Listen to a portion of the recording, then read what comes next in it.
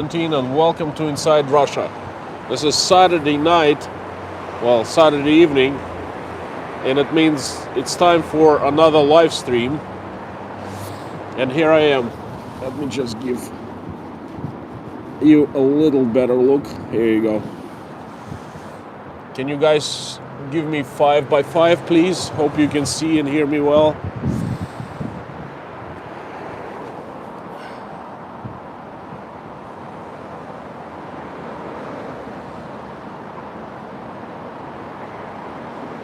Chief Jim from Maine, Debbie Bruna from Texas. Hello, friends. Thanks for being with me here right now. And let me give you a quick introduction of what my plans for today are. Well, as you see, I am dressed up warmly. It means I am at the very warm, ever tropical, ever sunny city of Moscow, Russian capital. And you know, it's cold, it's nasty out. It's 7 degrees Celsius, 44 Fahrenheit. But I decided to do a walking tour today because this is what I need. Some of you are following my life, my recent events, and some of you know that I'm not really feeling that well. I've had quite a few really hard things happen to me, to my family in the past couple of weeks. So I arrived to Moscow this morning and decided that I need some time to just, distract myself from all the thoughts. And what is a better way of distracting myself than walking in Moscow somewhere at night where there aren't too many people. And I hope that despite that this is Saturday night, there won't be too many people. I'm taking you to Gorky Park today. Gorky Park at night, okay, at bad weather, at fall, almost November, well, mid-October. Hope that won't be any crowds, but anyway. So, I made it to Moscow this morning. My mom is better. She's home, she's recovering, slowly recovering, but nevertheless. And I have some business I need to take care of back home here in Moscow, so I flew, and here I am. Anyway. My plan for today is to take you to the park itself, to walk through the alleys, to see how the place looks like at night. Be honest with you, I have not seen the place at night myself, so I will be discovering with you guys. Then I will find a place to sit down, have a hot tea or coffee or, perhaps a bite to eat. And, usual, we'll answer your questions, we'll update you on things happening in Russia, has happened in Russia in the past week, and what's happened with me and things like that. I have quite a few interesting things I'd like to share. On COVID, of course, it's the most pressing issue right now. I spoke to a Russian blogger. Quite a few of you know his name is Baklakov, Sergei Baklakov. We had a little conversation yesterday, and I'd like to share what I think and, things like that. I hope it's going to be fun, so let's get right into it. Let me show you where I am right now. Let me greet you first. This is, by the way, the Garden Ring, the major highway inside Moscow, inside the very center of Moscow.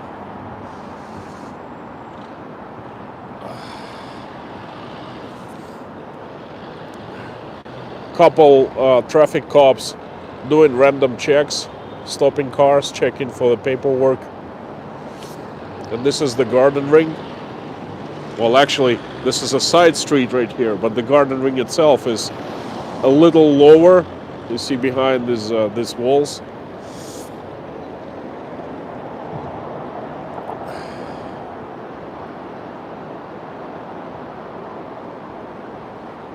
And the grand entrance to Gorky Park is right there.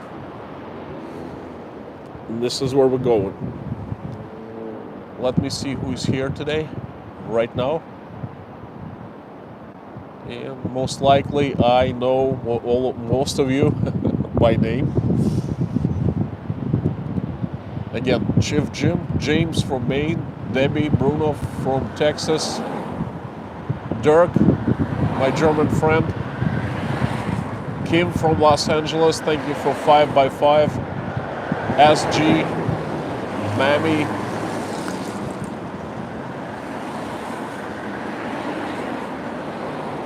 Misty Wood. Catherine, hang on 1 second.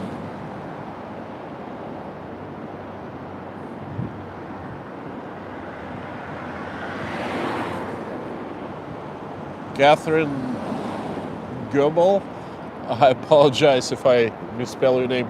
Hello from Iowa. Exiled West. Morning Light. Lebanon.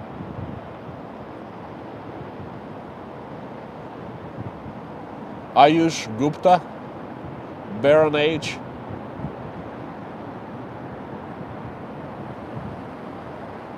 Anarchy, God 8 HR, and Anarchy. Hi to Minnesota from Russia.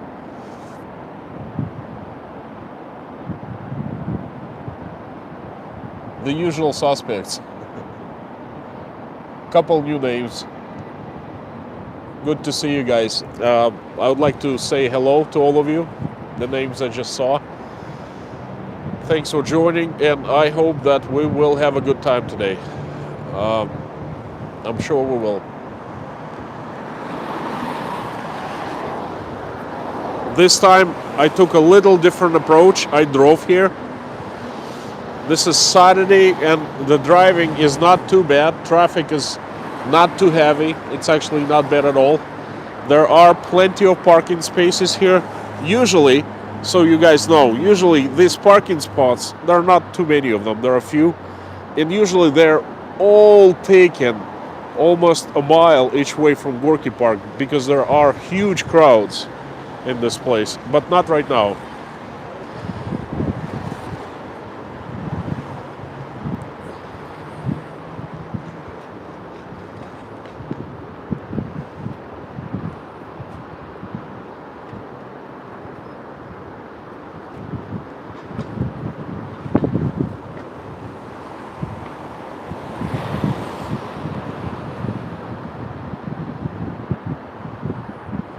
BG, wow, thank you very much for the super chat.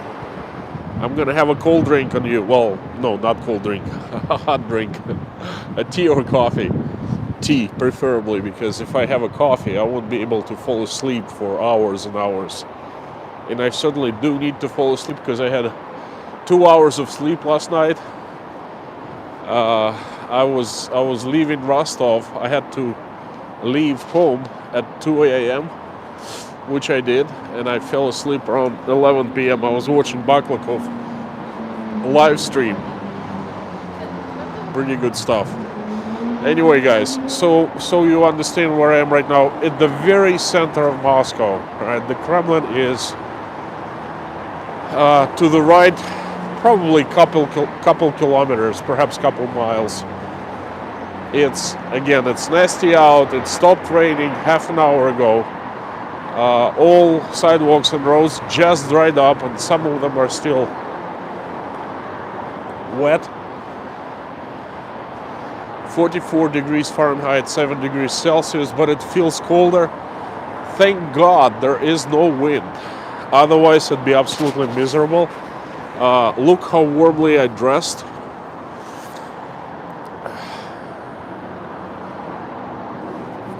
I have my fleece skiing kind of jacket underneath and my winter coat. It's pretty nice. I haven't shaved in 2 weeks. Just haven't had much time. My mind was, apologize, was off shaving. I usually, when I come here in a good weather and a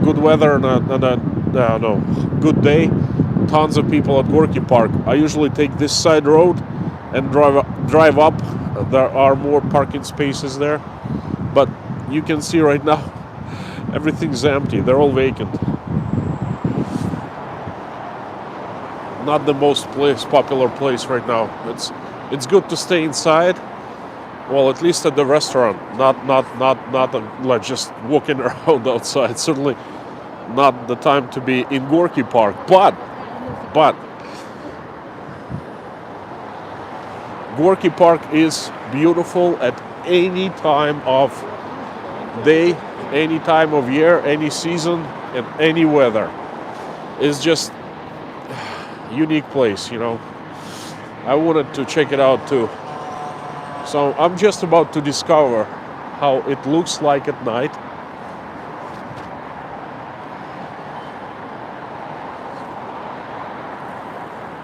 Guys, I won't be able to pay much attention to your comments right now because it's really difficult. I'm walking, looking around, talking, trying to keep the pictures steady, and you know, can't read your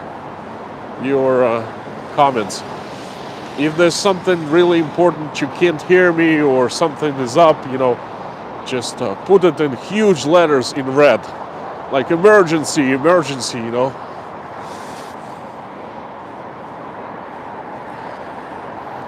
Gosh, this place is empty. Super chat. Anarchy, thank you so much. By the way, guys, I would like to thank Anarchy and God HR. That's husband and wife. I'm not sure who is who in your case. Your husband or the wife. But it's a couple from Minnesota, and I think you're having should be having the same weather we're having in Moscow right now. But anyway, thank you so much, friends. You're my patrons. Thanks for supporting on Patreon, and thanks for the super chat too. Certainly going to enjoy a cold, not a cold, hot drink or two. Thank you. Okay, to the right. Pretty famous place too. This is a park called Museum. That huge building right there is the central, how should I say, used to be the central home of artists, Russian artists, something like that. It's a huge exhibition hall where just a lot of painters would just come in, rent a space for very cheap, and present their works.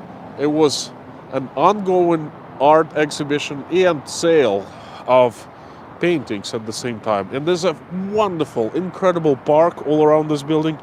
But I guess all the painters were kicked out, and the Tretikovskaya Gallery, a famous Russian art collection, art museum, moved in.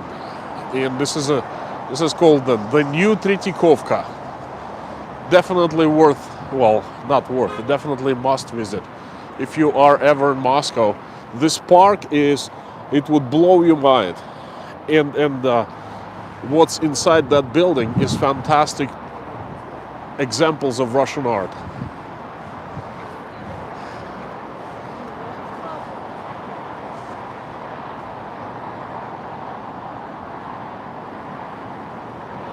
Now to the left, like I said, there's a garden ring, Moscow Garden Ring Road. It's like a belt highway in New York, something like that. And this is the grand entrance to Gorky Park. Looks magnificent from here. Traffic is very light, but again, it's Saturday night, 9 p.m. Thank goodness it's not windy. There's very expensive parking right here. It's private parking. That's how Russians make money who are connected to the government. They just rented out this place for a little bit and then charging probably 10 times more per hour. 400 rubles per hour is $6 per hour, something like that. A little less than $6. When I can't find a parking spot anywhere else, the free one, my family, we enjoy free parking in Moscow in public, where public parking is. It's not free, It's actually also quite expensive. The parking spots belong to the government, Moscow government, right? And to park here, to have this privilege, we pay Moscow government. But since we have 3 kids, one of our benefits of being, we call it многодетная, multiple children family. Well, anyway, 3+ children family. If you have 3 or more children in your family, you enjoy certain benefits. You don't have to pay car tax. You don't have to pay, like, parking in Moscow is free anywhere except for, private lots like this one. So if I don't find a free parking anywhere in the vicinity, I usually come here, and there's always parking here for 100 rubles per hour.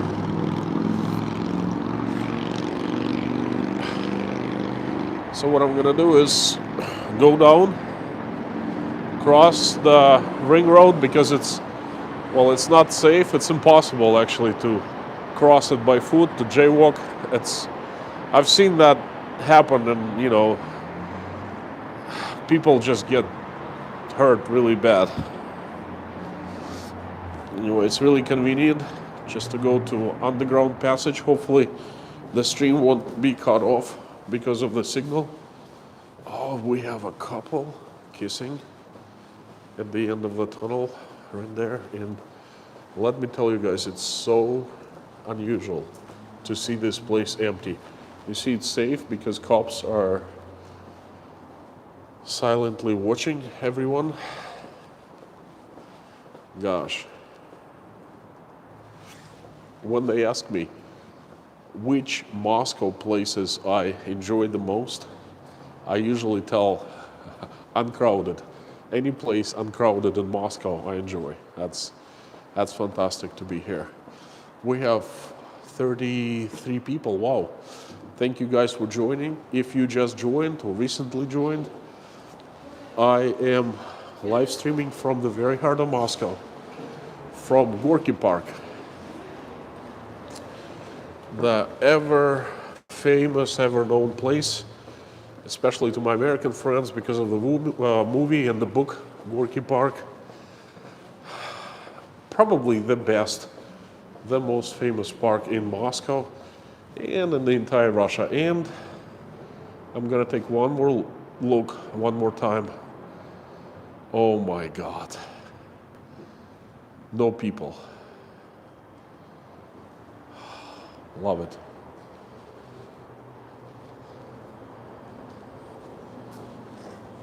No people because it's a nasty Saturday evening. It just rained, stopped raining half an hour ago. You see some puddles still remaining.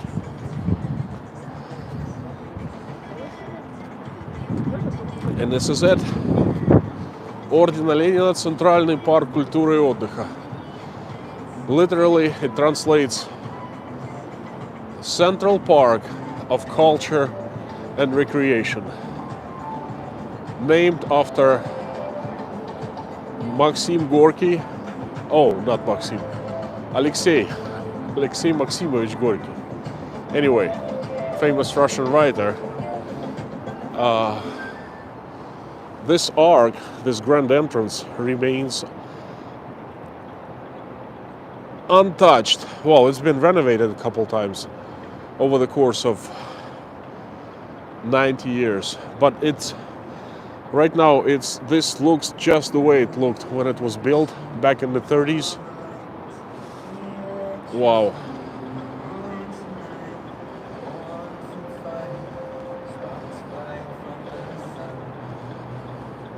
So we're going in. Wish me luck. Why luck? Well, because this place was incredibly dangerous in the 90s. There used to be a few local gangs of teenagers, young adults. They would just hang out here and rob people and just beat people up for fun. That was Russia,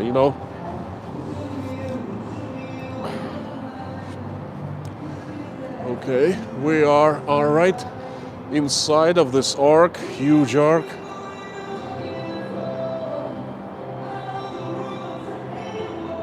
attention to details is amazing. I'll remind you guys that this place was built by personal order of Joseph Stalin, and he didn't mess around. Look at the quality of construction.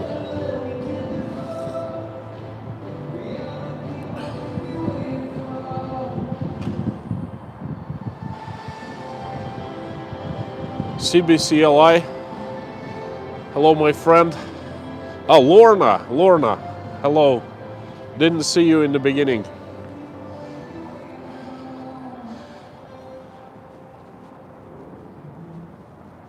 Didn't see you in the beginning, but it's good to see you. You know, guys, one thing, notice. That shiny object up in the sky is called moon.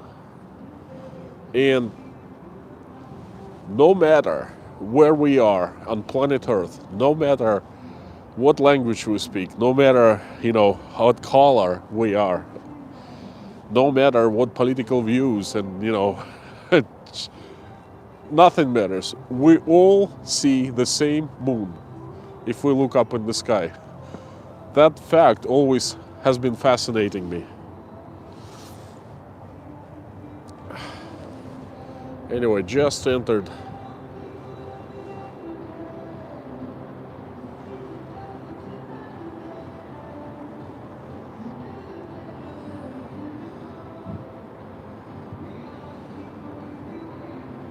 The locals call it the main entrance, but it's not, I can't say it's main, it's grand entrance to me, because it's really grand.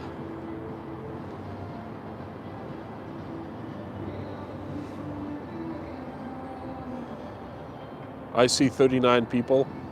If you recently joined the stream, thank you so much. And I am live streaming from the very heart of Moscow, from Gorky Park. I want to show you and explore myself how Gorky Park looks at night.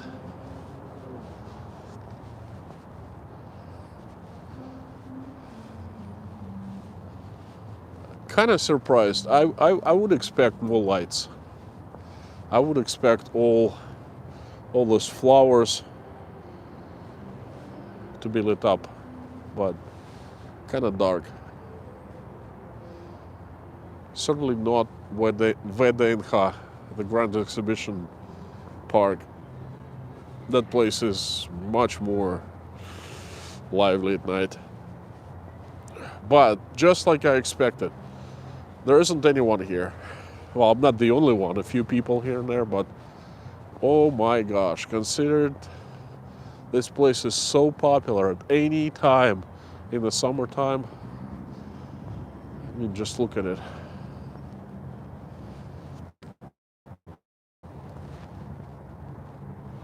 This place is dear to me because I was not born and raised in Moscow, and this is kind of an icon of the capital.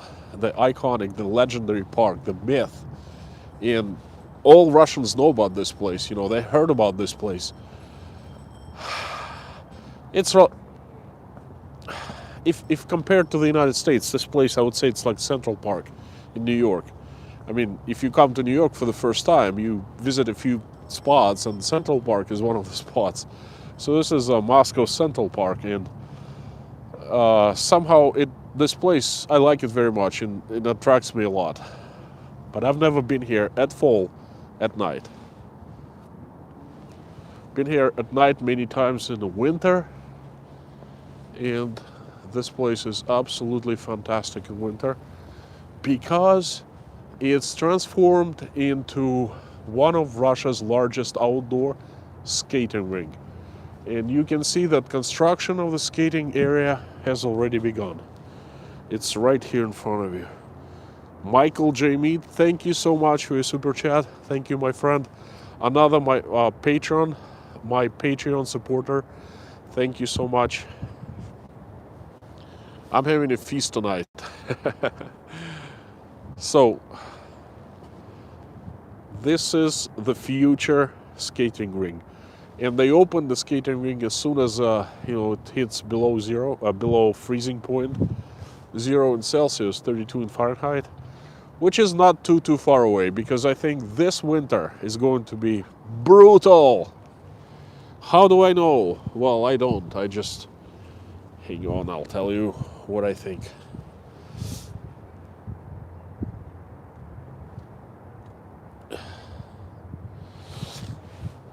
I'm a little cold already. Oops. You see, right behind me, in the backdrop, there's a grand entrance right there. It's pretty cool, huh? So why do I suspect that this winter is going to be brutal? Because summer was extremely high. Was, not high, I apologize. Warm, hot. It was the hottest summer in 10 years. And usually, hottest summer is followed by a very cold winter. So far, the weather for the fall, for autumn, has been very, very typical for Moscow. It's not too cold, but it's not summer. You know what I mean? As soon as we hit September, I think we returned to Moscow last week of August. As soon as we returned to Moscow, I did a stream where it was fantastic weather, about 72 degrees, and it was the last day of fantastic weather. You know, the fall just came in, boom, it just cooled down quite a bit, and it's been cold. Rostov, down south, where I spent 16 or 17 days, prior days, is much warmer. Fantastic weather, very dry. We call it, well, Indian summer, we call it the golden autumn, Золотая осень. Hang on one second.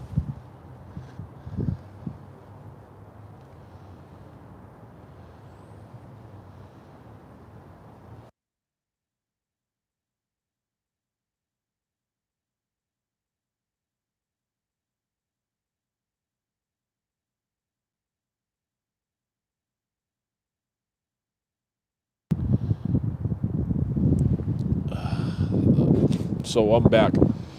So in the south, it's much warmer, much more pleasant. It's still enjoyable. Here in Moscow, it's not. It's not. As you see, I'm cold. It's very humid. It's wet outside. Well, this is Moscow for you. You know, Moscow has ups and downs in weather. Moscow climate is certainly not an up. It's, well, at least it's not as bad as St. Petersburg, which is absolutely terrible, by the way. Don't like that city. So, I think that soon, very soon, we will be skating on this skating rink. This is right in front of me. You just saw this site of skating rink being constructed. Right there. This is my favorite place to skate in Moscow, and probably in the entire world. I'm definitely gonna stream on my skates from this place, guys. You're gonna love it. I'm not sure if you skate or not, but let me tell you, this place is fantastic.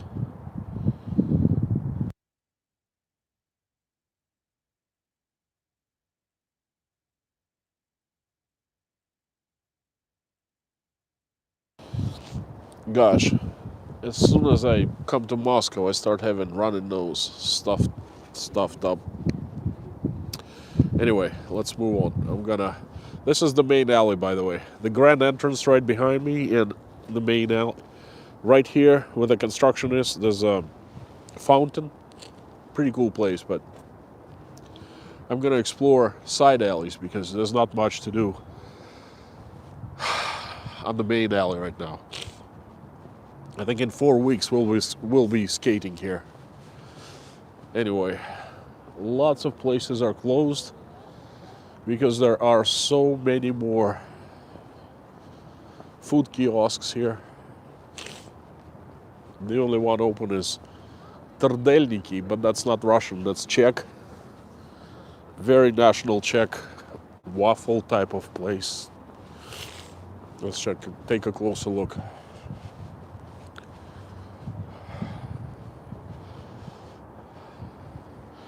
Yeah, this is totally Czech. Any of you been to Czechoslovakia, to Czech Republic, Prague?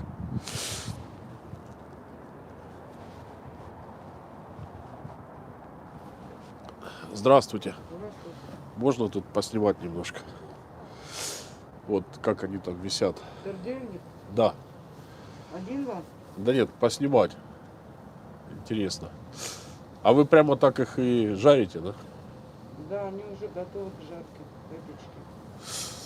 А этим посыпаете, да? The seasonings right here. Это разные. Chocolate, sugar, coconut, brown sugar. I don't know, something like that.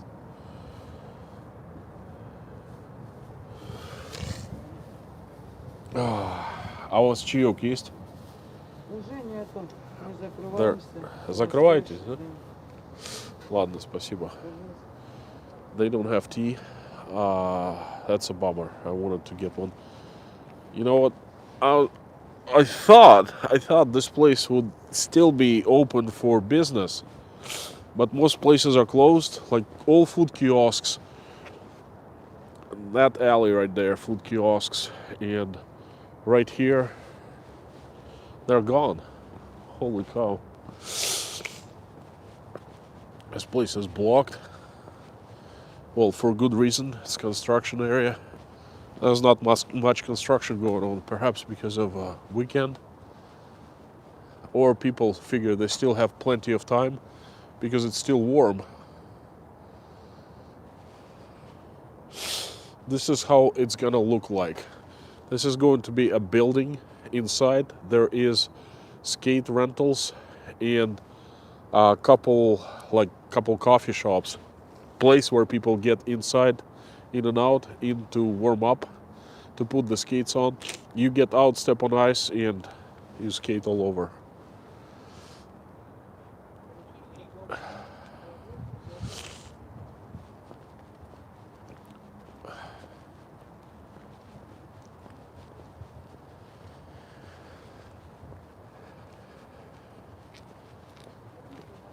Kim, you're a skater. You should come and skate at Gorky Park.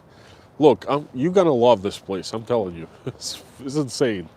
Okay, and also, there's a great place to skate in Moscow is VDNH. I did a stream way back in the summertime, I think in June, from VDNH. They also transformed that main alley into a huge outdoor skating rink. This is where I'm gonna sit down, I think. See the restaurant open right there by a lake. But first I'd like to go and explore the place at night. You know, it's pretty cute actually. It's very quiet. Not too many people, which again I love.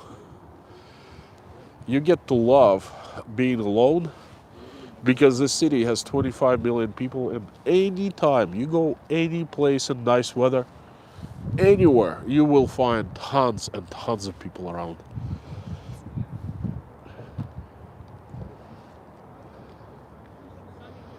That's a pretty good place to come your date for a walk.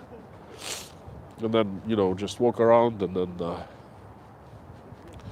perhaps even the first date, and then just go and sit at the restaurant. Again, guys, I'm not answering your comments because I'm walking around and looking around and I don't really see much of what's going on. Hope everything is well behaved and nice, and it usually is. If you want to ask me questions for later, please put them in the caps so I know they're addressed to me. You see, all these alleys are ice. People skate here. All these trees are lit up by, you know, different lights. It's a fantastic place. Not cheap.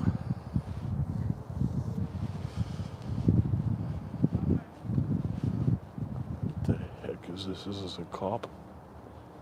There's no one inside. Yeah, there's like some security booth, I think, for cops patrolling this place. in case of the inclement weather.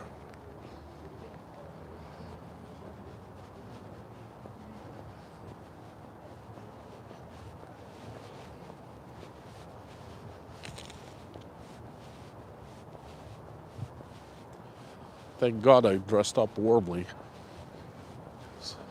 Running nose already. Ah.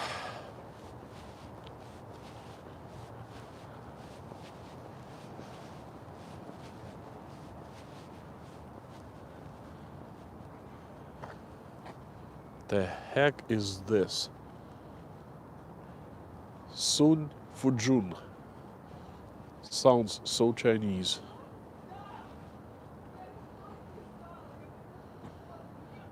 Sound Fujun. Decade from the Scene's Nibbling. 2003-2005. Courtesy of the artist. Oh, let's check it out. Teichin Xie. The heck is this? Legendary Taiwanese American performance artist Teichin Xie produced less than a dozen works in his entire career. For 1 year performance, 81-82, one of the 3 performances documented in the exhibition, the artist spent 12 months on the streets of New York with a sleeping bag and backpack, not entering any building or covered spaces. Okay, that's a picture of him right there. Oh, okay.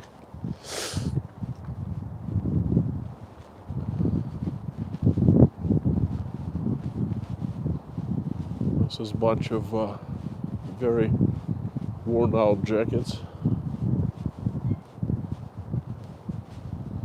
Sun Fujong is a self-taught artist working with folk traditions such as paper cutting, sewing.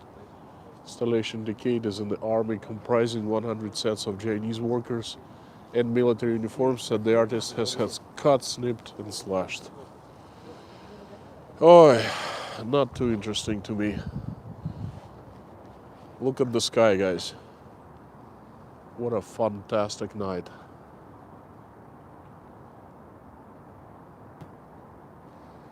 Very quiet. No wind. It was windy earlier today, but the wind has quieted down.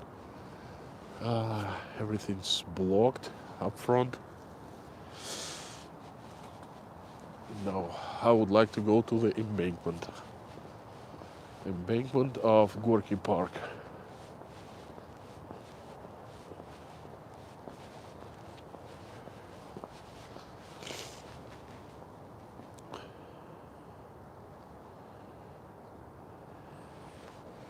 Very strange, because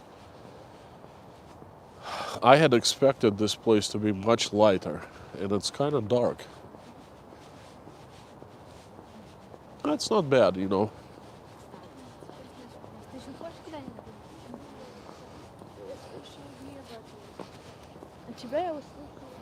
Some occasional people, passerbyers, and this right here, something else.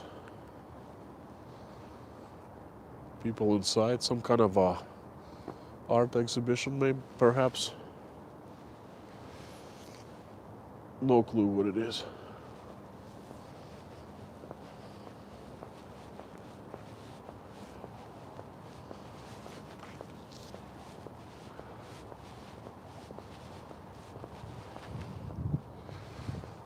Lack of much lighting gives this place sort of a mysterious enigma, you know?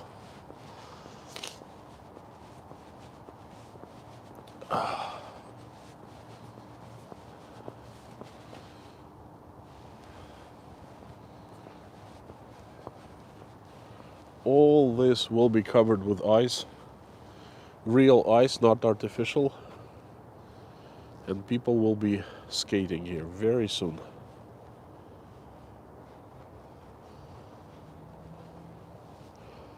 I can skate quite well. I used to play ice hockey just as an amateur. I learned how to skate in my 30s. Started playing for, like a, how do you say that, weekend league or bar league or beer league or something. But love skating. It's one of the, certainly my most favorite game to play. Ice hockey and skating is my favorite sports activity. Just love it. Going back because this part of the park is blocked off. So I think I'm gonna return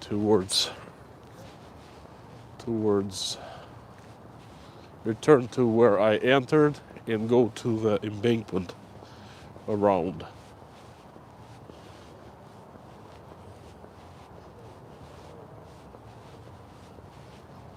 Perhaps this is why there are so few people, because there's not much to do. This place is in transition right now.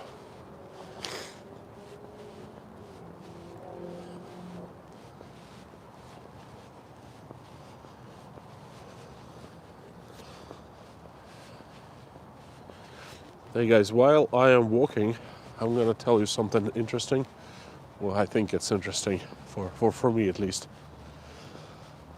I don't know, some of you know Sergei Baklakov, and he does streams from St. Petersburg. His channel is called baklakov.live. He's quite a famous English-speaking Russian blogger. He's the granddaddy of all Russian bloggers. He's the first one, the pioneer. He started doing blogging about Russia. His channel was called Real Russia back in 2012. No one was doing that at the time. And his channel blew up. It was really, really big. And then somehow it died. I don't know why. Well, I have ideas, but I'm not going to share them publicly. And Baklakov switched to doing live streams. He's originally from city of Ufa. That's a place about 150 miles southwest of the farthest boondocks you can find, middle of nowhere. I've been to Ufa once. It's either in Siberia or in the Urals or behind Ural Mountains. Holy cow, it's cold. I got there, it was like 25 below, and a taxi cab driver, was asking, like, where are you coming from? I said, from Moscow for a business trip for a couple of days. He said, well, you're lucky because it warmed up quite a great deal. Yesterday we had like 40 below. Now it's 25. It's nothing. It's like peanuts. Aren't you lucky? I'm like, yeah, I'm lucky. So that's what Ufa is. It's a nice place a better place in the summertime. But winters, they last for 9 months and they're brutal. Okay, they're probably like northern Canada. So, Baklakov made it big on YouTube and moved to St. Petersburg, which is a pretty good move. St. Petersburg is number 2 place in Moscow, in Russia. Beautiful, with huge history. Lots of people love it. I love the architecture. I love the history. I can't stand its climate. I had an office in St. Petersburg. My own company was, placed. I opened an office there. We did that with a partner. I had an office there for a few years. Spent quite a bit of time in St. Petersburg. Again, love the summer times there. Love long summer days and nights. Cannot stand winters, falls, springs. It's really, really bad. Anyway, Baklakov reviewed my channel quite some time at my request, and he liked it. He gave me positive reviews, and he said, listen, dude, Konstantin, you are at least half liberal. Baklakov is considers himself a patriot of Russia. Like in the United States, he'd be considered. Actually, I don't know what he'd be considered, but a couple words.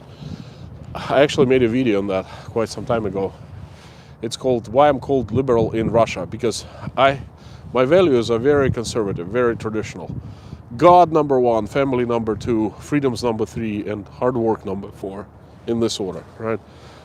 I am considered conservative, or somewhat conservative, in the United States and pretty much anywhere in the world. But here in Russia, I'm considered liberal, because freedoms is something of the West. It's not of Russian, okay? Freedoms not needed here. Freedoms are forced by the Westerners to Russians, okay? And Russia has traditional values, and a lot of Russians stand by that. They say, we don't need anything from outside. We are standing on what we have been standing on for the hundreds of years, okay? And people who bring values like freedom, things like that, they're considered liberals, okay? Everywhere else they're conservatives, here they're liberals. And Baklakov doesn't like liberals. So he said, listen, you're at least half liberal, can do business with you, can talk, you understand, we understand each other. You're not like most of those young kids, Russian bloggers who are so liberal, who can't really, they say they don't like the government, but they can't describe why they don't like the government. So anyway, to make a long story short, yesterday Baklakov was doing a live stream, which I absolutely loved. He was in St. Petersburg in one of the expats restaurants or bars. Tons of music, tons of energy, tons of great people getting drunk, drinking. It reminded me of my 30s. When I was single in Moscow, I used to go out every weekend, Friday and Saturday. Tons of expat, tons of foreigners, and this is what I did. So exactly remind me my younger days when I was, not married and stuff.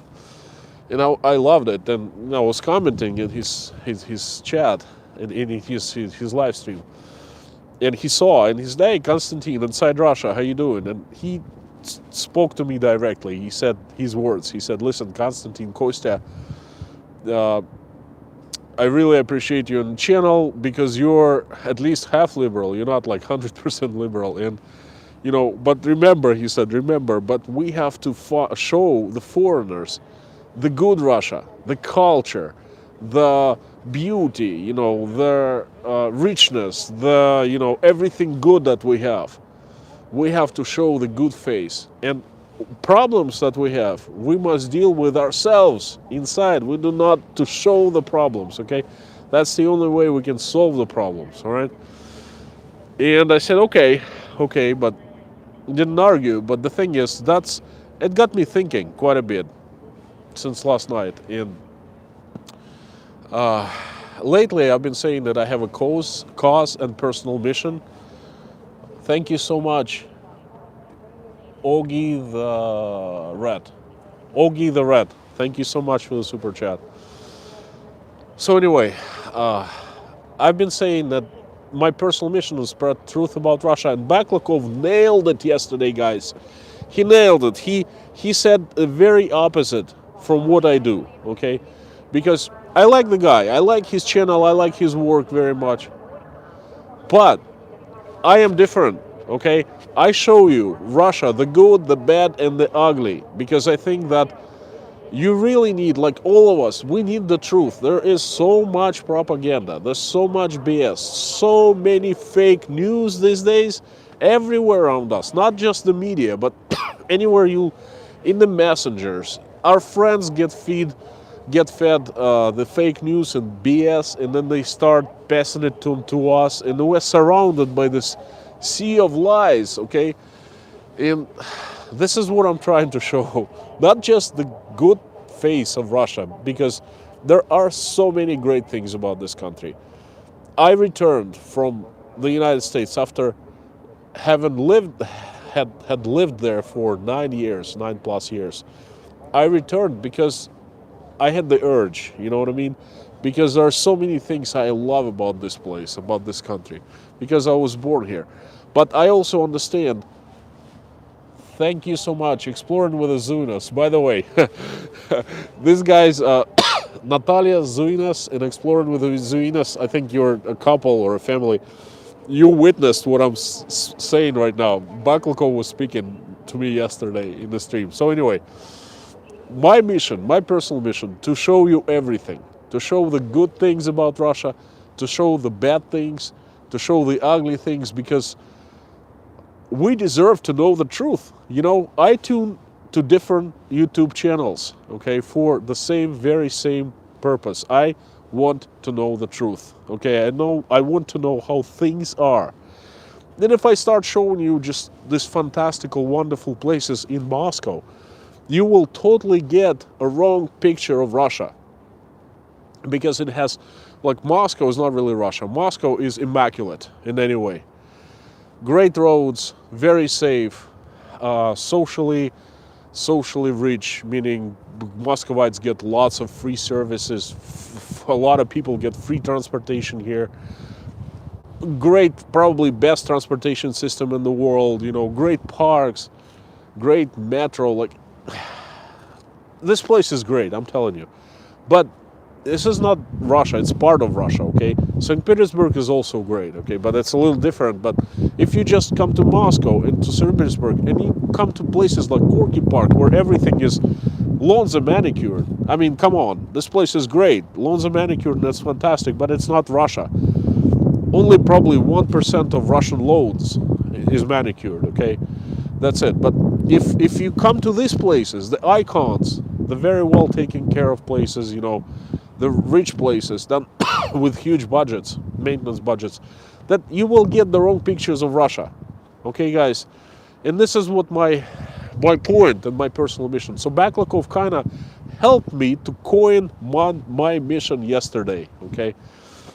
Spreading the truth and showing you everything, good, bad, and ugly, okay? I figured you guys might find it interesting. Enough speaking. So, Baklakov, go and check his channels. Guy does fantastic job. He just takes his camera and just walks the streets of St. Petersburg. Fantastic place. St. Petersburg, I mean, it's Russian history. It's not really a Russian city per se, because it was built by French and Italian architects, by Russian czars, at orders of Russian czars. I don't really see what you guys are commenting, because I'm just walking back and forth. It's blocked here again. Alright, I'll find a way to go around. Anyway, so Baklakov just picks up a camera and walks St. Petersburg. And go and check it out. You guys gonna like his channel. He's a likable guy.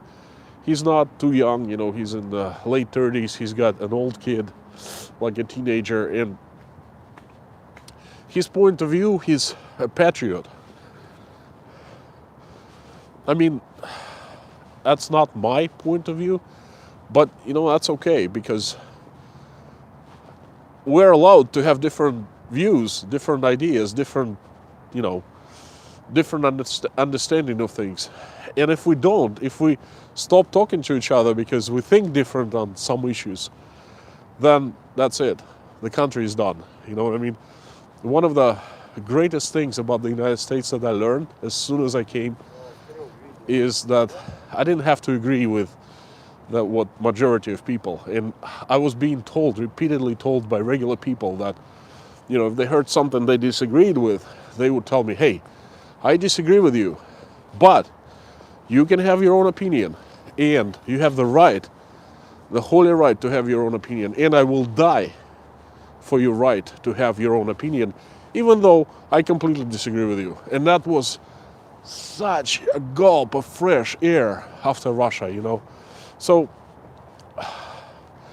I continue watching Baklakov. I find him a great guy, so, you know, and it doesn't matter that we're different on some things.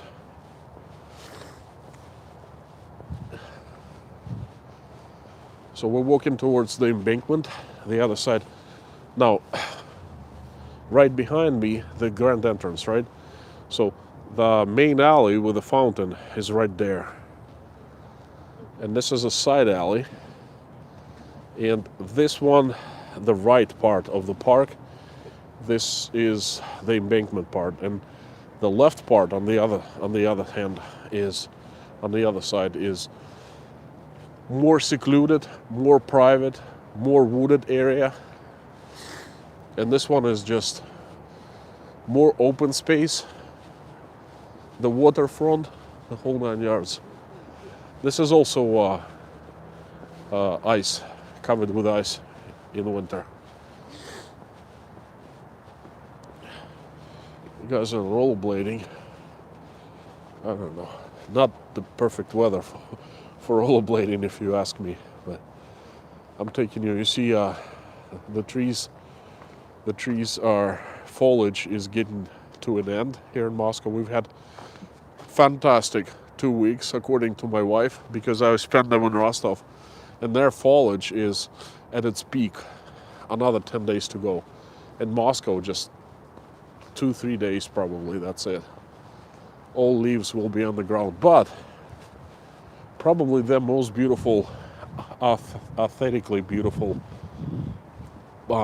visually beautiful season right now. It's too bad I still have an older phone.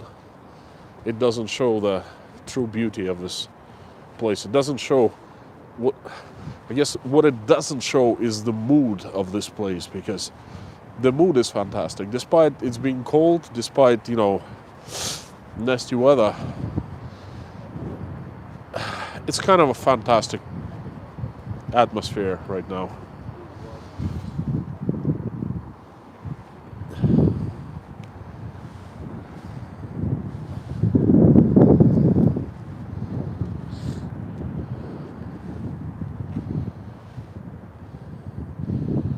Waterfront.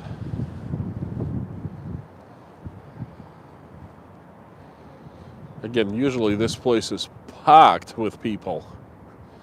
Moscow City skyscrapers right there.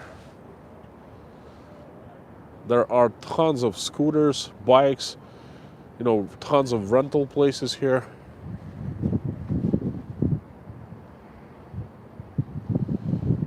Wood burning stove is on. I need one right now.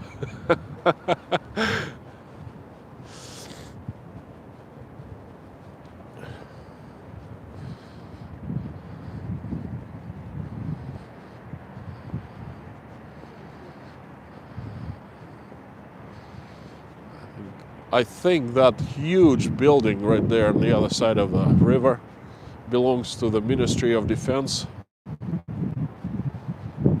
I'm not really sure what this building is though.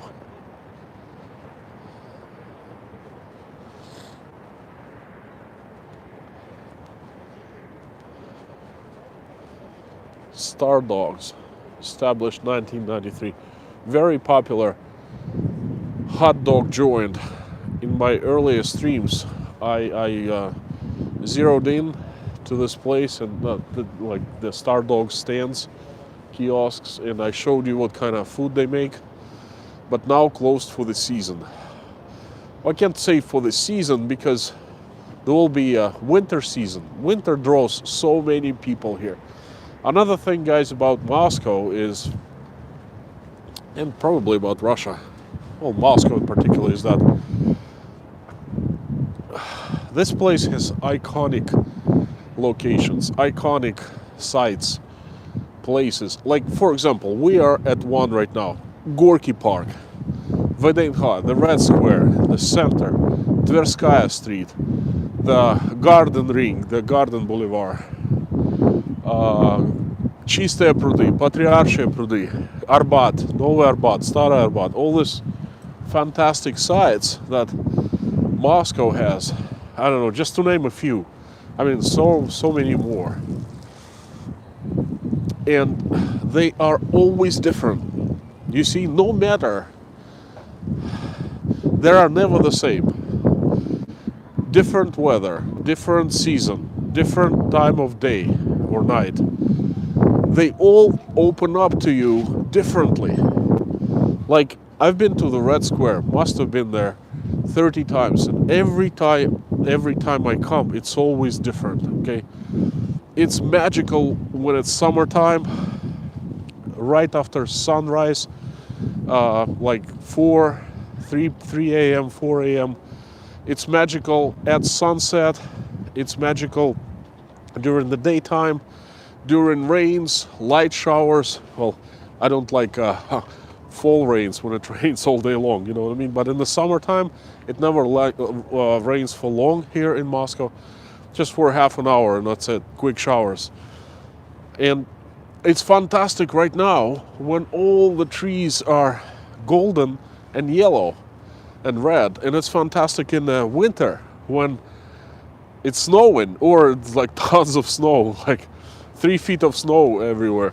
It's fantastic when spring and all the trees and all the greenery starts getting back alive, and all the like leaves start growing tiny, and we wait for spring for long winter months, and we come here and we see this nature waking up, and it gives us such a joy. So no matter where and when you come to Moscow, to the places that you've been many times, you still find something different. So this place is very different for me right now. I've been to Gorky Park, I don't know, over a dozen times, but hey, it's great. Mood is different.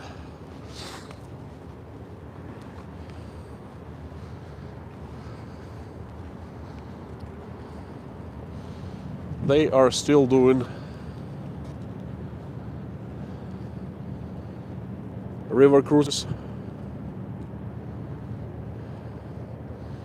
Look at that. Some people even jog right now.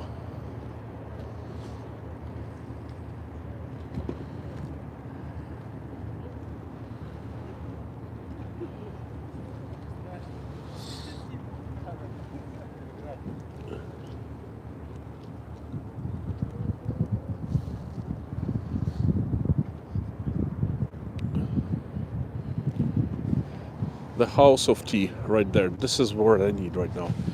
See, when it was summertime in Rostov, it was over 100 degrees. In Rostov, usually it's like 60 straight days over 100 degrees Fahrenheit, over like 40 Celsius. And I needed cold drinks. I wanted iced coffee. I wanted a beer, a cold water.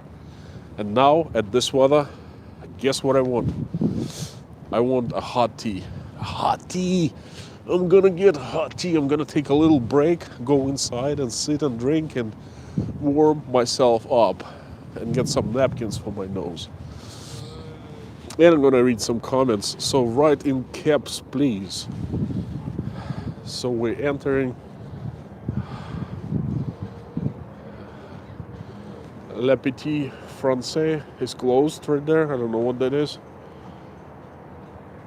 But the house of tea and ice cream. No ice cream for me right now. This time is fantastic. The focal point of attraction. Oh, кто последний? За мороженым, наверное, все стоят.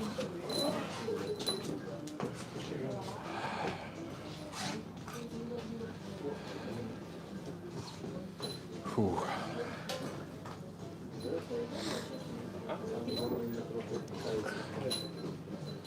So guys, I hope you are gonna enjoy the tea with me. Lorna, I'm gonna get a table, large one, a large for all of us, like this one for us, perhaps, the only one available. But we can all fit.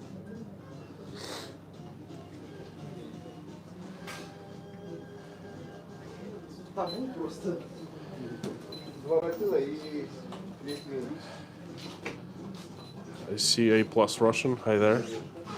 Хоть согреешься, Костя. Yes, I'm gonna get a little warm. I'm gonna get warm up.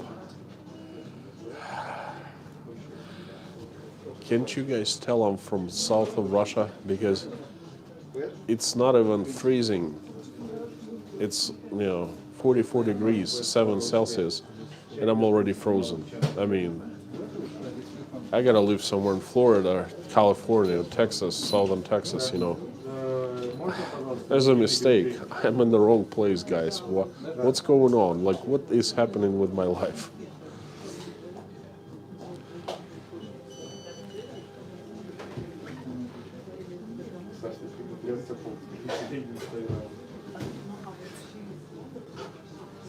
A plus. Darn right. I'm not dressed. I mean, I'm dressed for like -3, -4 because I have fleece and like shirt, and under fleece shirt like a regular t-shirt, and then this is really warm Japanese jacket, and I'm still warm.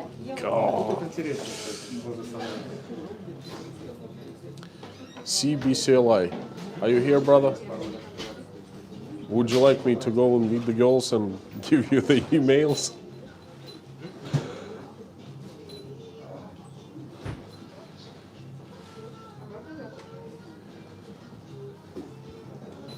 Lorna, Constantine, Southeast Texas, welcomes you. Lorna, what weather? Like, how warm is it in Texas right now?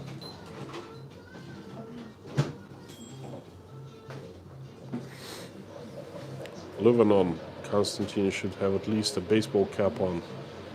Losing him from, yeah, I know. I bought myself a great hat, very thin but very warm, in Rostov, and I left it in Rostov. I was leaving 2 a.m. last night, no, this morning, and I forgot to bring it. Oh, darn it.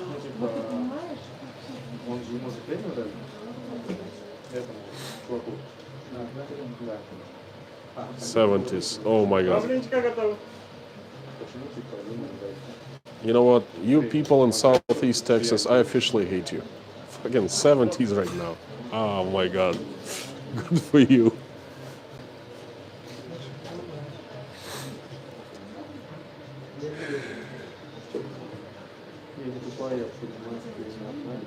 Hoodie. This is better than hoodie, okay? I see Steve McGowan. The best tea I've ever had in Russia was standard bag tea from a kiosk at Pushkin. You mean Pushkin Square? The tea was so good because it was very cold. I know what you're saying. Okay, guys. Meanwhile, check out the menu. Pretty cool because it's very visual. They have everything they have right there on the wall. And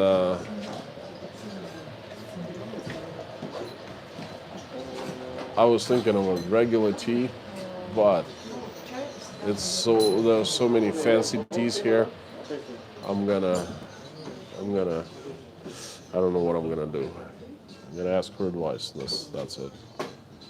The guys like chefs of tea. They're not just, they're mixing and matching something, and oh my goodness.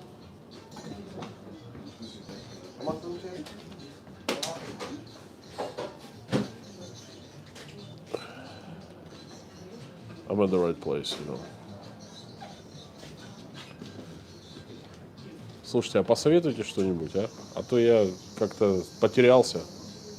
Тут столько разных чаев. Для такой погоды какой чай хороший? Мед, имбирь, полым. О, вот давайте вот это. Только, если можно, побольше. Вот. Всегда больше. So, I'm gonna get a tea and honey, ginger and half lemon, mixed, and some grasses and spices. Oh my goodness.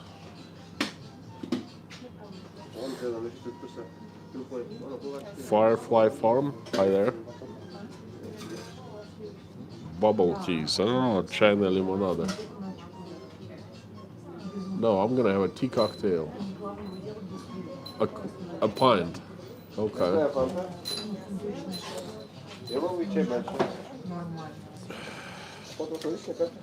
Я буду наличными. Hang on.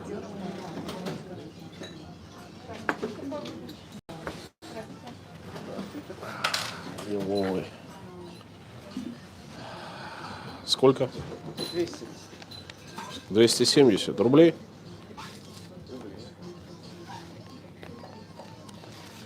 Ваш чек. Чай-имбирь с лимоном. Вот это мой, да? Супер. Ой, вы что? Еще какая-то мне там печенье. Вот это да. Okay, guys, this is my tea is ready. This is it. But they have a cookie on top.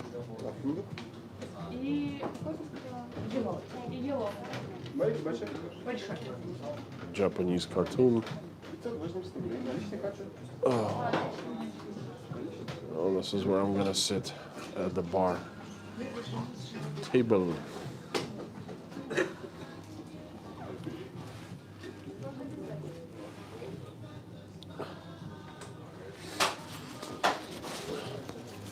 You see, I really prepared. This is what I usually ski in. My skiing jacket, the snowboarding jacket. Do you guys know that I was a snowboard instructor back in Maine? No kidding. Anyways, don't get scared. But I couldn't smell anything for 2 weeks. My sense of smell coming back to me. I don't think I had COVID because I tested twice, both times I'm negative. But the fact is, my smell is slowly coming back to me. And this smells really, really strange, guys. Lemon, it's got pine smell. Wow.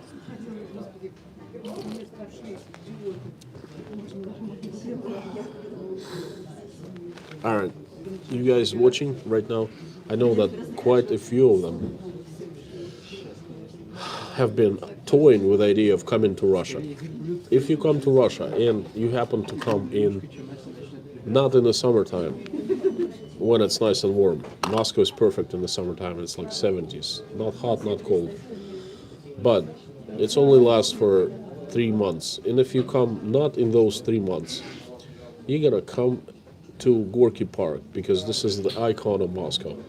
No matter what you do, you will come to this place just for a short couple hours to visit and, to do a check mark.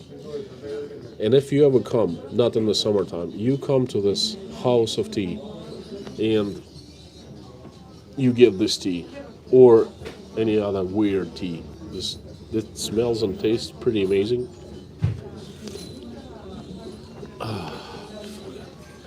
Guys, cheers to all of you.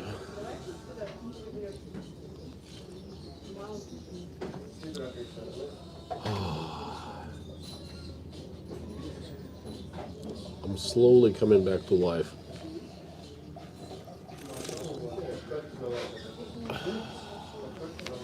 CBC Live, VDNK and Gorky. Well, there are a few more icons. Of course, you will probably start with the Red Square in the very center, the Tverskaya Street, the Red Square, Starый Arbat. This is where I should make my next stream from, Starый Arbat. Not one of my favorite places. I haven't been there in 4 years, I think. But a lot of people like it, and it's certainly icon of Moscow. So, it's a walking promenade, a long walking street with old, like 200-300-year-old houses, and tons of souvenir shops for foreigners, tons of street performers, things like that.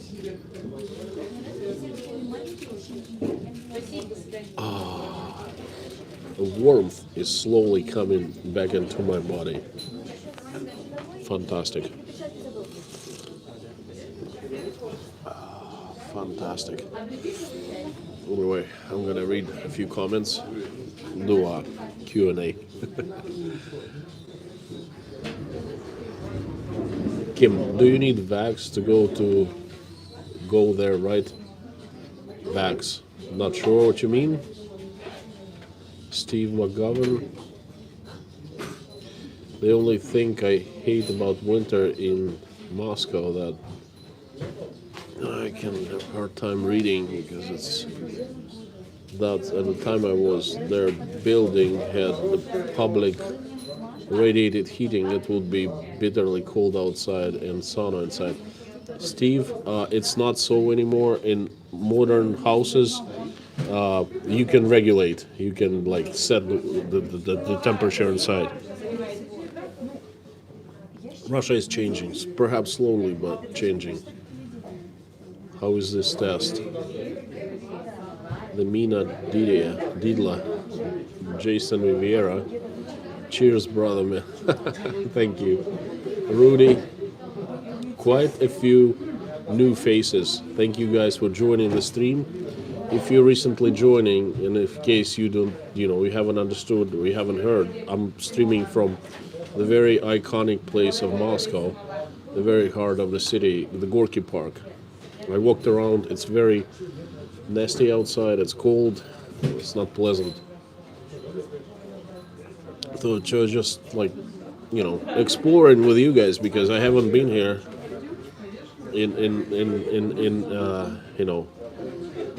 with very few people around, in bad weather and in the fall.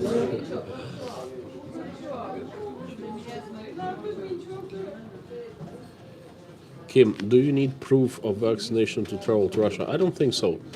But the Russian government has a travel.russia.gov, something like that, a website for foreigners. It's really well described and clearly stated what you need. Go check it out.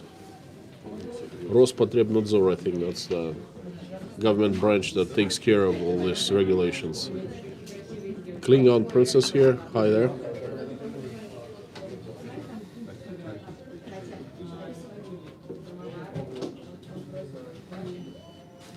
Patty Bob from Germany. Princess, it's really good to hear. Well, good to see you. Thank you so much for joining.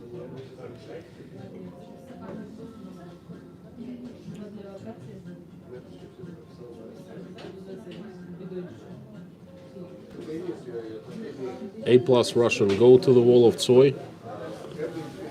If it's still there, yes, it's still there. It's ever changing because people add something, and but it's still there, of course.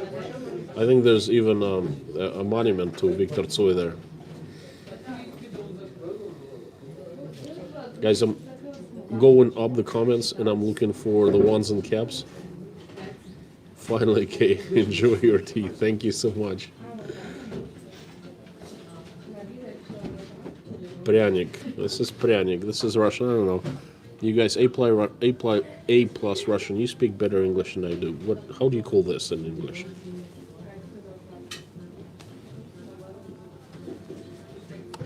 It's pretty good. Very fattening. Was it Russian cake?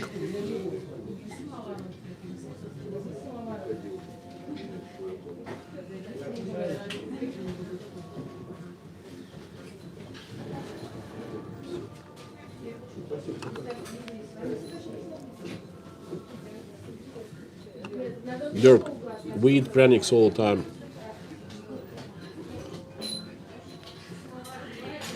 I doubt there's one single food that we eat just at Christmas here.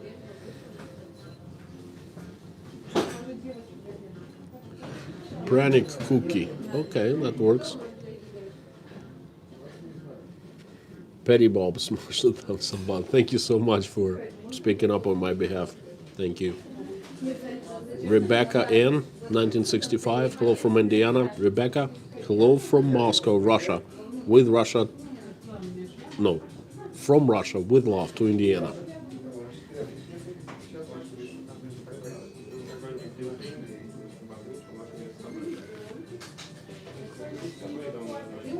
Lebanon, still humid in Florida. Well, different kind of humidity, trust me.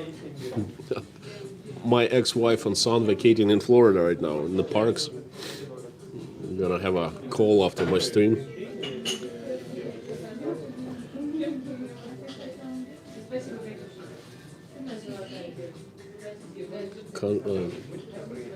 Guys, I'm going down. First of all, I'm enjoying the tea. Thank you for the super chats. The tea was $2.70. It was $4.50. Not the cheapest one for Russia, but not too bad. North Shore Preparedness, Sean. How are you doing, brother? I have not been able to join your streams, but the last couple of weeks have been hectic for me, you know.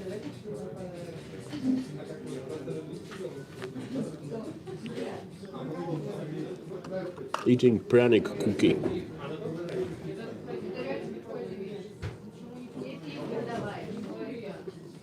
Ram, love from India. Much love from Russia, with love to India.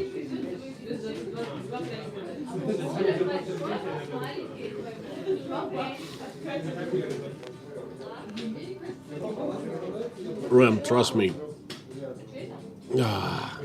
this weather is nothing like India.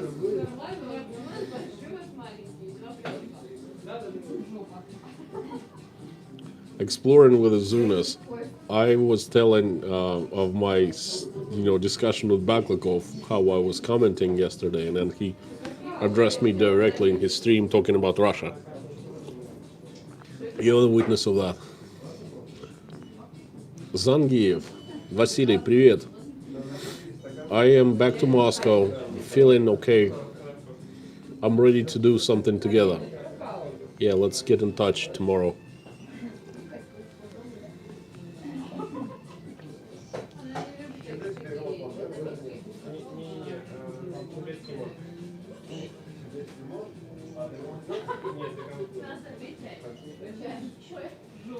Okay, guys, I'm going way back in the comments, like half an hour before. Hit me up with the caps, with the questions, so I can answer you. You see, I'm alive again. I can move, I can groove because it's warm inside, and I'm drinking hot tea. And this tea, by the way, it rocks, because it's not just regular tea. It's honey mixed with tea, mixed with honey, mixed with some kind of like spice mix, and half lemon squeezed in here, and something else. Oh, ginger. So it's got very, very like unusual taste, very spicy. Pryanik.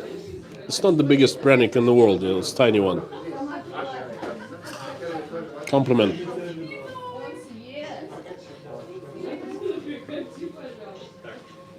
Morning light. How much colder will it get in Moscow? Much colder. Sometimes it gets to minus 20 Celsius, which is like minus 30 Fahrenheit or something. I don't know. Anyway, it's gonna be well below freezing for November, December, January, February, 4 months. And then it can, this cold weather can get into March, well into March. I remember I was traveling from Moscow to St. Petersburg by train. I flew from Uzbekistan in the times when I had an office in business in Uzbekistan. Check out my videos, how to make $1 million living in Uzbekistan. Anyway, on my birthday, which is 28th of April, I was in Uzbekistan in the summertime. It's like 30 degrees Celsius, 80 plus Fahrenheit. They had a harvest of strawberries already, so I was eating fresh strawberries off the fields. And then the next day I flew to Moscow. I got on the train. I was taking a train to St. Petersburg. I was getting close to St. Petersburg, and I saw small rivers and lakes still covered with ice. That's how cold it gets in Russia. But not every winter. It varies from winter to winter. It's just, I think this one will be brutal because we had a very hot summer. And usually hot summers followed by cold winters. If summer is so-so, not, not hot, on the colder side, they usually, winters are much softer. But not this one. Will be tons of snow and brutal. I have a question from Steve. I'd rather have the cold than thaw, the dirty slush and no fun. Yes, I know. Same thing, but I don't want to get that cold, you know what I mean? It can get into like 20 below, 25, 30 below, and then it's not bearable. But a few degrees below, fresh snow, snows once a week or a couple times a week, that's really good. I like that kind of winters.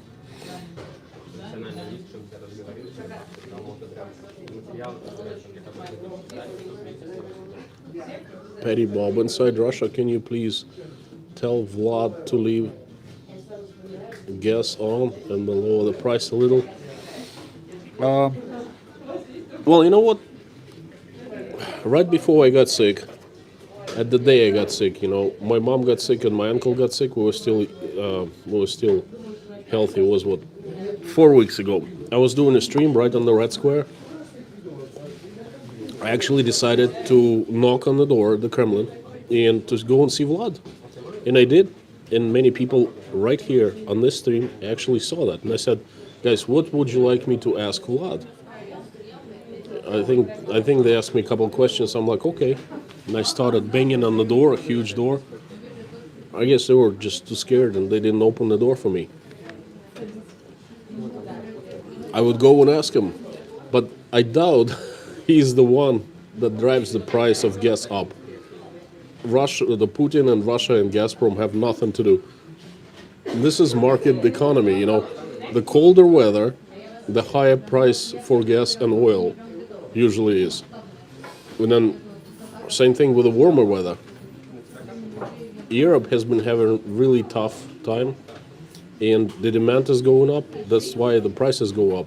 I mean, we have long-term contracts with all the buyers of gas and oil, and all the prices are, governed by the contract conditions, term and conditions. So I think Vlad is the wrong person to ask. Now I'm getting too hot because of my fleece undercoat.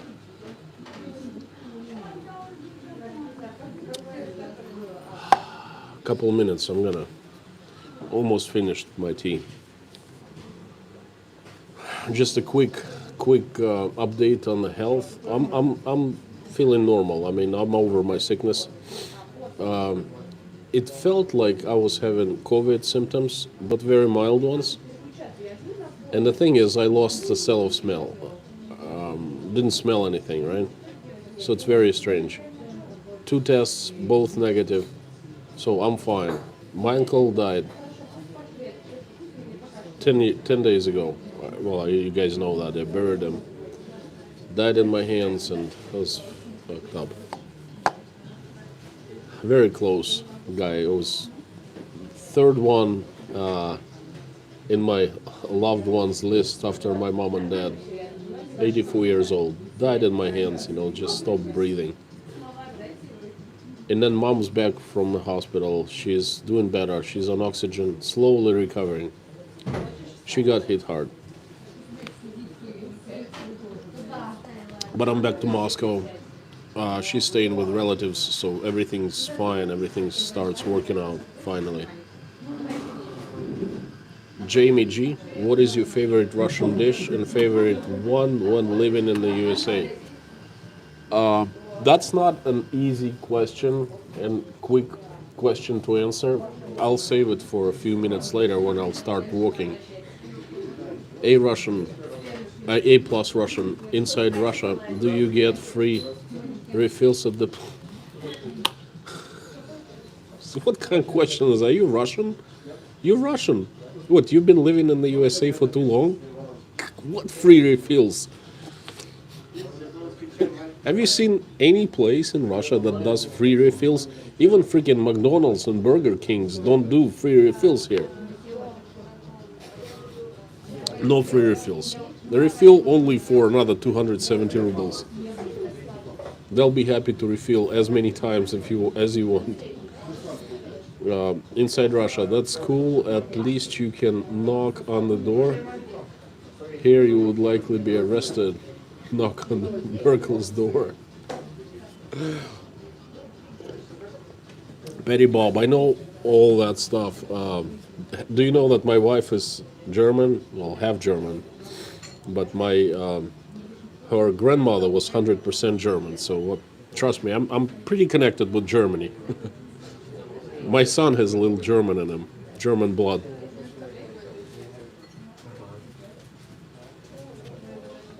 A plus, so sorry about your uncle. Thank you so much. It's a mess.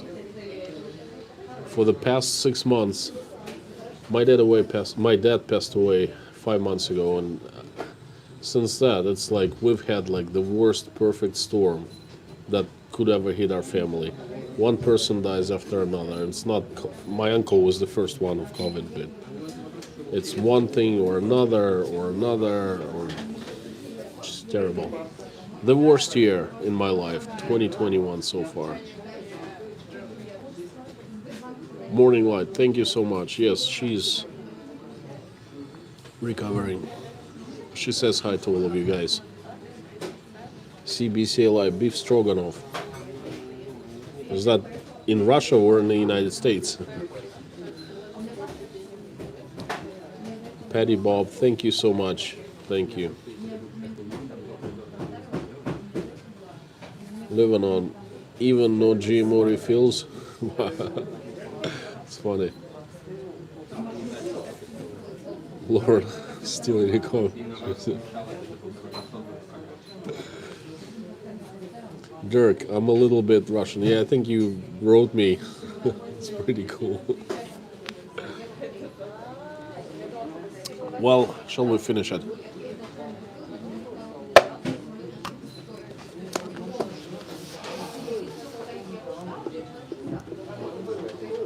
Okay, let's take one more closer look at this place. It's very cute, I love it.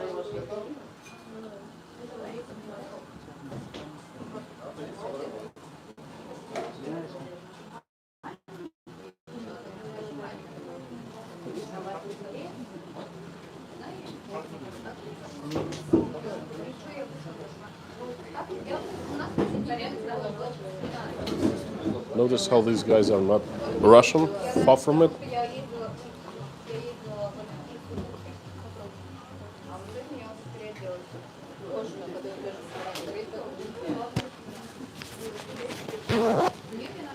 Well, shall we?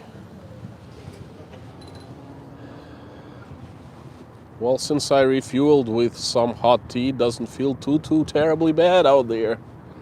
I had a question earlier today, what's my favorite Russian dish and what was the favorite one when I lived in the USA? It's really hard to say because I have quite a few favorite dishes. The Russian one, probably crepes, blini, homemade. My mom makes the best. My mother-in-law makes second best. My wife makes third best. And in general, you can find many places that are that have great crepes, blini. Well, I like black caviar. Don't eat it that often. It's expensive now. What else? Borscht. Love borscht. I like to do barbecue, but it's not really a Russian dish. Pelmeni, of course. You can't go without pelmeni, in Russia. I don't know. I pretty much can eat anything. In the United States, definitely barbecue, pulled pork, seafood. When I lived in Maine, the best seafood in the world. Burgers, hamburgers, love them. All American dish. That's pretty much it. That's in general. Okay, let's check out the waterfront once more. A little marina.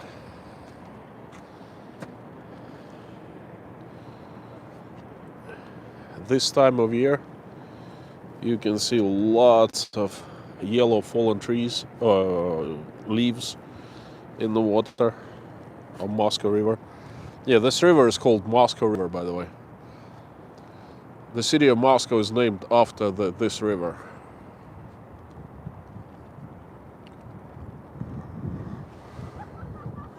Lorna, wrong answer, Konstantin. Natasha always makes best everything, no matter what. That was the right. No. Lorna, that was actually the right answer. Trust me, it was the right answer. It was a very politically correct answer. Okay. Well, my mom comes first in terms of cooking, and especially now she's so, after she's recovering after coronavirus, I gotta support her even more. My mother-in-law. I mean, what do you guys think if I say something like, "Oh, my mother-in-law doesn't make good crepes"? How do you think it would be taken? Huh? Do you think it would be taken well? No. My wife. Well, to be honest with you guys, one thing she can't really make, and she knows that. We always make fun of her because of that. Is the crepes. She always messes them up.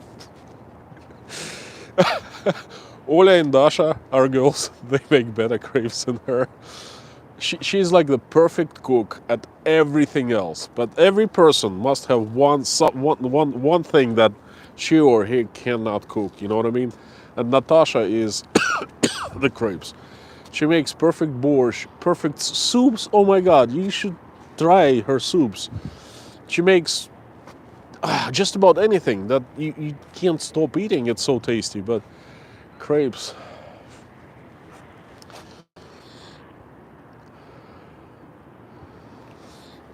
Konstantin, totally. Lauren, I know. Derek Gardner, hi there. Good to see you.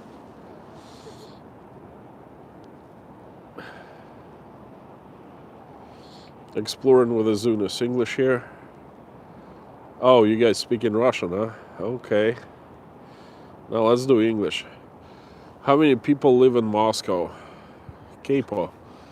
Good question. All right, let me answer that to the best of my knowledge. Officially, I think there are 17 or 18 million people live here. Officially, people who are registered here, who police can track off. But unofficially, people come and go all the time, and I've heard unofficial numbers of 25 million. 20 plus for sure. 25. Perhaps right now, fewer people than that in the past 18 months because of CV, because Russia has been closed for foreigners, including for the migrants, working migrants. But before the corona hit us, was about from 20 to 25 million. Huge city, I mean huge.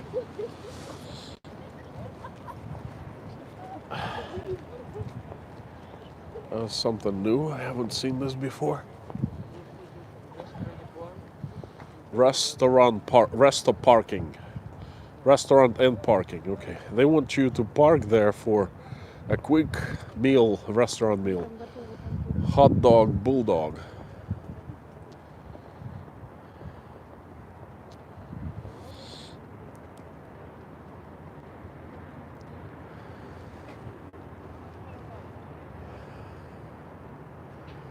Oh yeah. Dirk, watch the country club video. That's pretty cool video. Natasha is there.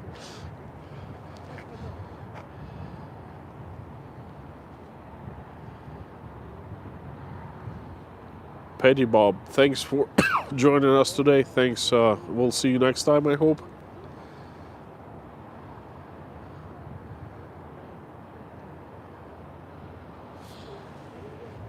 Another river cruise ship. Oh, it's not river cruise ship per se. It's like a 1 or 2 hour river cruise. You know what I mean? I don't know how to call it. River taxi. This one is pretty cool. It's of course it's made in China. Look, it has a huge. How do you call this? A wheel. Motor wheel. Right in the back of it.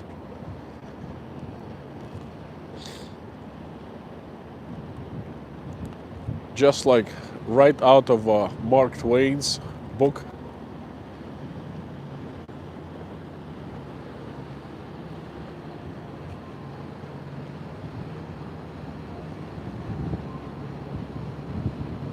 Guys, I think these two ships are racing. I can't believe it. They both are empty and they're racing. Wow! Only in Russia. Not as winning.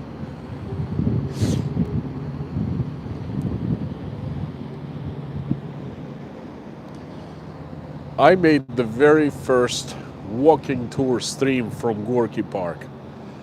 I start making streams, I think it was May 1st. It was like a epic fail stream where I started 2 streams and I was just talking to no one and everyone was commenting in another stream. Lorna remembers that. That's pretty cool. Anyway, I did a few streams at home and I came back to Moscow and I figured, hey, I do something more interesting for me and for the people who watch. I decided, wow, everyone knows Gorky Park. I should do a walking tour of Gorky Park. And I did. And I loved it. I got kicked out of doing it. And this is how the whole streaming, like walking and streaming, was born for me. Really enjoy this.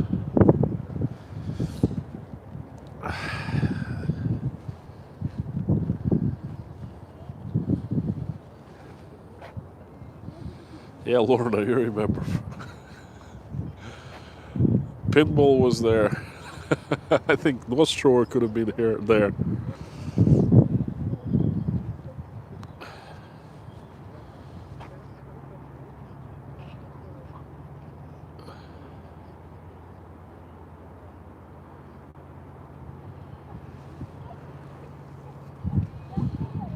Rem, I gotta ban you if you keep on spamming. It's okay to speak up that you have a channel once, but don't overdo it.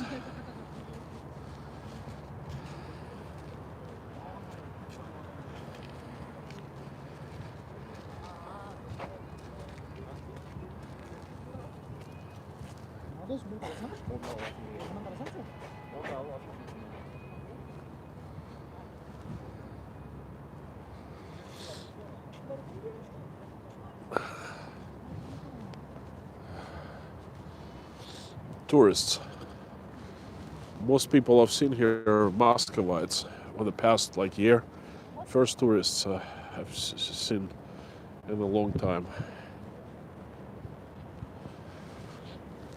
Anyway, this is where Gorky Park ends, and so you guys understand what is happening here is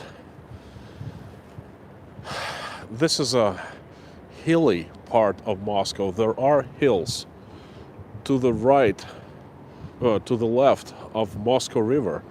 There are hills go for 5 miles or so, okay, and there is a walking promenade all the way until Kutuzovsky Prospect. Okay, and about 5 miles. Basically, you can walk, jog, run, ride bicycle, scooter for miles and miles. And this is a fantastic place. This is kind of the start of this walking promenade, the waterfront. And it goes and goes and goes. And there will be Moscow State University, couple miles, 3 miles. I think you can see it from here. There will be Sparrow Hills. Matt Inger, also a local, regular here. He lived in Moscow and he attended University of Moscow State University. He actually lived right next to Sparrow Hills with a view of Sparrow Hills. This place is really, really cool. When Vladimir Putin was a nobody, he moved to Moscow in 1996. He had an apartment in an apartment building couple miles from this place.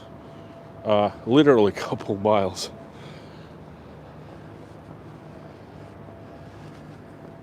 There's a local restaurant, it's still there, that Putin loved to frequented, loved to visit when he was a nobody. It's called Krushka. Not Krushka, Pivnushka, I think. Oh, I forgot. A little riverboat, and it's also empty. Look guys, usually these boats are plentiful and they're packed with people taking cruises, and now kinda sad sight.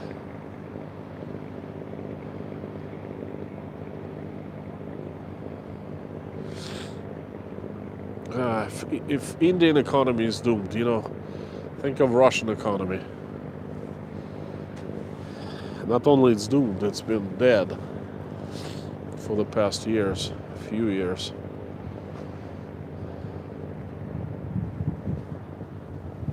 At least India is still an emerging market as far as I know. The latest I heard.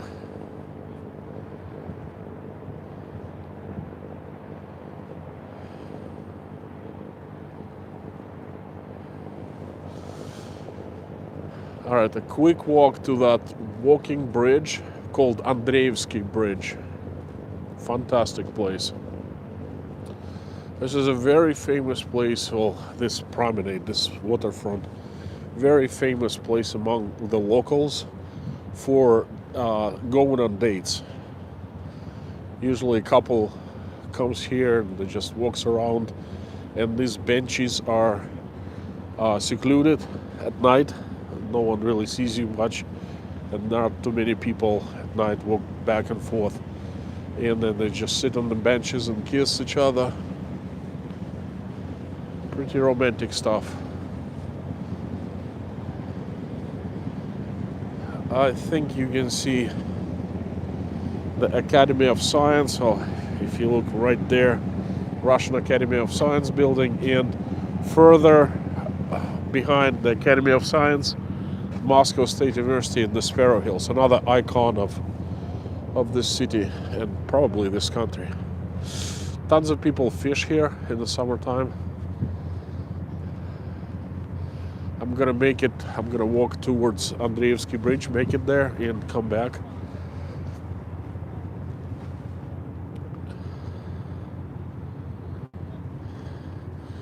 There are so many benches because there are so many people.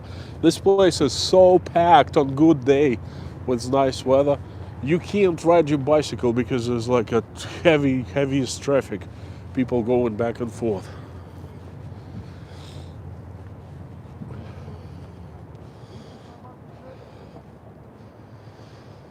On the other side of the street, see those residential houses, apartment blocks. That's Frunzinskaya Nabережная, Frunzinskaya embankment. I made a video from that place. I think it's called Can City Noise and Quiet Live in Moscow right next to each other? That's a very quick video. What I did, I was on business behind those houses, and I was amazed how quiet and nice there. They have gardens and parks. And then once you get onto the waterfront, on the embankment, heavy traffic, so much noise. So I filmed a little bit right where the cars are. And then I went steps behind those buildings, peace and quiet. Incredibly expensive neighborhood, very expensive. A decent apartment, 1,000 square feet apartment, will probably run up to $1 million there. Frunzinskaya Nabережная, Frunzinskaya embankment.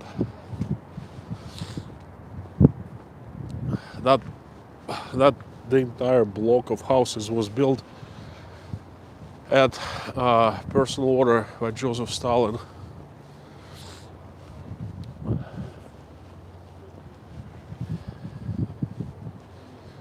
This Gorky Park was also built at Stalin's order.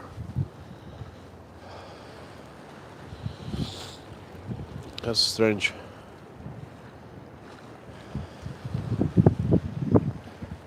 Strange not like to see this place empty, because there's always someone. Young guys sometimes get drunk and jump off the bridge. Not today.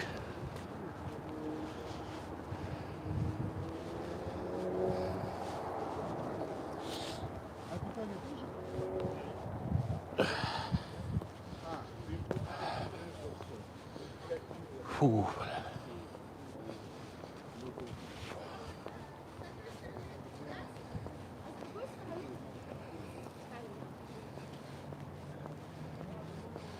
This place is so great in the summertime. So all rental places are closed. Restaurants are boarded up.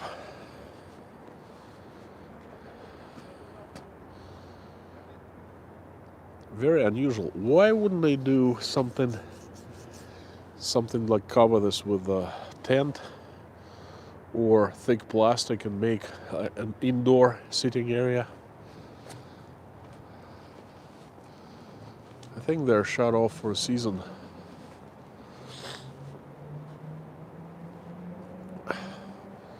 This bridge is pretty cool.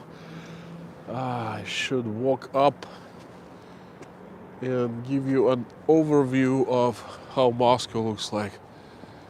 Okay, guys. Just give me a couple seconds, well, minutes, 2 minutes.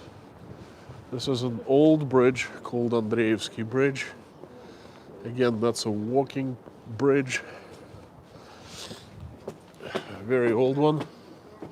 Reminds me of bridges in England.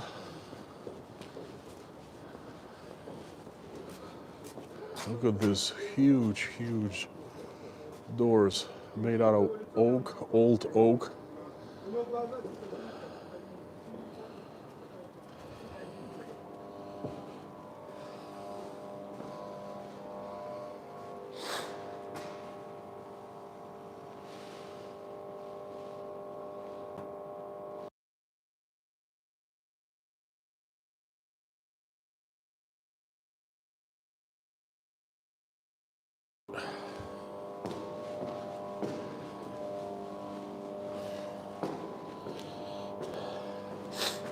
Look, guys, when Michael was little, he was like 1 year old. 1 year old. We came here with Natasha, and Michael was in a baby carriage, not stroller, like full carriage, you know, коляска. And there's an elevator right there, and it was really hard. This carriage was quite heavy, and I was trying to, well, anyway, this really strange system. To use the elevator, you must find an operator that operates elevators at both sides, and you know, call him up somehow and wait for 10-15 minutes for him to come down and actually get you on the second floor. And we were waiting for 5 minutes, and I said, forget it, and I just picked up the whole thing and, you know, brought it up on the second floor.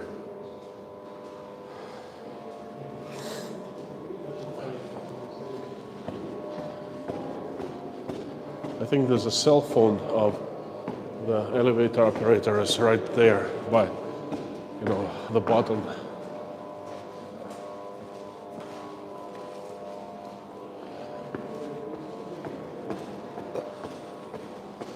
This bridge is pretty cool. It has inside area and outside area.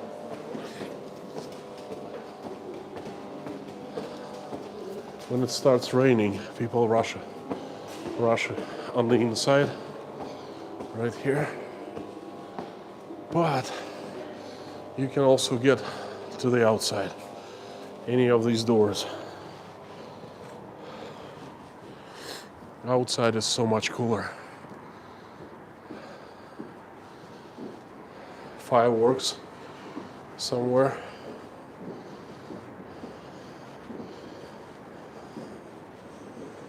Fantastic view, guys. I'm glad I made it. You can see Kremlin from here. The Cathedral of Christ the Savior, Russia's biggest and, you know, most important cathedral, the Moscow city. Moscow city is right here, a few miles up. We are on top of Andreevsky Bridge right now.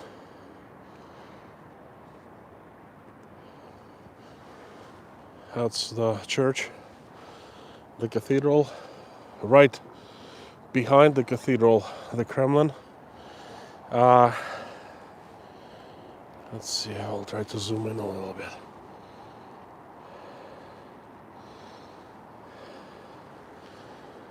Kremlin is right just about there.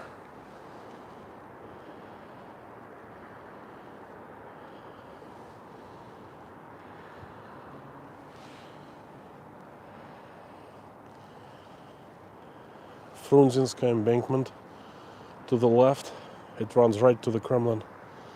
And then where that bridge is right there, the Frunzinskaya embankment turns into the Kremlin embankment. And to the right, up ahead, is Gorky Park, and this is Niskushny Sad, Niskushny Garden. It runs about a mile in width right here, and you can see the residential blocks, the apartment buildings over there. And in one of those buildings, Vladimir Putin lived when he was nobody, back in 1996.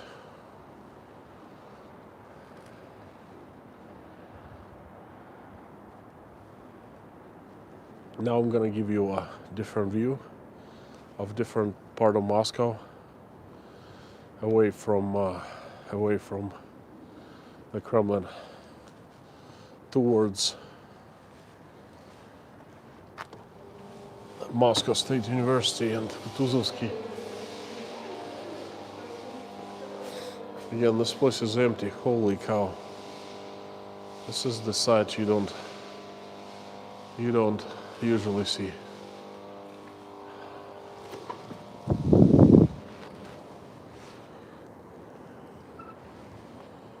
Okay, this is Niskushny Sad right there. Niskushny Garden. I told you that the walking promenade, it runs and runs and runs for miles. Okay, and it's a heavy wooded area. That's Russian Academy of Science right there behind it, Moscow State University in the Sparrow Hills, and then Luzhniki on the right side. That's the apartments I was telling you about.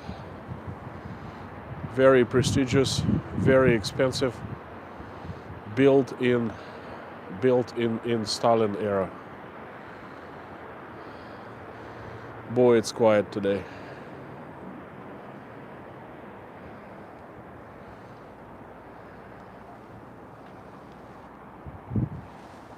Like I said, guys, this place looks very, very different today. I've never seen it so quiet and so, well, in the autumn, where this foliage and the leaves turn yellow and red. Pretty cool. I don't remember seeing Andreevsky, inside of Andreevsky Bridge that empty. Perhaps if you come here in the summertime at like 3 a.m., you can see something like this, but gosh. А можно пройти? Нет, там запись нужен. Так я только что... Время 11 часов. Видите? Сейчас я быстренько. Да вы закрыты на замке дверь, вы туда не А пройдете. как выйти отсюда? Вот так прямо, там естественно, прямо. While I was showing it to you guys, they closed the exits because it's 11 p.m. and I'm gonna take a detour. That's okay. Let's check it out.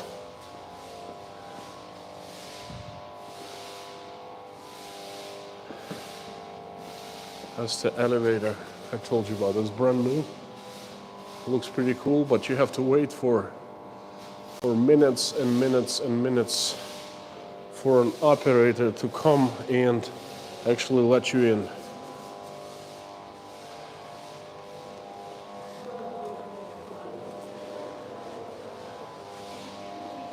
You know what I want to do right now? To Rostov park myself. You see that? Oh, shoot. They might be getting closed as well. Holy cow. I didn't think. That's the city that never sleeps. That's a shame. Anyway, I gotta go back and check it out. The Rostov parking. It's Saturday night. Please stay open.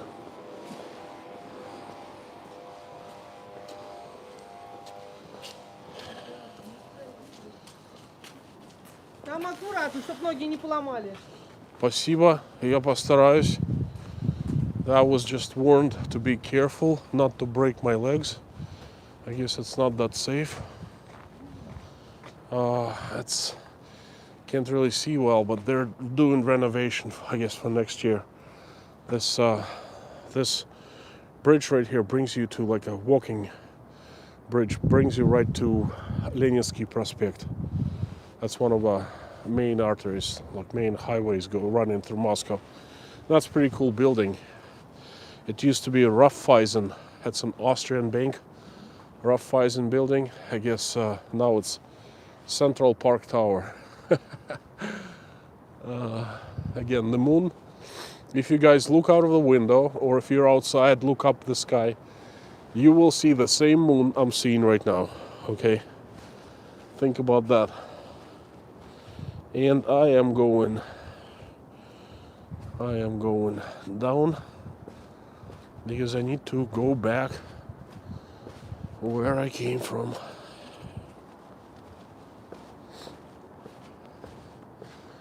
You know, thinking about it, I don't really like the way I breathe. I'm out of breath all the time. That's how I felt in March of this year when I had CV. Perhaps I had light version or had it light. I'm gonna go and take another test. This time I'm gonna draw blood and look for the number of antibodies in my body. That's the real true way of telling if I had CV or not. If my antibody count is up, way up from August, then I'm sure I had it. And if not, then wasn't COVID, probably pharyngitis or something like that.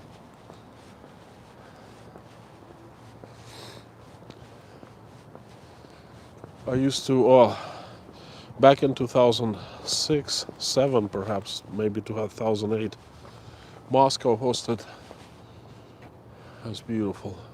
Look, absolutely beautiful. Moscow hosted FIFA Champions League final. And imagine that, it was Chelsea and Manchester United, two English clubs. I had tickets, I actually attended the game. I bought a couple tickets and I invited my dad over. He flew from Prague for the event.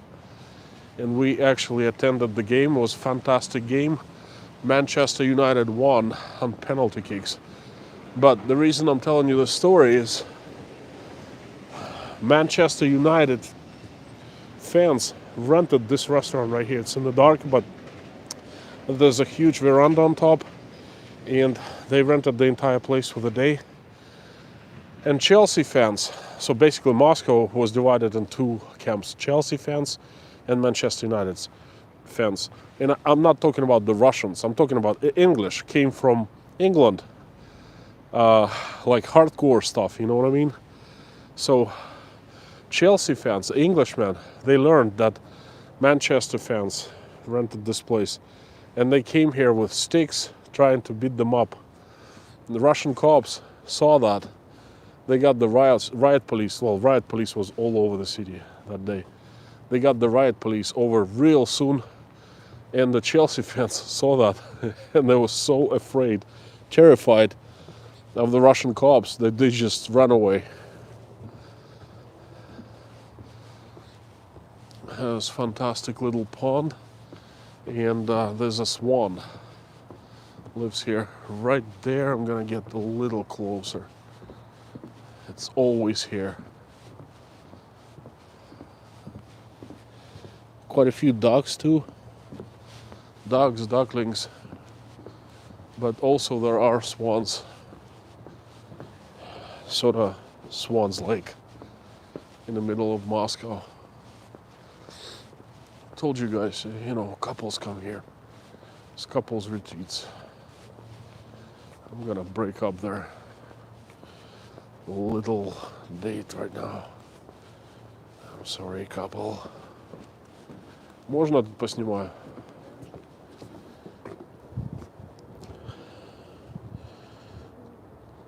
There it is. There's a white swan. There's another one sleeping. See you guys. That's a white one.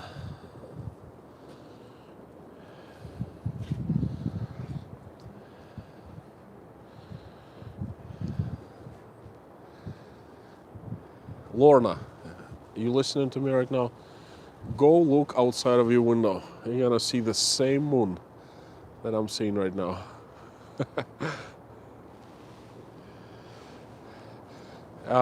Guys, let me know what's up with India. Lately, I have quite a few visitors from India coming to the channels, commenting, mostly nice, you know. But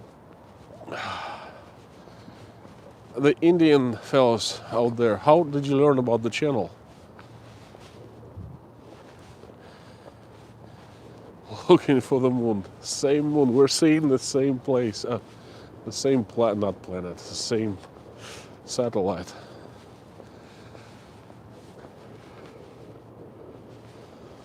And guys, this always amazes me, okay?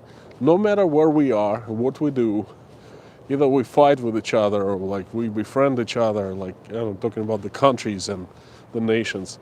We're looking at the same moon. If we look up in the sky, this very same sun for all of us rises up every morning and sets in every night. We're breathing the very same air. Clouds today there in Russia, you know, 15 hours later they are in Iran. Then they go to Himalayas. Well, they may never make it to India, but you know what I mean? The same. Isn't it amazing? Same wind, same air. And my first thoughts, when I first came to America, my first thoughts were like, you know, I got out of the airport and I'm looking around and I'm breathing the air in. And guys, I'm still here. I'm still here. Don't leave. I see half people left. That's okay. It's just I forgot one thing. It's cold outside and my phone dies quicker than what it usually takes for it to die when it's summer and it's hot. So I did a reserve backup power immediately. So I'm still here.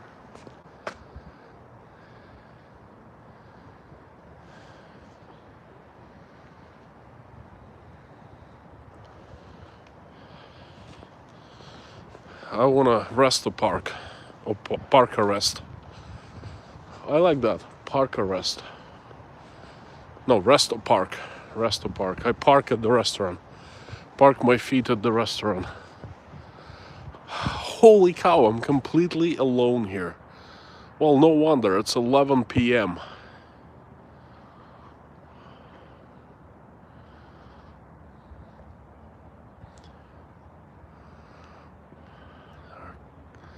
Couple people out back.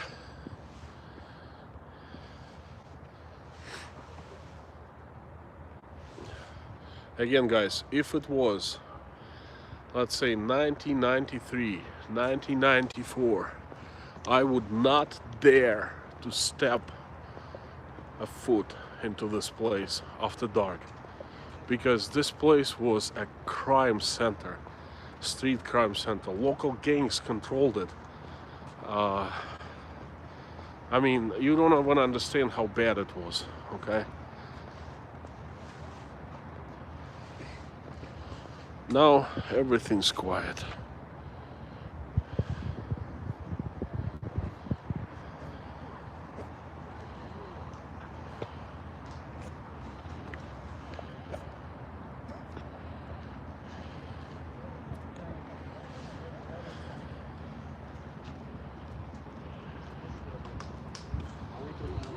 Russia is a big fellow of India. In some ways. You are with you. Wow, we are with you, okay? I hope you don't feel so alone. It does look isolated. Lebanon, I don't feel alone. I actually am enjoying very much this place without people, because you literally don't see this at any time whatsoever. The only this place I saw without people was during a huge snowstorm. My wife, we visited from Rostov. We came here. I lived in Moscow. She came to visit me. You know, she wasn't my wife back then. We were just dating. Security going by, and there was a huge snowstorm, and I took her to this place. And I remember the only people I saw were Nordic skiers going back and forth, because it's a popular place for Nordic skiing when the snow was on. And it was like deserted, just like it's right now.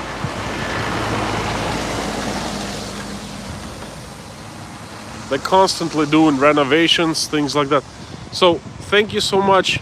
I don't feel lonely. I'm amazed and I am enjoying it. And I'm with you guys. I mean, how can I be lonely? And my wife and my family is waiting for me at home. And my mom's waiting, well, she's in Rostov, but she thinks of me and my family. And I am lucky not to be alone. You know, I'm lucky to have all these loved ones around.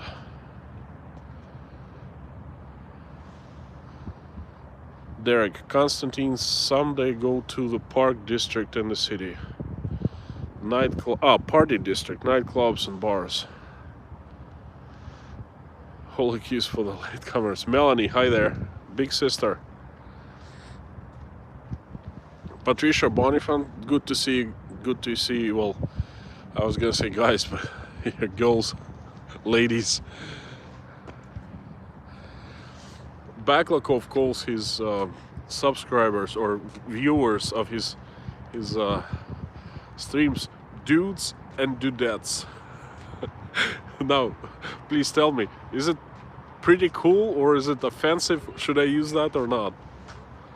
Dudes and dudettes.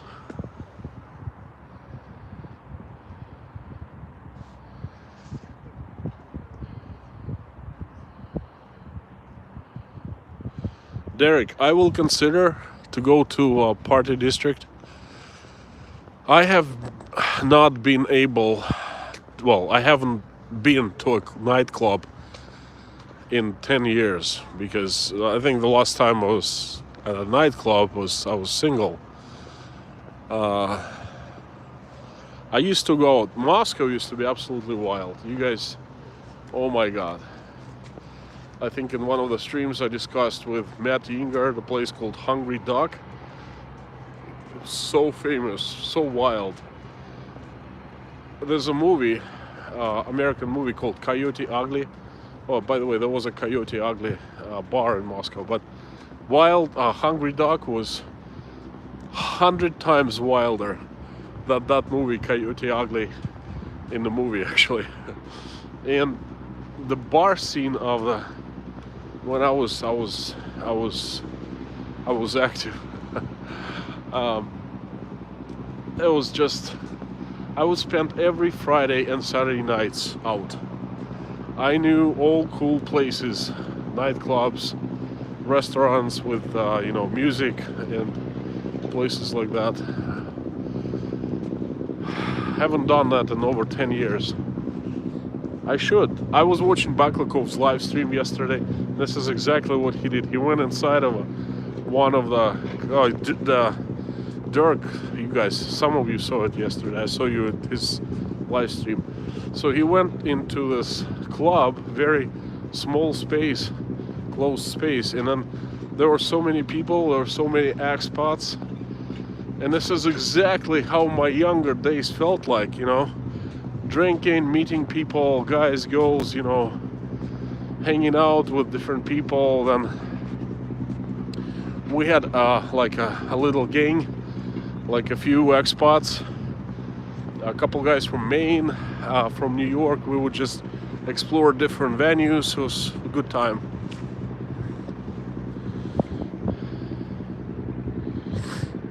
But not anymore.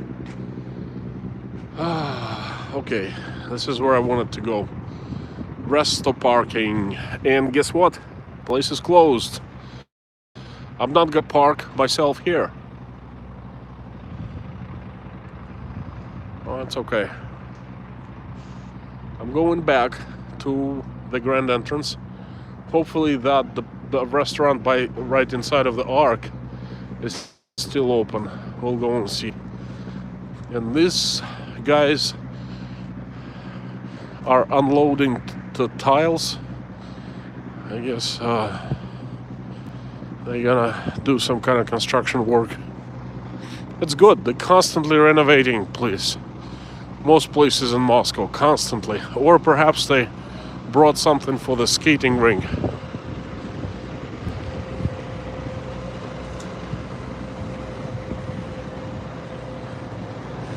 Very safe, huh? The guy just doesn't care. Fudge.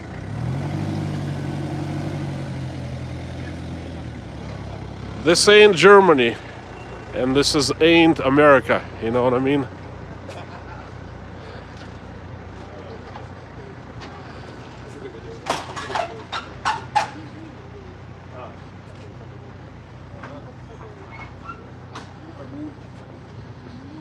Okay, so we're going back to the grand entrance, to the Arc.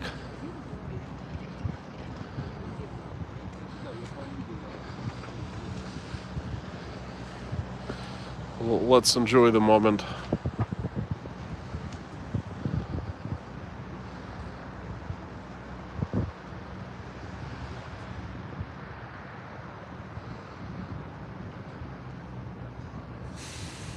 Yellow and red and gold everywhere. Golden.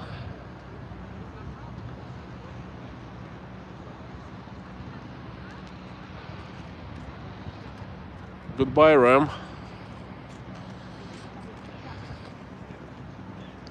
Thank you for stopping by. Again, this is the future skating rink. See, they're making some kind of a foundation and filling it with sand.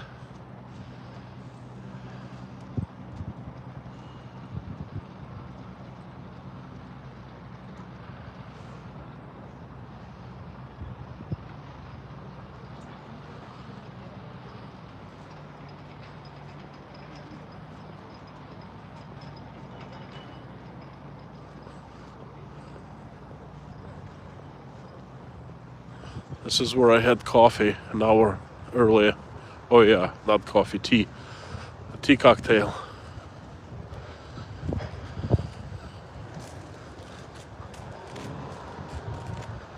A tea cocktail.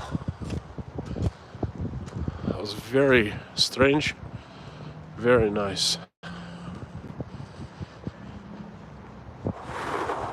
So, what are we having here?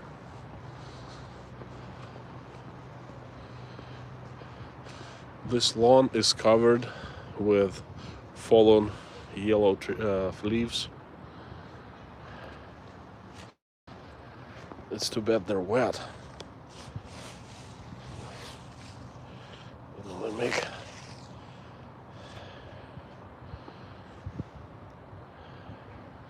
Melanie, Constantine, perhaps consider using what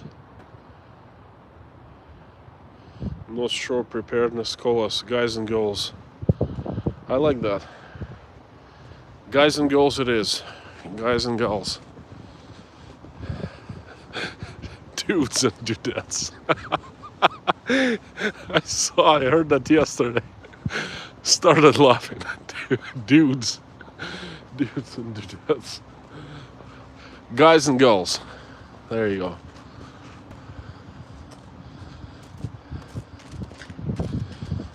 This is my new call names. Couple. Moscow is the city of couples. Rostov is the city of lonely people, lonely young adults, teenagers, I don't know. Girls come with girls in pairs and guys I guess go with guys. Problem in Rostov is that the guys drink a lot. I kid you not. So many people drink there. Young people drink there. It's not good.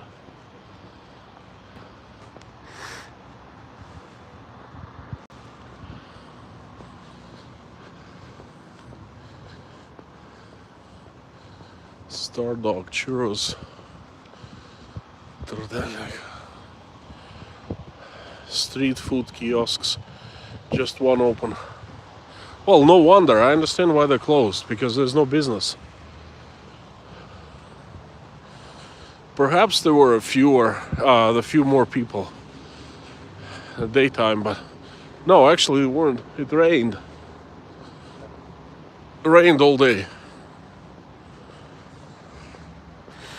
You see, this place even looks different from daylight. Very unusual. Because I took you guys here during daylight. I remember my first stream, a walking tour from Gorky Park. Boy, I loved doing that.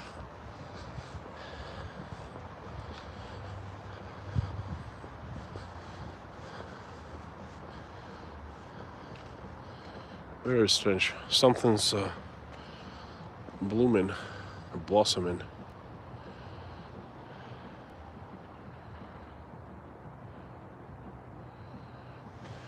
Hey, wait a second. Why Lorna's blood pressure would be high?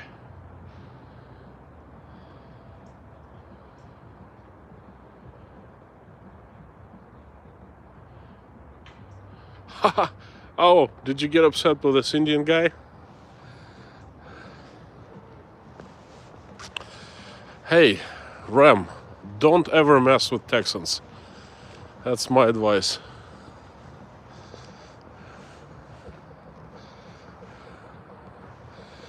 Guys, this is a funny thing. I met this blogger, English-speaking Russian blogger, Zangiyev. Lives not too far from me, actually walking distance. What a coincidence. And we actually had a live stream together. Very unexpected. We just decided to meet each other and go out for like a quick bite or drink or something like that. And we ended up doing a stream together, and I go to his streams quite often. Probably every time he does a stream, every Sunday.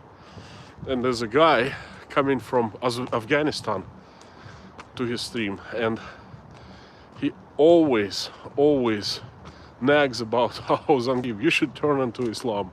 You should turn into Islam. You guys should think about this and that.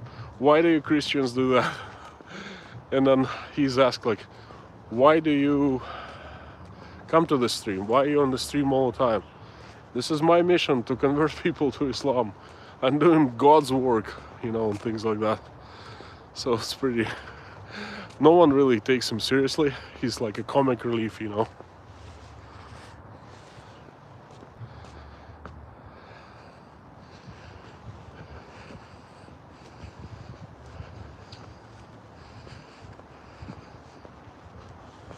So I'm gonna find a place to rest or park myself, and will answer questions, and I will give you an update on CV, on what's happened in Russia in the past week, things like that. Quite a few interesting things has been happening. Music.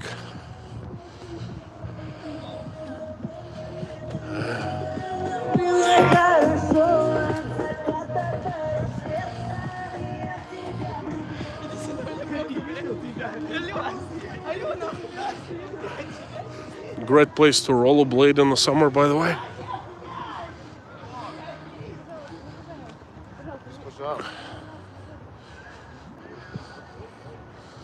We're coming back to the grand entrance, the spot where we entered Gorky Park.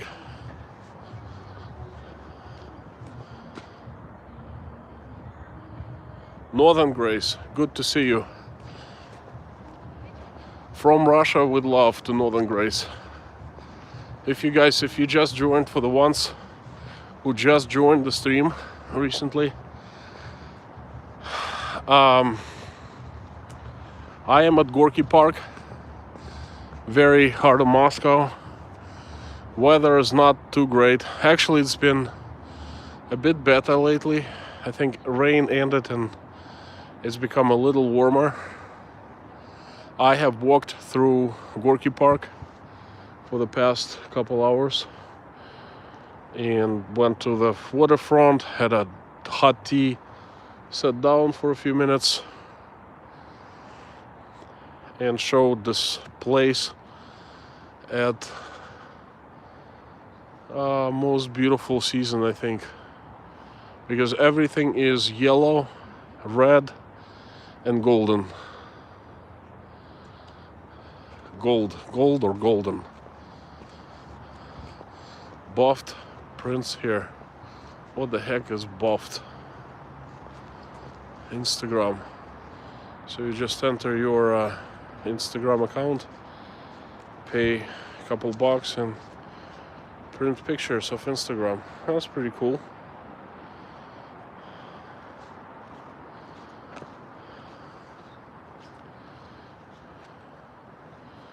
Vaccination information, of course. Get vaxxed, COVID-19, without waiting in line.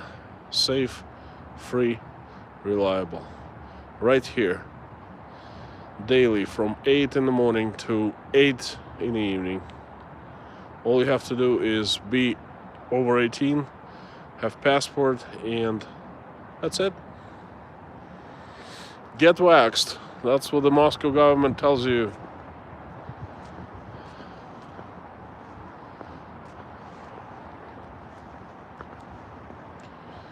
Leaving magnificent Gorky Park. Every time I enter or leave, I stand, take a little second and admire this place. I love it so much. I love the architecture. I love the attention to details. Very Soviet looking thing, you know. Gigantic. It symbolizes the might and power of Soviet Union.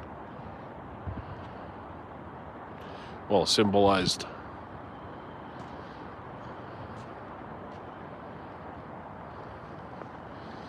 You guys let me know, should I ban this guy?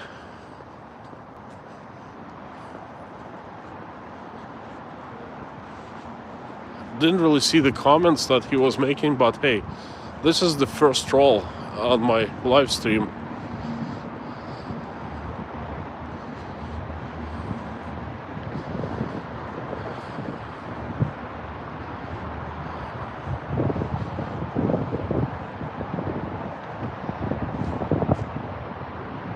Yes, inappropriate. Okay, stop telling people. Lorna, will do.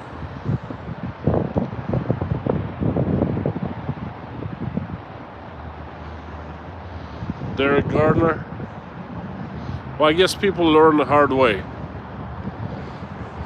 Let me tell you, I prepped, well, my family, all my family prepped in Soviet Union. That was the way of life. And I know how it is to be prepping, you know. I know what it is to can things and not to be able to buy things in the winter, and you have to survive somehow. You have like sacks of huge bags, sacks of potatoes and things like that. But after a while, well, after Soviet Union fell apart, we got food, no lines, you know, nothing, just have money. And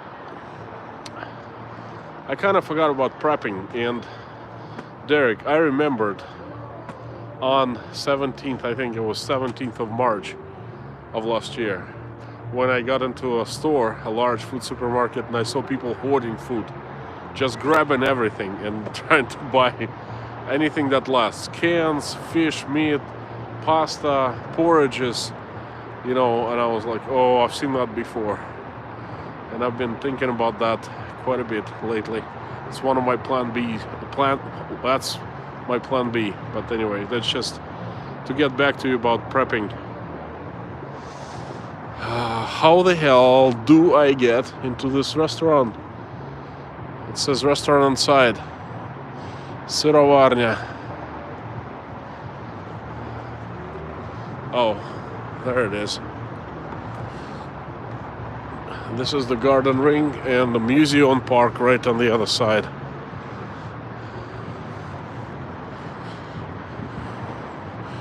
Probably should walk on this bridge. I forgot the name of this bridge. It's not Crimean. It's I don't remember.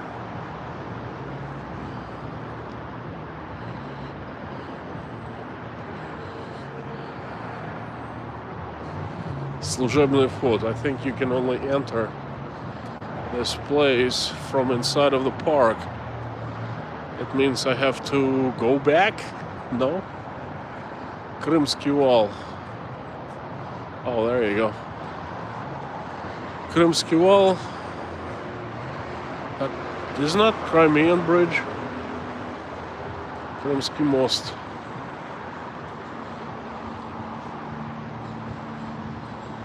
А ресторан работает еще? Что же делать? That's a bummer. А когда закрывается это все? Рестораны? Нет, вообще вход, там выход. В час ночи здесь. А где тут еще рестораны есть? Поблизости не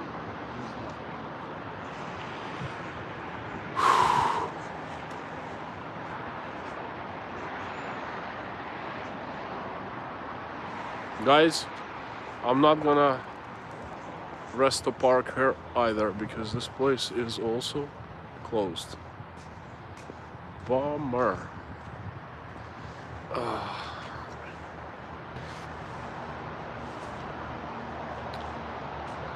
Guys.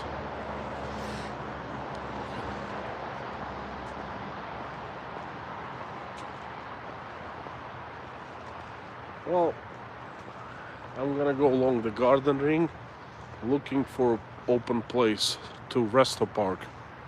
Again, there's another little pond, duck or duckling, not a swan. This is a magical view.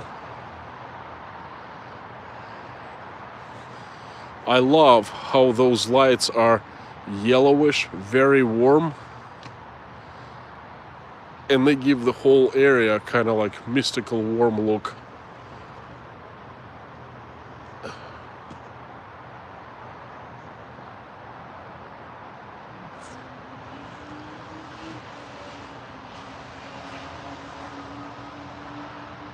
North Shore Preparedness, Lorna. Guys, thanks for staying for so long.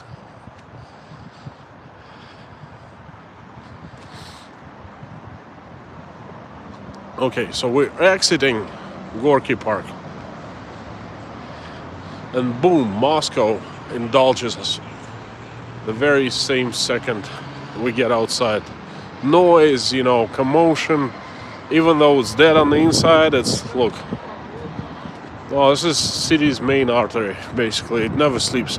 Saturday night, this is considered very, very light traffic, but, still traffic.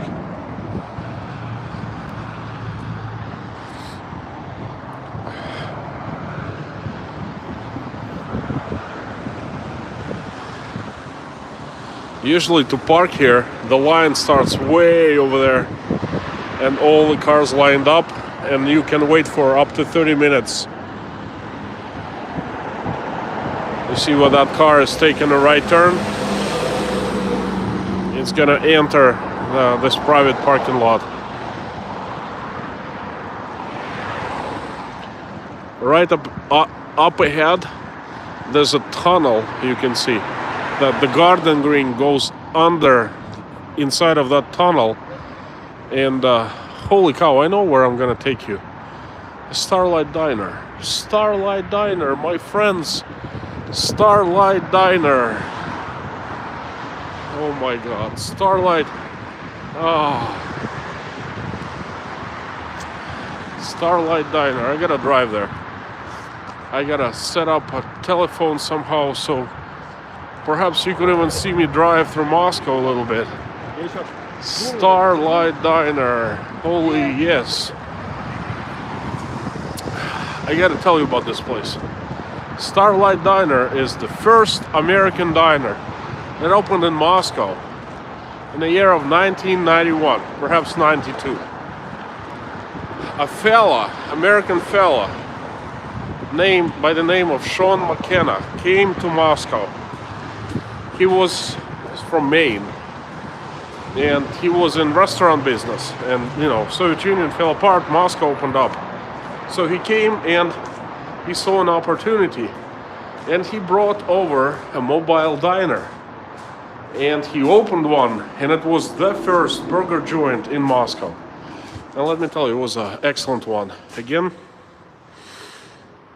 check this out. There's no one here. Oh, I'm loving it.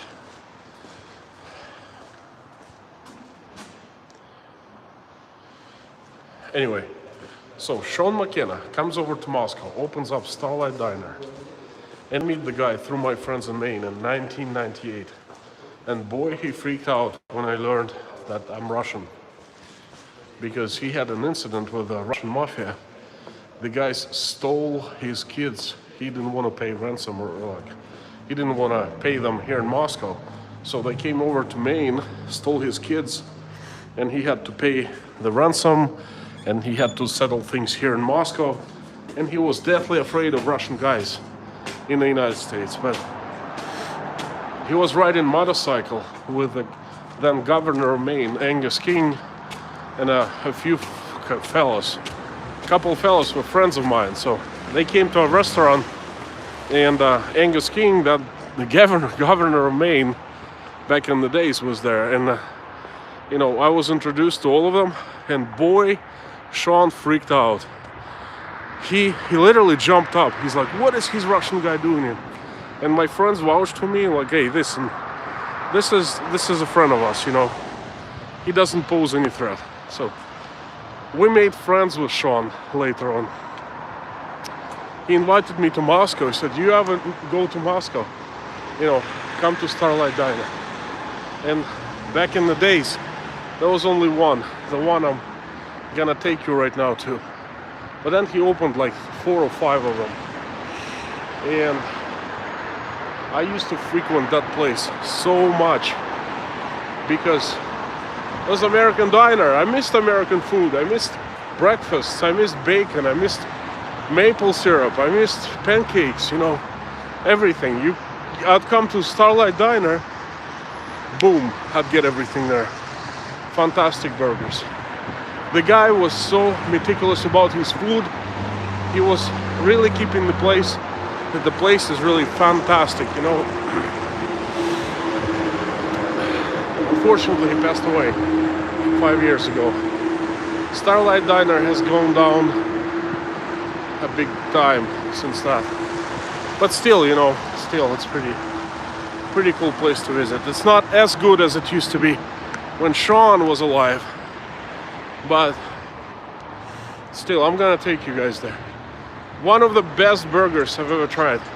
It's called Sean's Burger. It's huge. It's like, I don't know, 100 ounces. No, not 100, but it's huge. And we used to go out and party all night.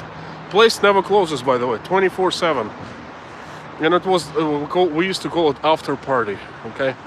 So we used to party all night, and then drive to Starlight around 4 or 5 a.m., have late dinner or early breakfast there, and absolutely beat. Would go home and sleep until like noon. You know, sometimes with company, sometimes without company. It's good time. I used to fall asleep. I was so tired sometimes at Starlight after partying all night. I fell asleep at the table a few times, you know. The guys knew me. They knew that I was Sean's friend. And then they usually don't let people fall asleep at the tables. But the couple times they brought blankets and they kind of covered me up. Good old times. This is where we're going. I certainly will park myself, Resto Park, at Starlight Diner right now. And if Matt Yinger, if you're watching this, or you watch in the future, re-watch this stream, then let me know. You must know the place. You must know the place. I mean, let me know what you think. Starlight Diner. Starlight Октябрьская. Starlight Октябрьская. There was Starlight Mayakovskaya. I think I told you about the place. Oh, yes. Back in late August, I did a stream from Tverskaya Street. Okay, guys, and I told you about, I showed you where one of the Starliners was. Starlight diners were. And burned down some time ago. But this one at Октябрьская still up and running. So we're gonna get there. I'm gonna sit down. Hopefully there will be no music. I don't really remember if there's music there or not, but they have great American food, you know, great burgers. Kind of too late to eat, but I'll see. You know, you guys hang on. You hang on. Lorna, that place is definitely big. Big enough for all of us to eat there. See, I'm walking real fast and I'm out of breath. That's not good. It usually doesn't happen. That's my car. And the biggest challenge for me will be to figure out a way how to drive and show you where I go safely. Hang on. Oh. Okay. How about this?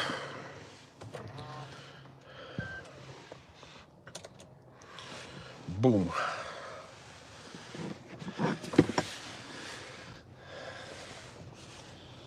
Not the safest operation in the world.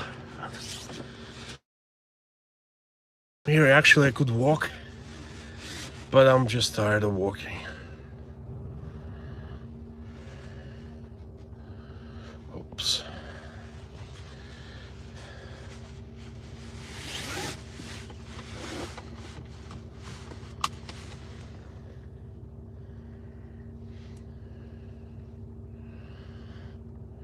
Yes, Derek, one of the things I like about the streams is I walk a lot. I really, really like that. Because I work in the office and obviously I don't really, you know, don't walk much, but that's not good. Windshield is dirty because it was raining all day. All right, now we are going.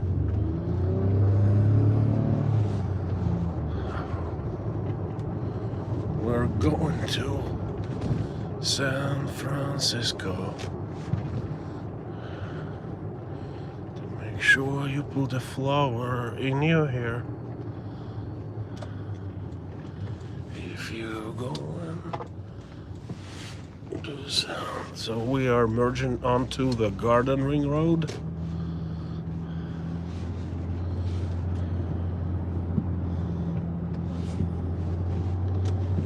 And there will be a U-turn about 1 kilometer ahead.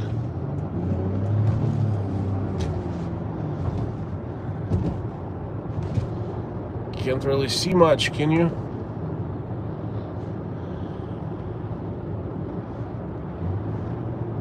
Boy, I have not done this before. Driving and streaming at the same time.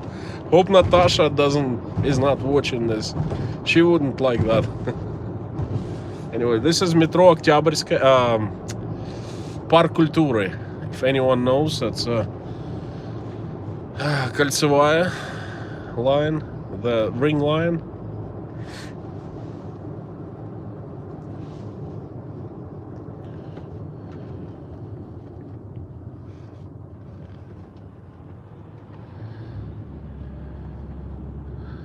31 people still watching. That's pretty darn good.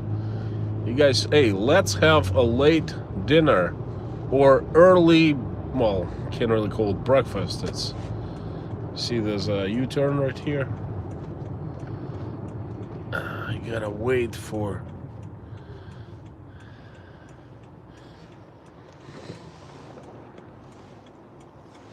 Here's your Formula One driver.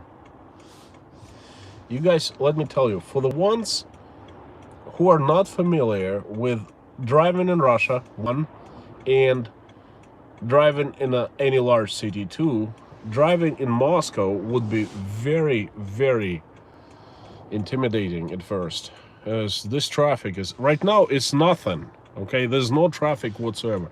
Usually this, you know, 1, 2, 3, 4, 5, 6, 7 lanes each way. Usually they're backed up.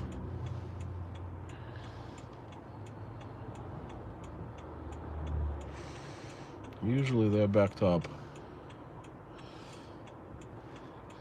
Road surfaces are immaculate, absolutely perfect. I think Moscow reminds me of Germany. This is what I saw in Germany. Perfect.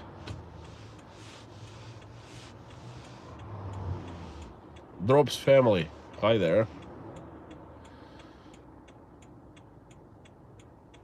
A+. I'm gonna tell you guys a story as soon as we hit Starlight Diner. Oh my god. Do I have a story for you of how I first drove in Moscow, my first day.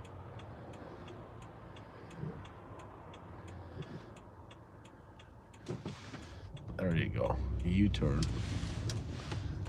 Boom.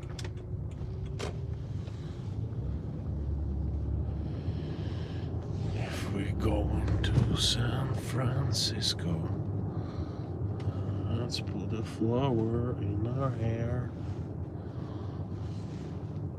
I got all excited because Starlight Diner is one of my favorite places from my old life, so to speak, you know. I spent so much time there. So, not time, so many great moments, you know, I remember. It's a very short ride, straight ahead, about a mile, yes, I would say. We're just crossing the bridge. Gorky Park is right to the right on the other side of the river, and the Kremlin on the left side, on the opposite side.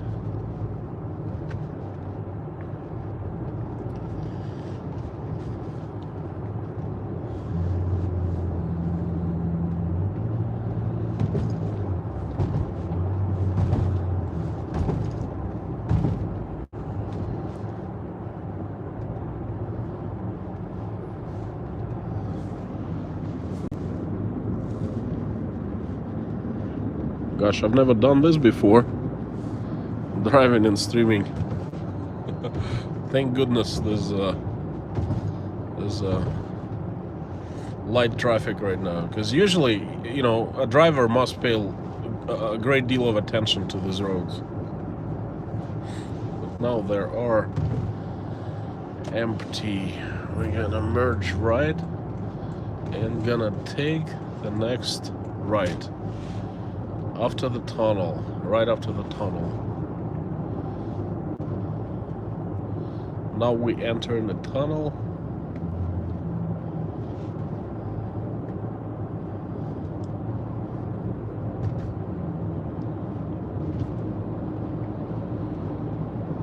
And Starlight is actually to the right, adjacent to, you know, this road that we're in. We're gonna get right into it. There's a gas station.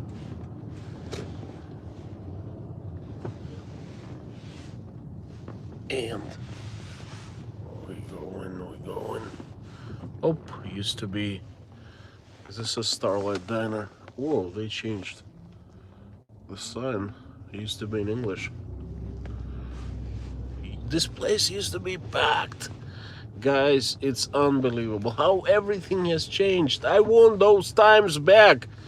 How do I get them back? Please tell me. How do I get them back?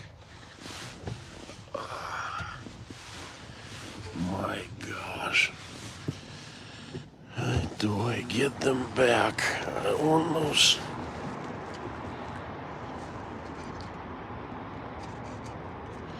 $1.50 per hour. Used to be free municipal parking. Someone just rented it out and started reselling parking spaces. This guy's Sean was pissed when that happened. I think back in 2011 or 2012. Because imagine that, you have free parking right in front of your place and then you don't. Someone just freaking buys this thing.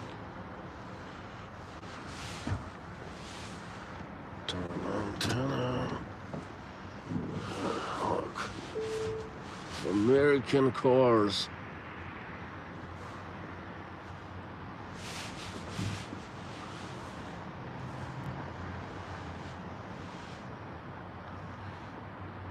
This place isn't cheap, by the way.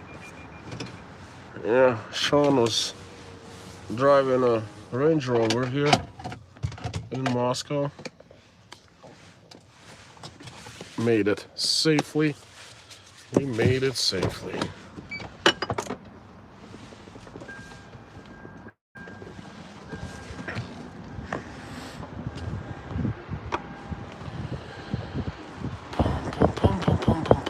Let's get inside. This is the famous Starlight Diner, okay guys? Burgers, steaks and milkshakes. Used to be in English, they changed into Russian. I don't know why. Everything else looks the same except for I took the ticket. This parking was free, okay? Well, entire parking in Moscow until 2012 was free.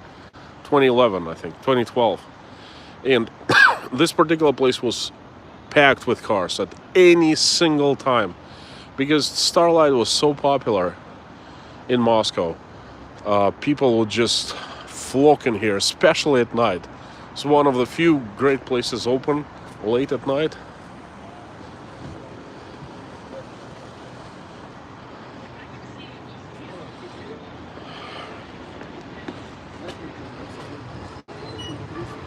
Oh my God, good old times.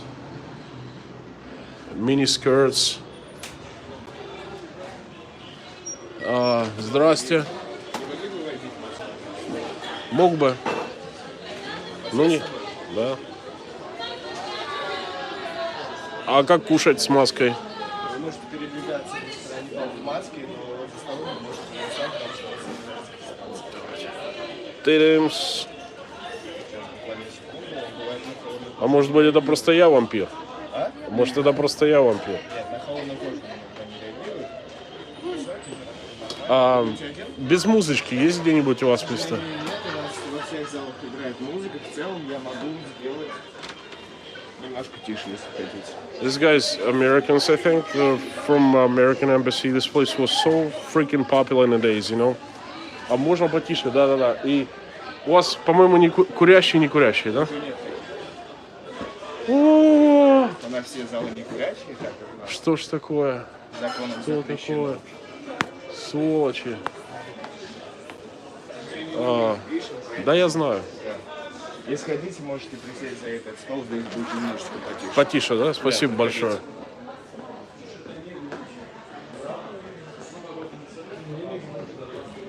Присаживайтесь. Спасибо, спасибо. Минуту я протру этот стол. Ну давайте. This is how the place looks like, guys. This table is definitely big for all of us. Big enough for all of us.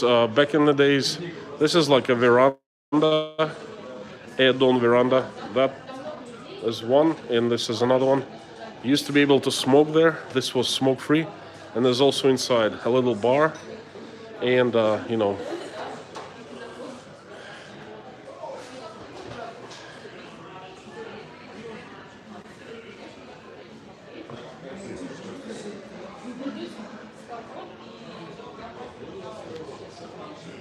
Old tables. Hang on, guys. Hang on.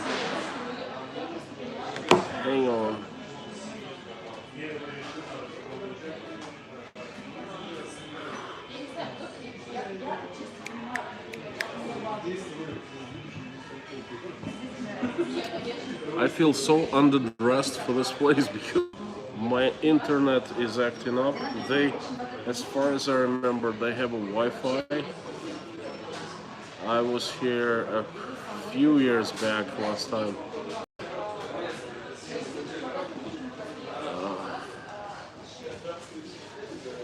Okay, guys, I didn't really see the comments that much because I was walking, but I intend on, you know,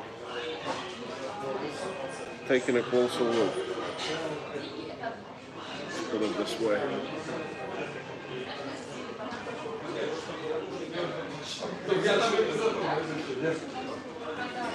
How's the sound? Can you hear me well? Oh, shoot. My mic is not working. Can you hear me well? Steak and shake. Well, it's a diner. Yes, they have great steaks. No great steaks here. Burgers, great burgers, all right? And shakes, fantastic. Best in Moscow. Hands down, best in Moscow shakes. 5x5. Unfortunately, all right, this is the mic I'm using. Sound with mic is much better, but I'm also on power bank right now. About 20-30 minutes of this thing, and I will, you know, switch back to the mic.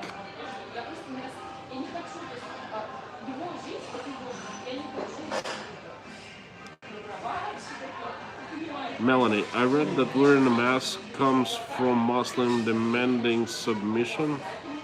There was an explanation on it. I don't know. Maria Z, hi there. Good to see you. Nobody sleeps in Russia. It's late. Mommy, look, if you were here, or if you could see this place 15 years ago, you would be absolutely amazed. Just like New York. Vibrant energy, just, you know, like a fountain, like volcano eruption. Right now, it's sleeping compared to those times back then. You could not get inside of Starlight Diner. You'd have to wait like 4 in the morning. That'd be like a wait. This place is empty now. It's Saturday night. I mean, this you couldn't get here on Saturday night.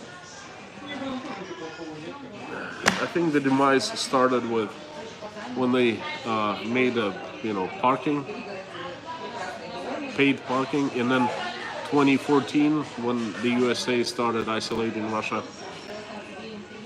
SHTF. This is, yes, Dagmar. This is exactly what it is. The old diner.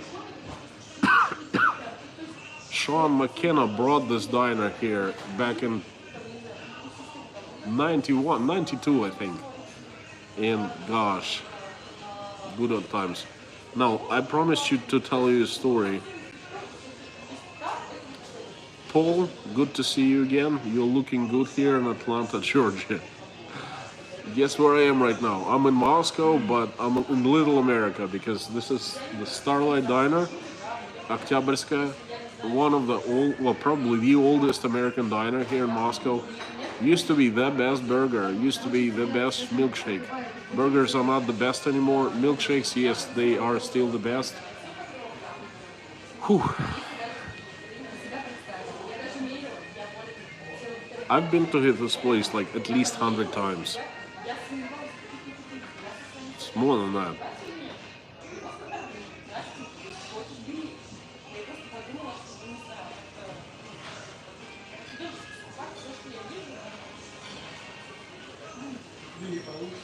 Looking in the comments, guys. If you want to answer, if you want to ask me a question, please write in caps.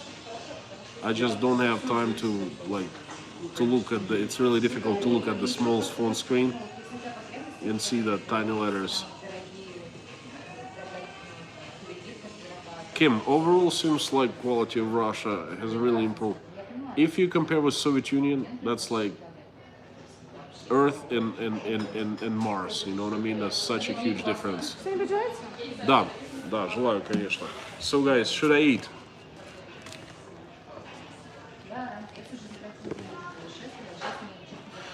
Слушайте, подойдите через 2 минуты, Да, хорошо? конечно.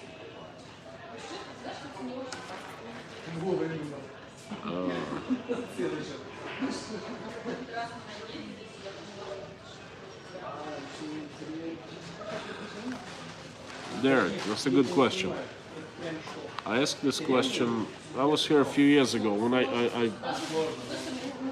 first of all, this place is very hurt by the parking. It used to be, like I said, used to be free parking for all. Now you have to pay 100 rubles. It's not a huge deal breaker because it's an expensive place, but still, it's not cool. Then I guess there were so many foreigners in Moscow, expats. This place that'd be like half Russians, half English-speaking people, foreigners. They're all gone. They're all gone. There's no money left in Russia for foreigners. It's isolated. A lot of Russian companies under sanctions from the USA. Most foreigners are gone. The only ones are left who are Russianized, meaning they married Russian ladies. You know, they stay here, they got Russian citizenship, and they work some local Russian jobs or on small businesses, things like that. And then just general situation. People stopped going out so much. They don't have much money anymore. Everything has changed. They are sitting at home right now with their iPhones, large iPhones, and going instead of going out and meeting someone, they go to Tinder and message each other. You know what I mean? Vanilla shake, cheeseburger, and fries. Well, Golden Griffon. That's, you wouldn't believe it, but that's usually my choice in this place. And I don't even have to look at the menu. I'm gonna go by what you are suggesting. I'm gonna get Sean's burger, banana milkshake, and the burger comes with fries. Great.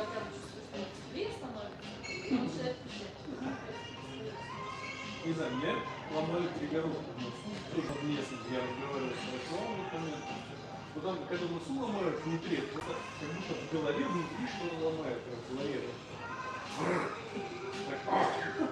Прикольно. Мне бы не знали A plus Russian. Well, aren't you glad we are on our devices at home and you get an audience that way inside Russia?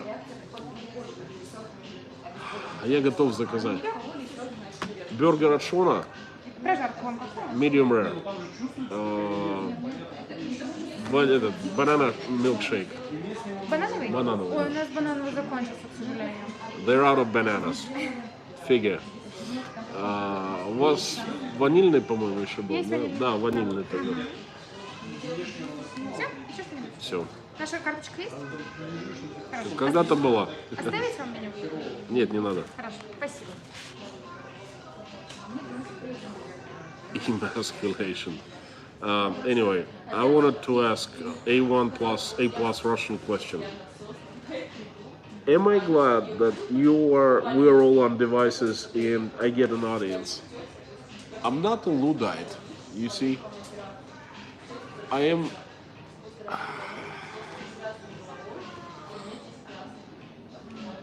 Yes and no. Yes, I find quite a few advantages that people are on gadgets, but no, I miss the old days. I really have good memories about those days. That's one. And two, I don't like my kids spending all the time on gadgets. With Michael, we can control that by taking away iPad, but with the girls, we can. I mean, Ola is 18 years old. She's a student. She's always in telephone, and then she probably needs that for communicating with friends. But I don't like that. Okay, so that's to answer your question. I see a lot of questions in caps. Burger with extra bacon would be nice. No, Dirk, no extra bacon for me. One of the very few places you get served Tabasco sauce, by the way. That's what I'm gonna have my fries with. I get Sean's burger. Sean designed the burger himself. It's huge. It comes with double patty, and it's a little spicy. I mean, that's my burger of choice here. It used to be the best in Moscow, but I'll see how it tastes now. Things change, you know. Sergey Fisenko. Serежа, привет. Hi there, friend. Looks like it's good time at the moment watching you. It's something to... Okay, let's eat something together. Derek, the new young adults' life sucks now. Glad I grew up in the era when I did. Me too. Derek, me too. I really am sad that my kids will not experience that what I experienced. Sergey Fisenko, hate onion rings. I hate onion rings too. Melanie, emasculation. He's going for that. My favorite, my first choice is banana, and they're out of bananas, so it's a vanilla milkshake. Меня просто сразу типа коммуники сделал. Да, конечно. Lorna, listen, I've had onion rings in Old Orchard Beach. All kinds of great onion rings, and I still don't like them. I'm sorry. I like onions though. Melanie, I see emasculation. Living on social isolation. I miss the simply times too. Memorized everyone's phone number. You guys, do you know how I used to take the girls' telephone numbers, the ones I liked when I used to go out? I'm not shy. I was shy when I was little, very shy. I was so shy I wouldn't even dare to come up with people and speak to them on, about like business. If my mom would send me to pay for something, it really was a challenge for him every time. But I'm not shy anymore. What happened was I would just come to a girl I like, and I would just look at her and I'd say, I need to see your phone. And she's like, why? I said, well, I just need to see your phone. Just give it to me. She would give me the phone, and I would dial my number, press the ring button, and my phone would ring with her phone. And once the girls usually, what are you doing? But that'd be pleasant. It's answering your question. Memorizing telephone numbers. This is how we used to get the telephone numbers. Вообще все. Мы даже с тобой разговариваем, все это виртуально. Вот ты хорошо, но их ценность, как говорят, виртуальная ценность. Morning light. Melanie, I think you figured it out. It is clever. Yeah, I figured it out. Я не знаю, ты же чаты, раньше не приходили, писали просто тупо на радио, или куда-нибудь передачи. И другие им отвечали. Melanie, under the chin. You see, I like this mask right here. It looks like a beard on me when I do that.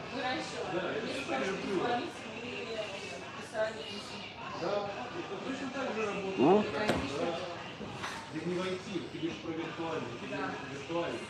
Well, the Russian government does not regulate how you should wear a mask. They say just wear a mask. Well, I'm wearing a mask.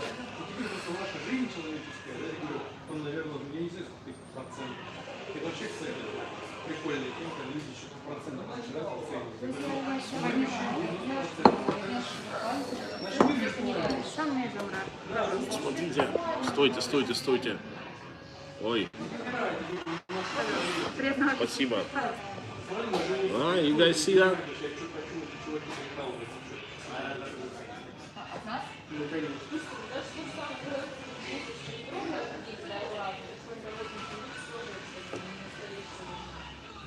Classic.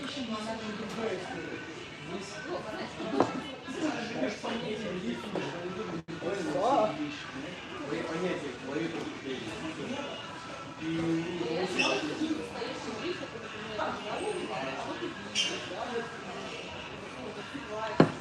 Cherry on top.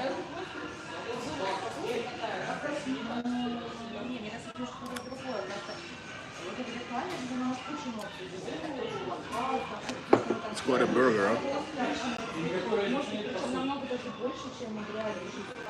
Там тебе там тебе вот эти все пункты росты, там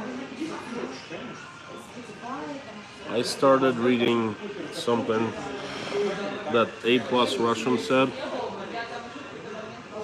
Derek, that is really good. In the day, it used to be the best stuff you could find in Moscow.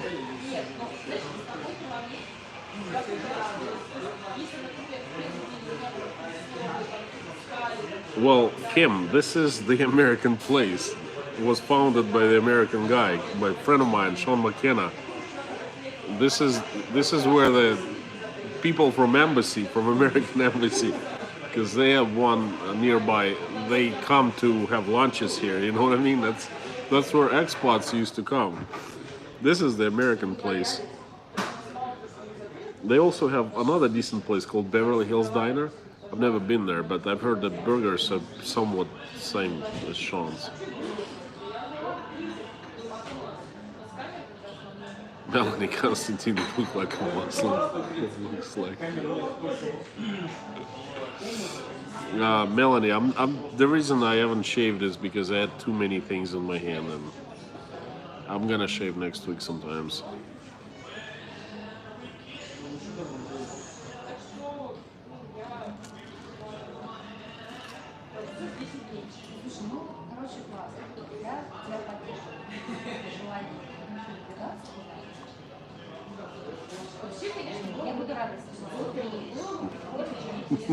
Derek, that's funny.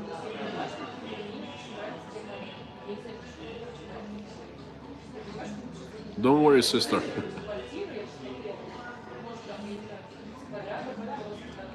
Drop says, or I like my meat lovers hamburgers, 2 patties, ham, sausage, patty. Well, this is good stuff, you know. Let me show you. The heck is that? Wow. Whoa, wait, what the heck?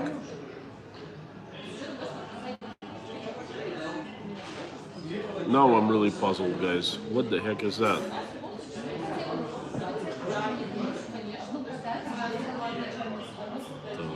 Fudge. Instead of switching from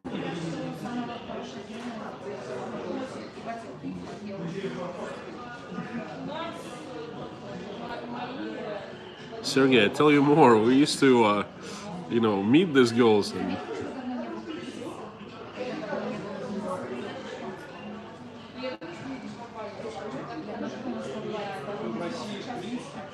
I don't understand. This is really strange. I was gonna show you. I was gonna switch between my back and forth camera, but it switches like left to right.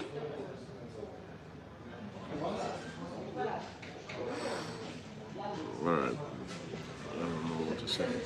That was a good question from Melanie. I'll try to. I'm hungry now. That's jalapeno peppers, by the way.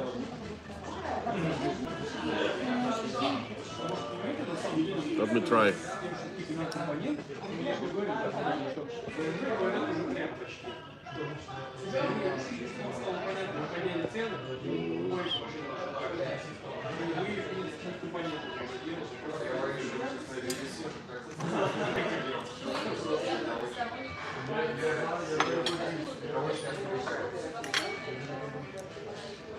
I don't know, perhaps I'm just complaining or nagging, but not as good as it used to be.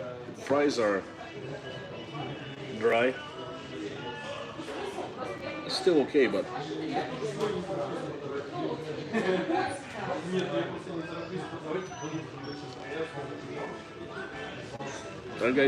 guys, I hope you don't mind me eating. because this is a lot of food. Да, то есть я смогу и продать, если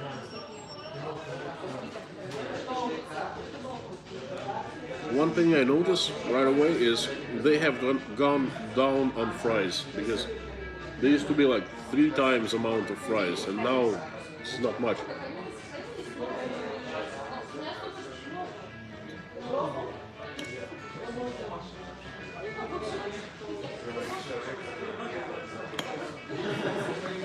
Any one of you eat jalapeno peppers for fun?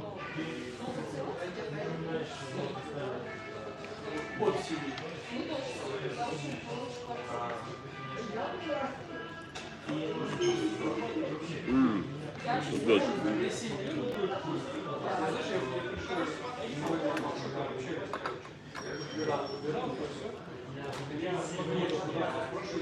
I'm gonna add some Tabasco sauce.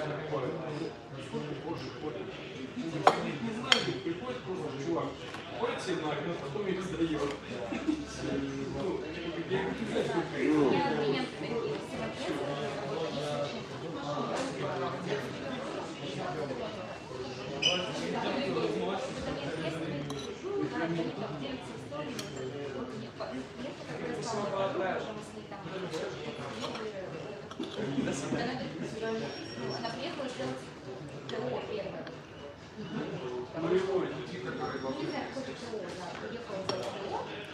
И они там что-то с ней а вот эти на вам покажут, если она просто оставляет эту машину, я плачу 15 миллионов.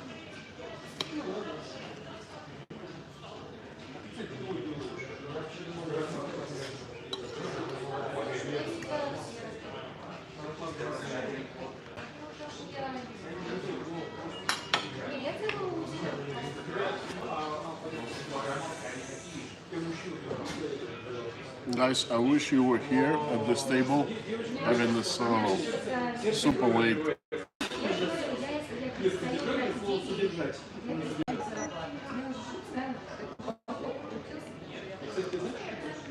Okay, back to the basics. You guys can't really read the comments right now, but I will right after I'm done. I won't be long.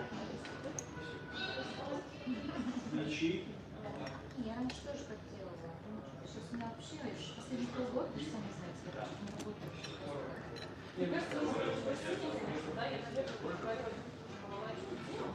Мне кажется, да. Вот я просто сама да, какой-то реально не дает себе процесс. Слушай, он не дает процесс. Я постоянно свежую, что мне человек дает, что я теряю. Да, там я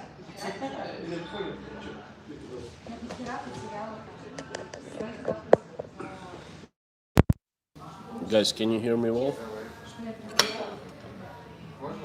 Is it any better?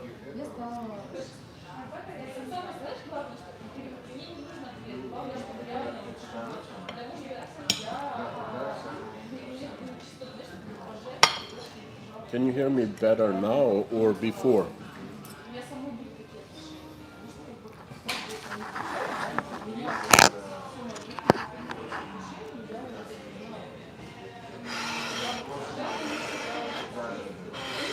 Just eating this stuff around the burger.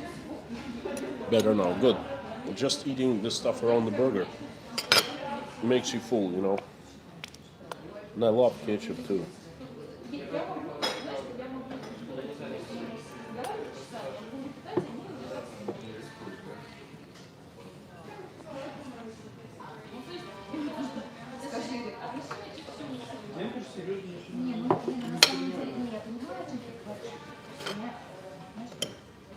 Я раньше там просила очень было, да?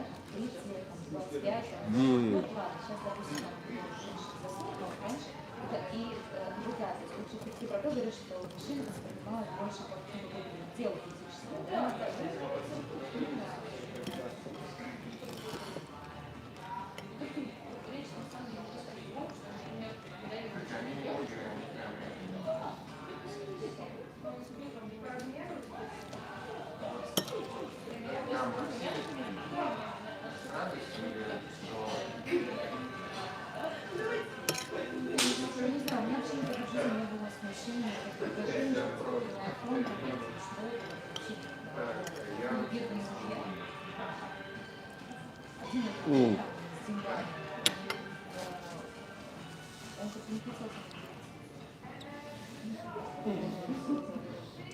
Guys, thank goodness they don't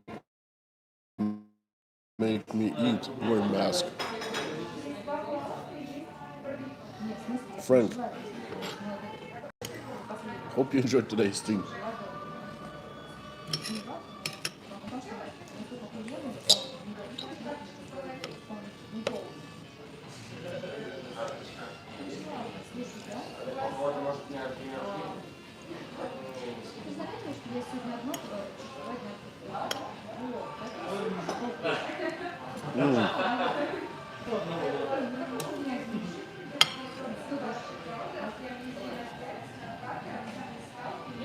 Сейчас пока что он пришел, я говорю, скажешь прекрасно, я ему сказала, так можно, так нельзя, так вот так делают, так не делают.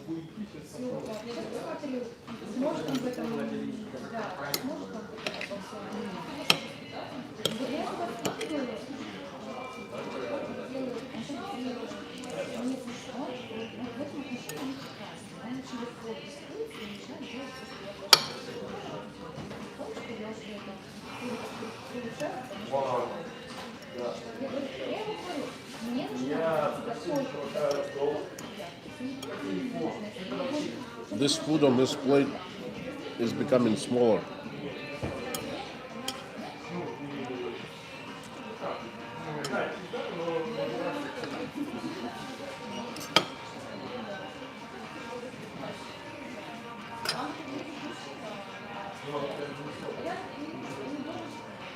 This is a legendary burger. Again, Sean designed it himself. You can't eat it regular way.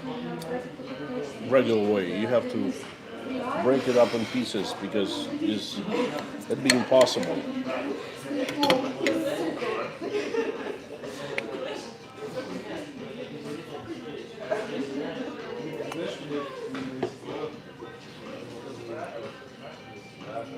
A little bit of Tabasco sauce in it.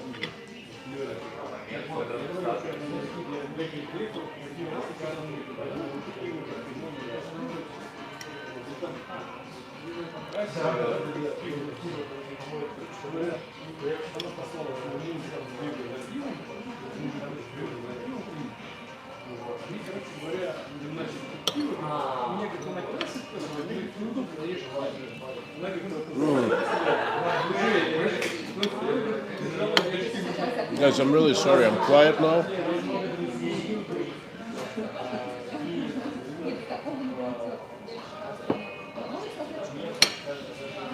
Just give me a few minutes.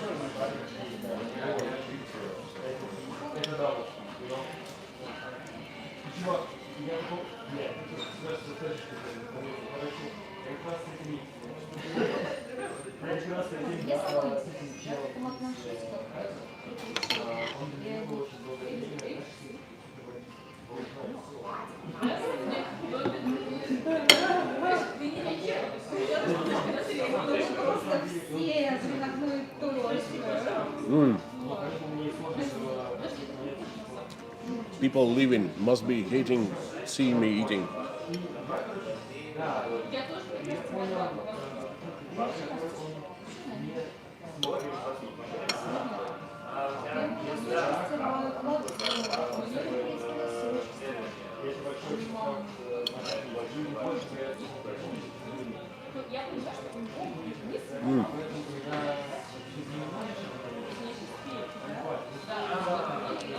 It's still pretty good, guys. You know what? It's very American classic.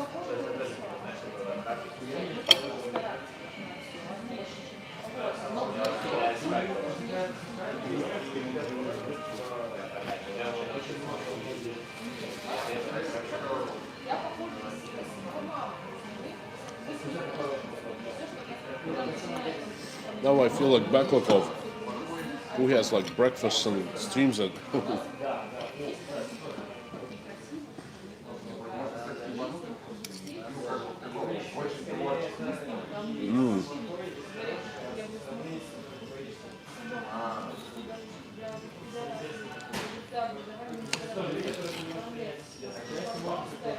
great. Guys, thanks for actually.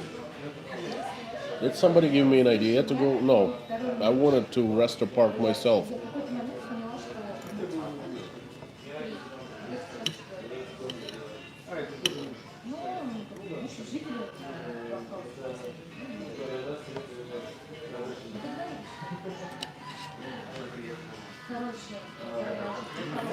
No, I think this is gonna be less time eating, doing the stream.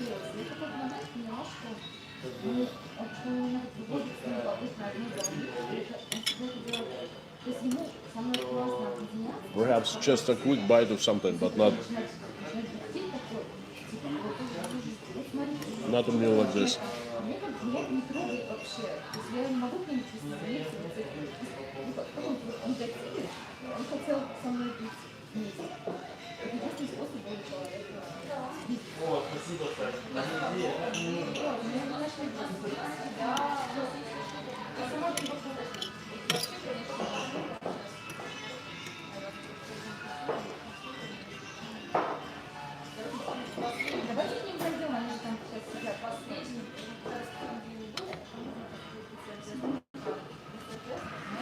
Guys, by the way, the table next door, they're having quite an interesting conversation. I'll tell you just a few seconds, a little bit later.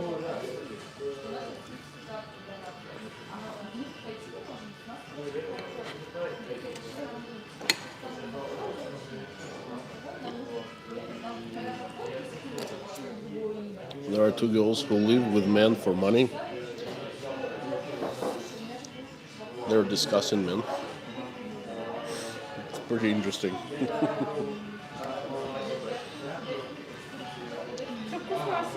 Да, спасибо большое, очень вкусно.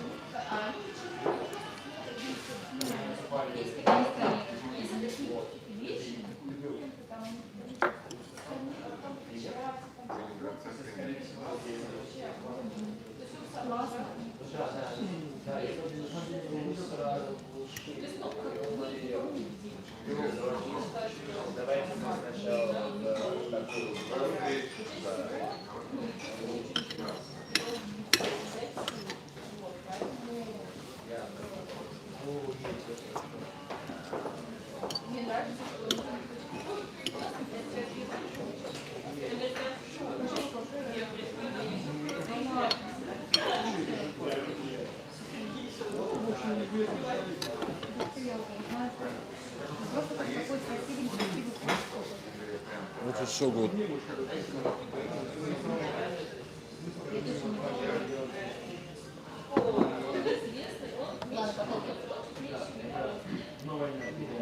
They have happened.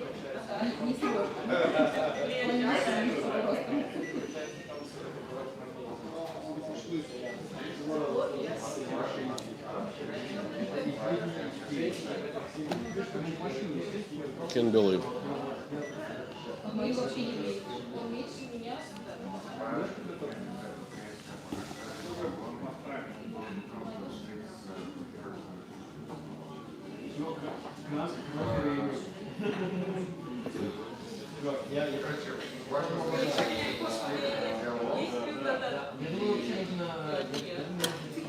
That's interesting. My gimbal died.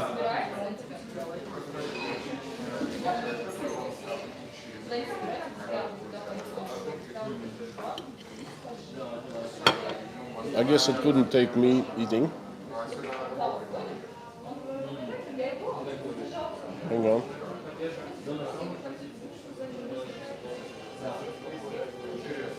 Yeah, I can't really switch between cameras.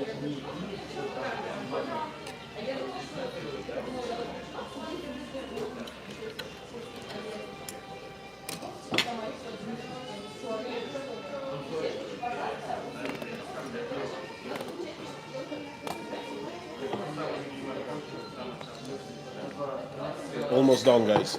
Just give me a few more seconds.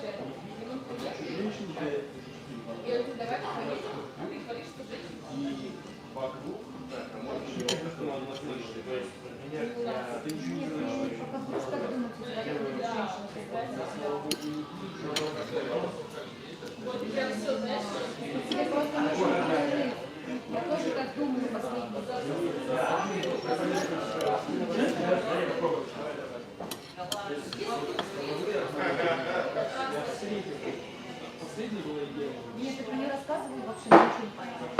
Но ты ее если бы любил,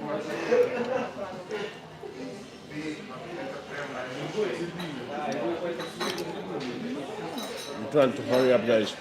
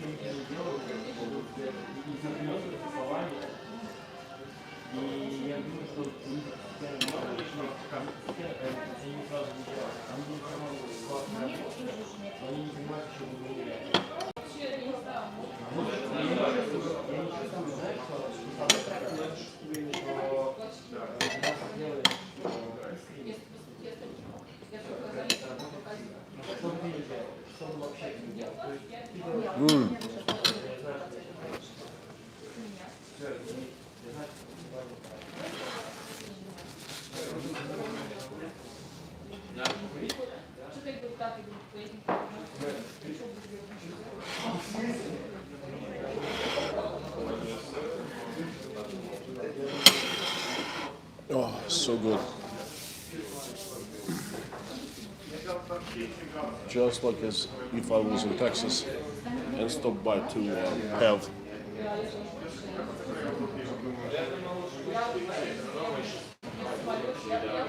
a meal.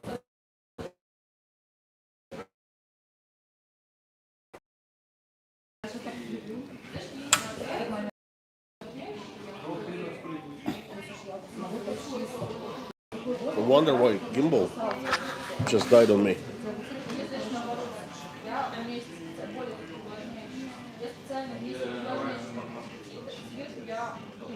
I'll try once more time. One more time.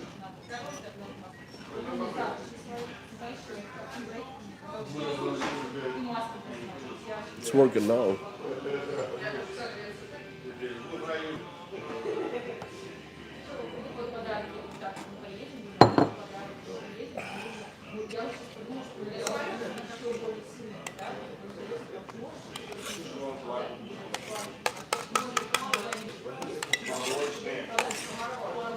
This is awesome.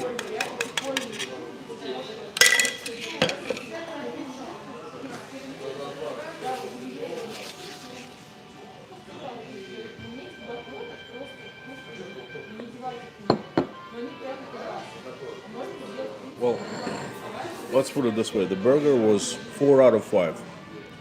Very good.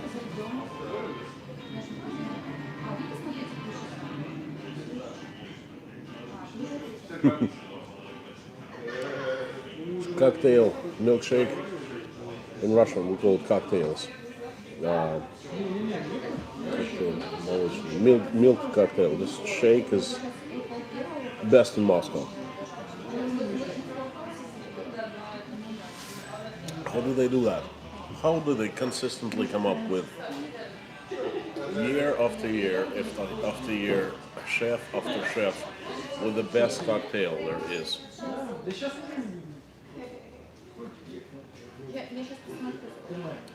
I actually did not feel comfortable eating in front of a camera.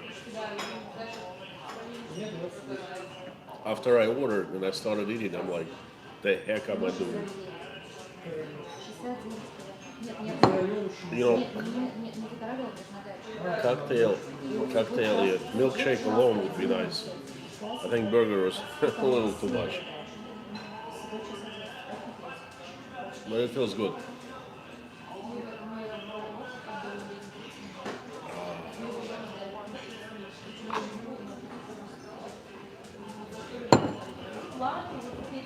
Thank you so much, not sure. Sean, you did good. Alright, let me see what you guys were writing me. So Lauren, I always kind of I didn't feel really that great, eating in front of a camera. Not sure. Sean, burger was 4 out of 5. Solid, you know what I mean? Very solid. And the milkshake was the best. And the fries were put it this way: I've had better, much better.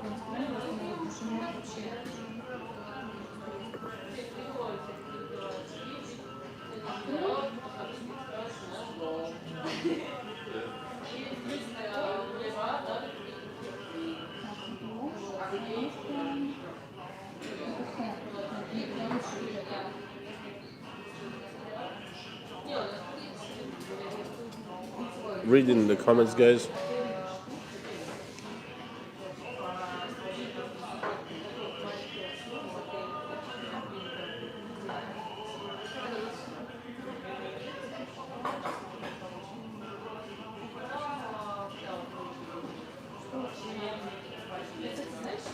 A plus Russian. You are absolutely correct. There are three people. Three people sitting at the other table, at the left, to the left of me, and two girls and a guy. And I don't know what the guy is doing. He's listening to the girls. But there's like an older girl, looks absolutely fantastic. She's about 40, and there's a younger girl about 30. And the older girl is sharing her stories with the younger girl and advices. And she lives with men for money. Not like a prostitute, but like having relationships with them, you know what I mean, with rich men. And then she shares like her views on man, and that's so cynical. And gosh, I mean, I thank goodness that the God has saved me from meeting a girl or two on my way like that. They're like inhuman. Their emotions are really strange. You know, they're like robots, biological robots. Aim it at like sucking man drive for money. You know what I mean?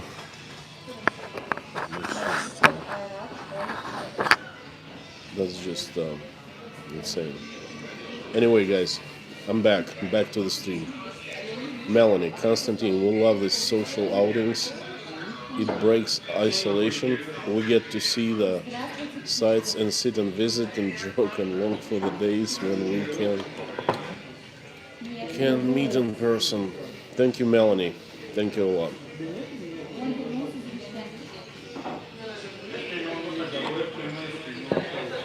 I promised to tell you a story or two. Well, the first story I'm going to tell is how I drove in Moscow for the very first day.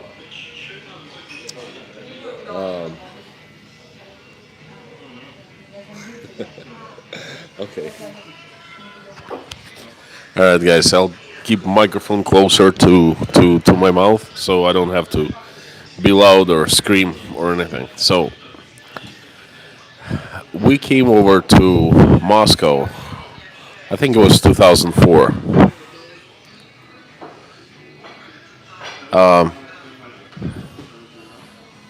LJ Edwards. I promised. I mean, I asked Zangief to join me tonight. We would go to get the barbecue ribs, or what is that? Not barbecue ribs, but whatchamacallin', that barbecue meat. But he said he's busy tonight, and to next Saturday his family is coming over. So in a couple of weeks, but we're doing that anyway. So when we first came to Moscow, we didn't have a car. I had a driver at my work, and the driver would take me here and there, including the personal shopping, things like that. I mean, it was fairly widespread in Moscow. But we really didn't need the car for a long time. Divorced with my first wife. You see the girls right there behind me? These are the ones taking selfies.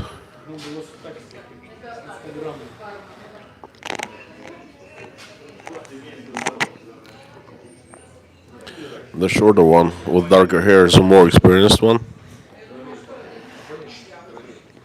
Sure, no advices about men. My God. Ugh. Every man seeing someone like that should just turn around and run as fast as he can until he just literally drops out of energy.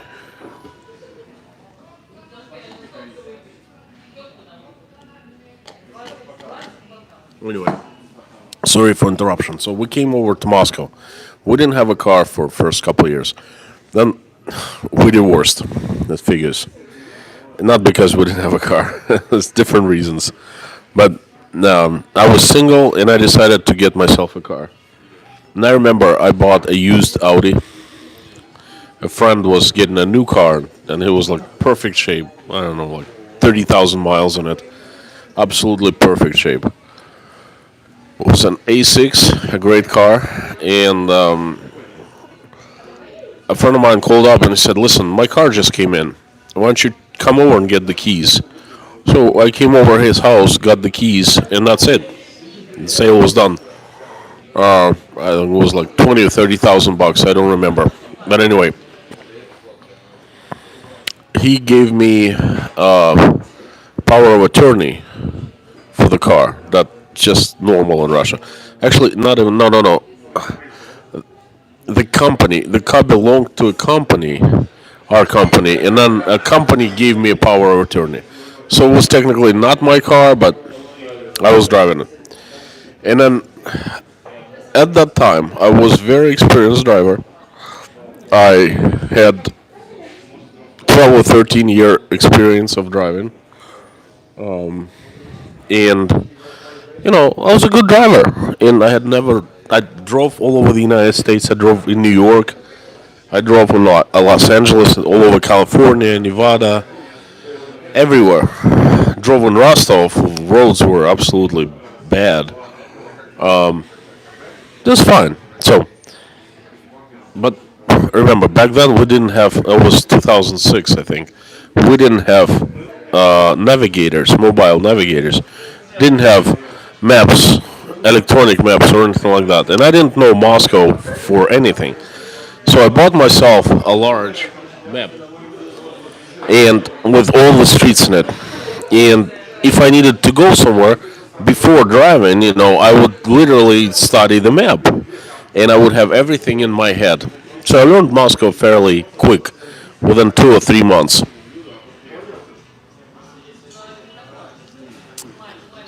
Uh-oh, what's up with that? 5 blocked up. Sounds a bit blocked up. How about now? Sorry, guys. John Liebold is here. Hi, John. Okay. So moving the mic. How about now? Is it better?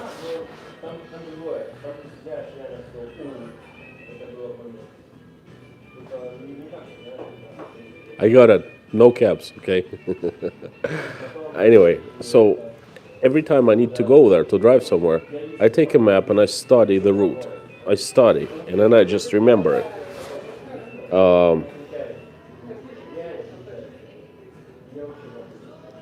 The very first time I take my car out, it's at night, because Moscow is crazy. I mean, I don't know where I'm going. I'm just taking it for a ride, for a drive.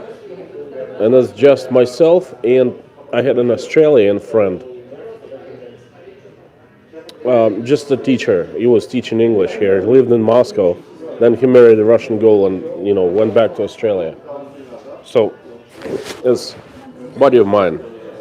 And I drive and I pick him up. And it's like 2 in the morning.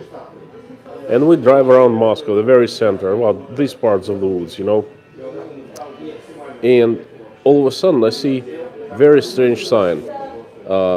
Like the opposite lane for public transport only, and my lane is, 2 lanes going straight forward. And the guy tells me, "Hey, listen, take the left lane because there's going to be a left turn." I'm like, "But the sign says that, you can't. That's for public transport only, and it's opposite direction. I'd be going the wrong way." And he's like, no, don't worry about it. I live next door, and I know everyone does that. And I'm like, okay. So I turn left, and I'm going straight, and he goes, "Take a left here." And I'm like, "But there's a sign, like, wrong way." He's like, no, it's okay. Everyone does that. So I take a left, and I immediately cross the tram, electric car rails. And then I make another turn, and all of a sudden, I see a cop behind me, and he pulls me over immediately. He gets out, and I give him all the documents for the car. I give him my driver's license, which I had had for like 10 years before that. And he doesn't even look at the papers.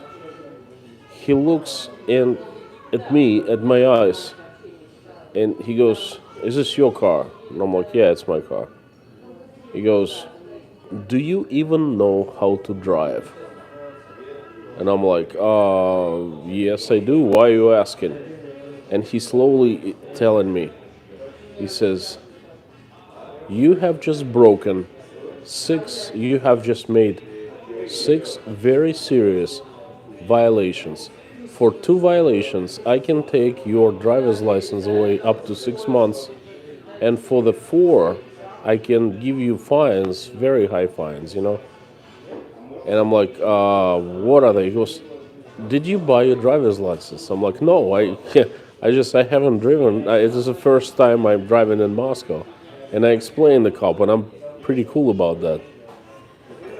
And he looks at me like, he says, "Somehow I believe you." And he goes, "Just don't do that ever again." And he lets me go. No fine, no ticket, nothing. But I remember that guy coming to me and looking into my eyes and sincerely asking me, "Do you even know how to drive?" Or something like, "Do you know the traffic rules?" And this Australian fella sitting right next to me, and I'm looking at him like, "What? Why would you say something like?" And the guy looks at me and goes, "I don't know how to drive. It's just like, I saw the people do that." I'm like laughing. Okay, this is how I drove in Moscow for the very first day. 6 violations, like one after another, with like that good result in driver's license suspension and like a couple $100 in fines. So that's the drive, guys. I'm really shocked about these girls next table. Let me tell you, it's perfect money diggers, gold diggers. Thank goodness that the God stirred people like that, women like that away from me. Insane.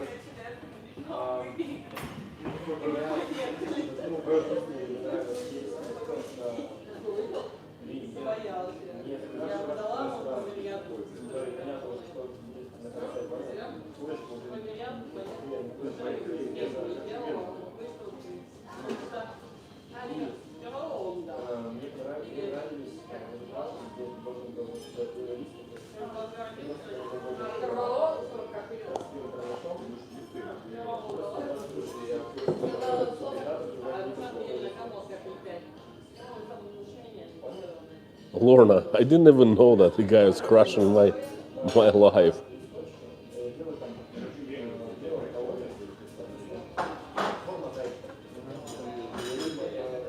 Streetcar, okay. Guys, on a serious note, let me give you an update on the COVID-19. Today was announced by the government media that we had the highest number of infections and deaths recorded since the CV-19 started. So that's no joke.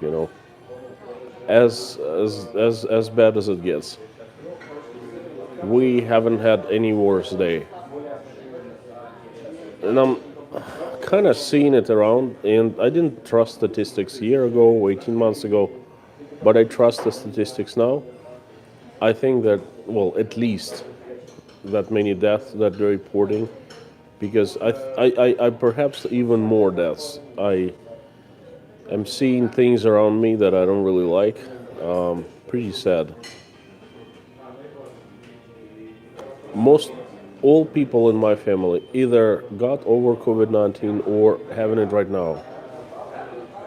One person passed away. Well, I can't really say that COVID was 100% the cause of death. He refused to get treated. That's. I think if he would accept help, then we would have, saved his life. But most recover. Some have it really, really bad. Mom said that while she was in the hospital, there were so many people came in, but a lot of people actually checked out without COVID. So I will keep my eyes open, and I'll be seeing where this thing is heading towards. I either had COVID or have strong immunity because I was right next to my uncle. He was dying of COVID, and neither myself nor my aunt that was helping my uncle's sister or her husband, we didn't catch it. So we all had COVID in the past, but they did a year ago and I did 6 months ago. So we must have pretty strong immune systems, or we have lots of antibodies. So that's a pretty sad story. What else would you like me to? Any questions?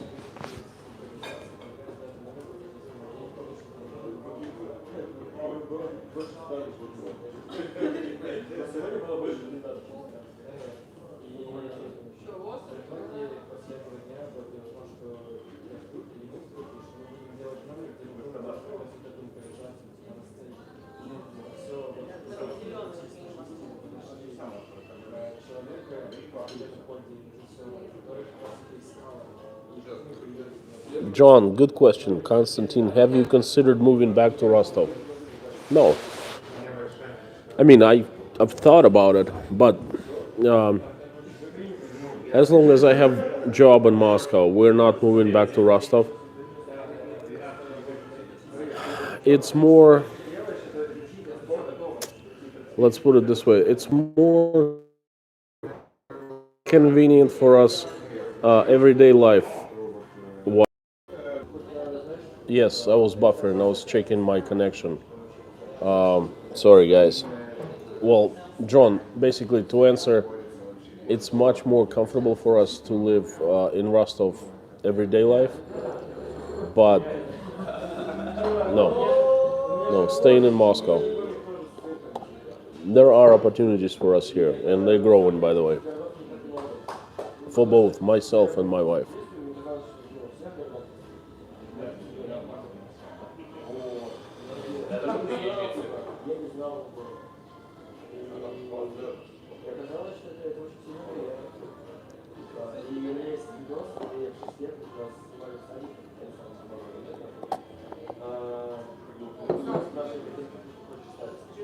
Guys, by the way, I'd like to inform you that I talked to John Liebold quite a bit.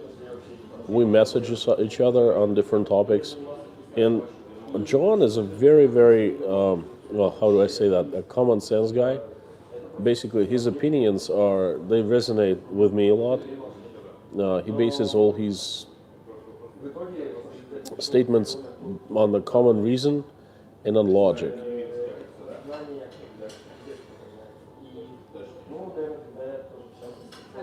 Mammy B, what were your 6 violations? First of all, I was going the wrong way. There was a designated lane for public transportation going opposite way, okay? That's huge. That's license taken away right there, Second, I took a left turn where I couldn't. From going the wrong direction, I took the left turn. Third, I crossed the tram cable car where I was not supposed to cross. That's also a serious violation. And 3 of them I don't remember, but they were, like not as serious, but they were violations. I just don't recall.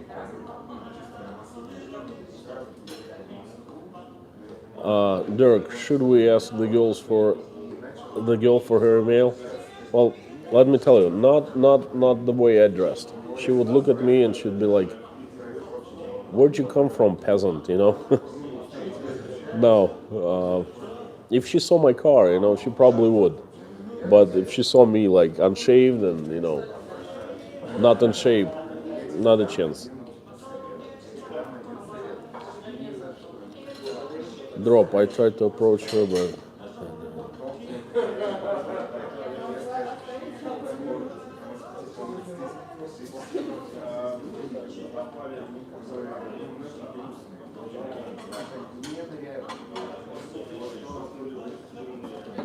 а можете сказать что-нибудь? У меня тут много друзей смотрят стрим. Всем привет. По-английски говорите? Нет, честно говоря, нет. А тут же раньше все по-английски говорили. Ну, скажите, что сказать, я могу скинуть. Ну, привет всем. Hello, everyone. Hello, everyone.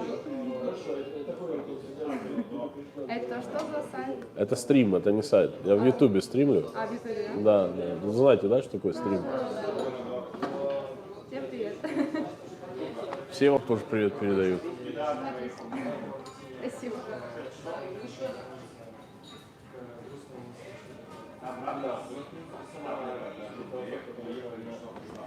We used to, you know, who knew all the waitresses here by name. Actually, went out with a couple of them over the course of the years.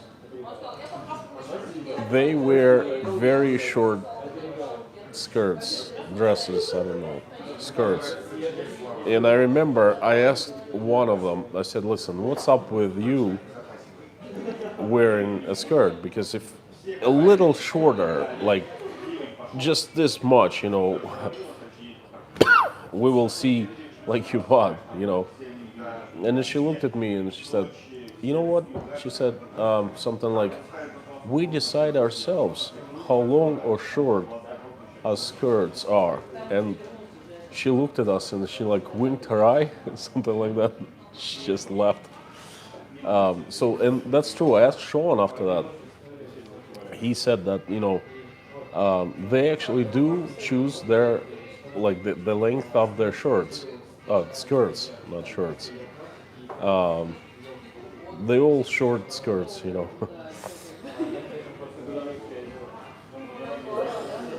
Most of them are cute too. But they're, you know, they select very cute girls here. They do it on purpose. Let me tell you, nothing good came out of going out with waitresses here. Hello from Canada. I'm going to tell her that you all said hi. From Canada, from the United States, from Germany. John Liebold, you are in political conversation. Hey, tell me, did you like that goal?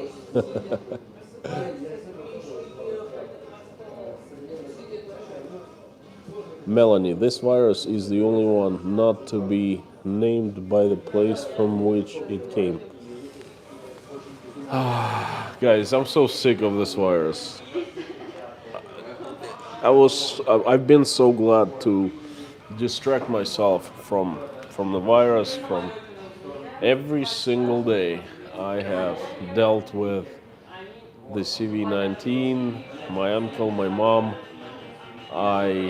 My doctor, well, her doctor would call me because she was like some serious people, you know. I used my connections to get her into the hospital, and some serious people were asking the head of the hospital to take close attention to her, and believe me, she had very close attention from the head doctor and her doctor, like, who was around her, like leading her case or whatever. And every single day, a couple times a day, her doctor called me and we would discuss. The doctor would report everything she did and was going to do later. I'm so sick and tired of this virus. Just, I don't want to talk about it right now. Okay, let's talk about, what should I tell you? Are you guys up for another story? 24 people, the hardcore fans left, okay? The usual suspects. I can tell you, what should I tell you? As a story, I hope my wife is not watching. It's kind of a spicy story. I'm not going to tell you the details, the sexual details. So it was a very strange but very funny story. It has something to do with exotic dancers. Would you like to hear that, or it'd be too much?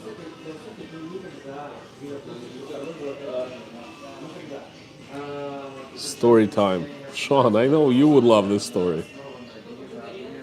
Very personal, though.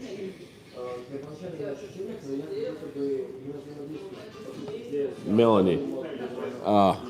John, Melanie, stop talking about the virus, please. Stop talking about the politics. It sucks. Because just... all right.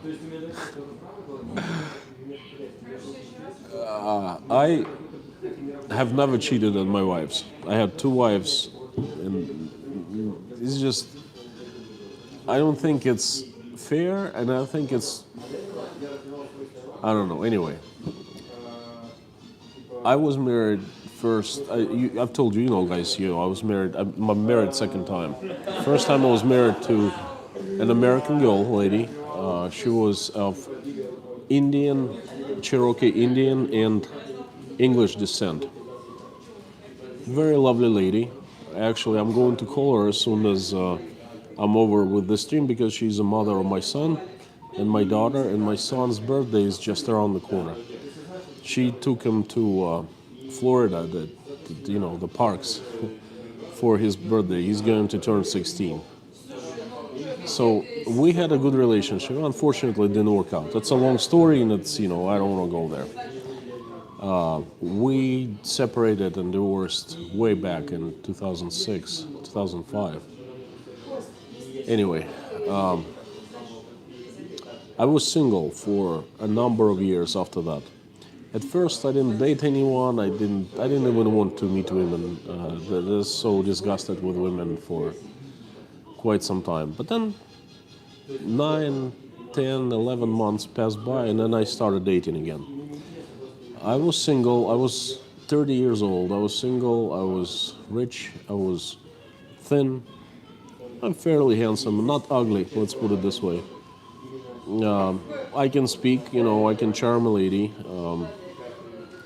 Just not charm a lady, but I can be normal, you know what I mean? And it's just, I used to go out a lot. I used to meet different girls.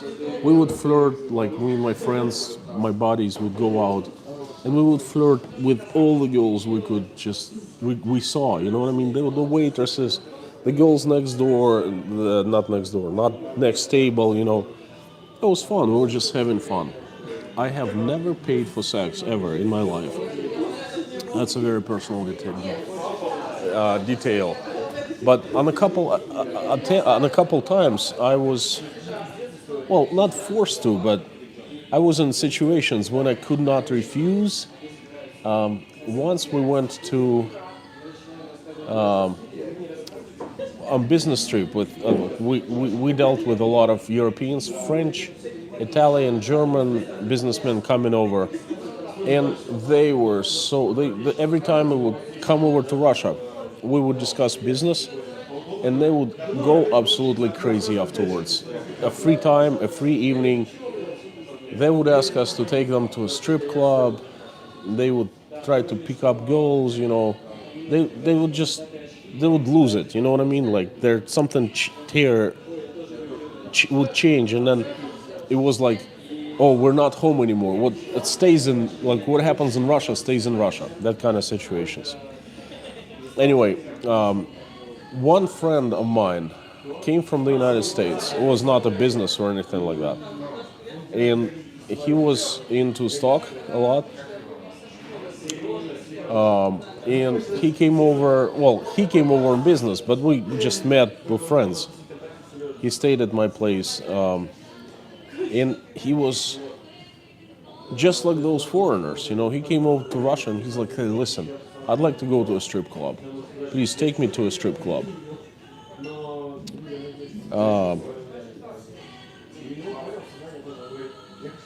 All right. I'm not a big fan of strip clubs because what is there to do? I mean, girls look at. I used to go a lot. Again, on business, just take our business partners. They ask us to take to Russian foreigners to Russian strip clubs, right? You come in there and they're like semi-naked girls. Well, I've seen that before, you know. There's nothing that I haven't seen. They come and they judge you. They judge how payable you are, how much money you have and you're going to spend. And depending on that, how generous you are to them, you know, depending on that, they start treating you. They either ignore you or come to you and talk to you, but then they ask for money every 3 minutes, you know, oh, buy me this drink, which is very expensive. Oh, give me some money, it's stuff like that. And then you buy a drink, a $20 drink, which is nothing, you know, doesn't cost anything.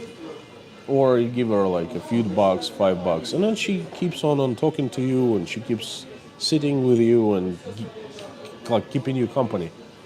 And she tries to get you into a private room for a dance, and it costs, I don't know, $30-40, right? There's just dances in front of you, and that's it. So I don't see any point of going to strip clubs. I mean, you've been there once, that's it, you know. But my friend was like, "Oh, let's go to a strip club. Let's go to a strip club. I wanna see. I've heard wild stories." I'm like, "What wild stories?" Why? So I heard you can like, you know, really meet a girl there. You know what I mean? For something more than dancing. I'm like, "Well, of course you can. This is Moscow. Anything goes here. You know, it's the money rules here. This is the city of money." Well, I want to see that. I'm like, dude, let's go out. I was like, let's go to Starlight Diner. Let's have I have American cuisine like every single night. I would, you know, I want like something different. I don't want American cuisine. I don't want like restaurants. You know, just go to a strip club. So I take him to a strip club in the center, which is used to be very famous, very expensive. It used to be called the Dolls. In English, the Dolls.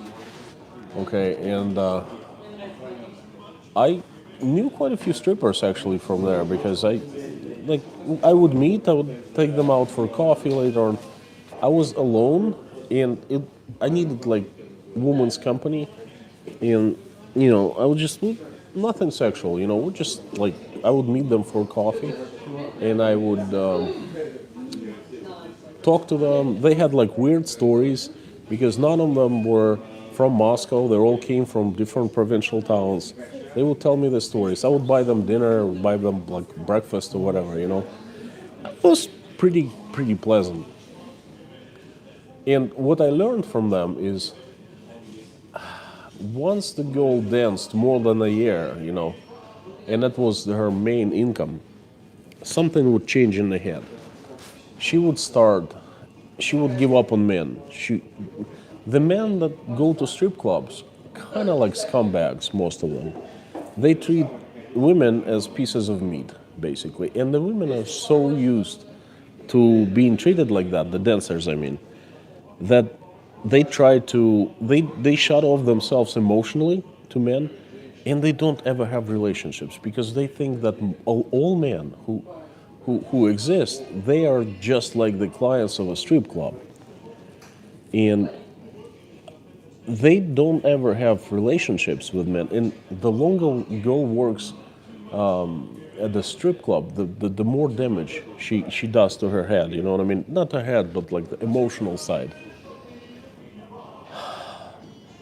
I learned that like the girls lived with each other, they shared apartments, and a lot of them, after living with each other for a long time, they would start becoming couples because they would give up on men. They saw men at their worst at the strip club, you know, lusting for bodies and things like that.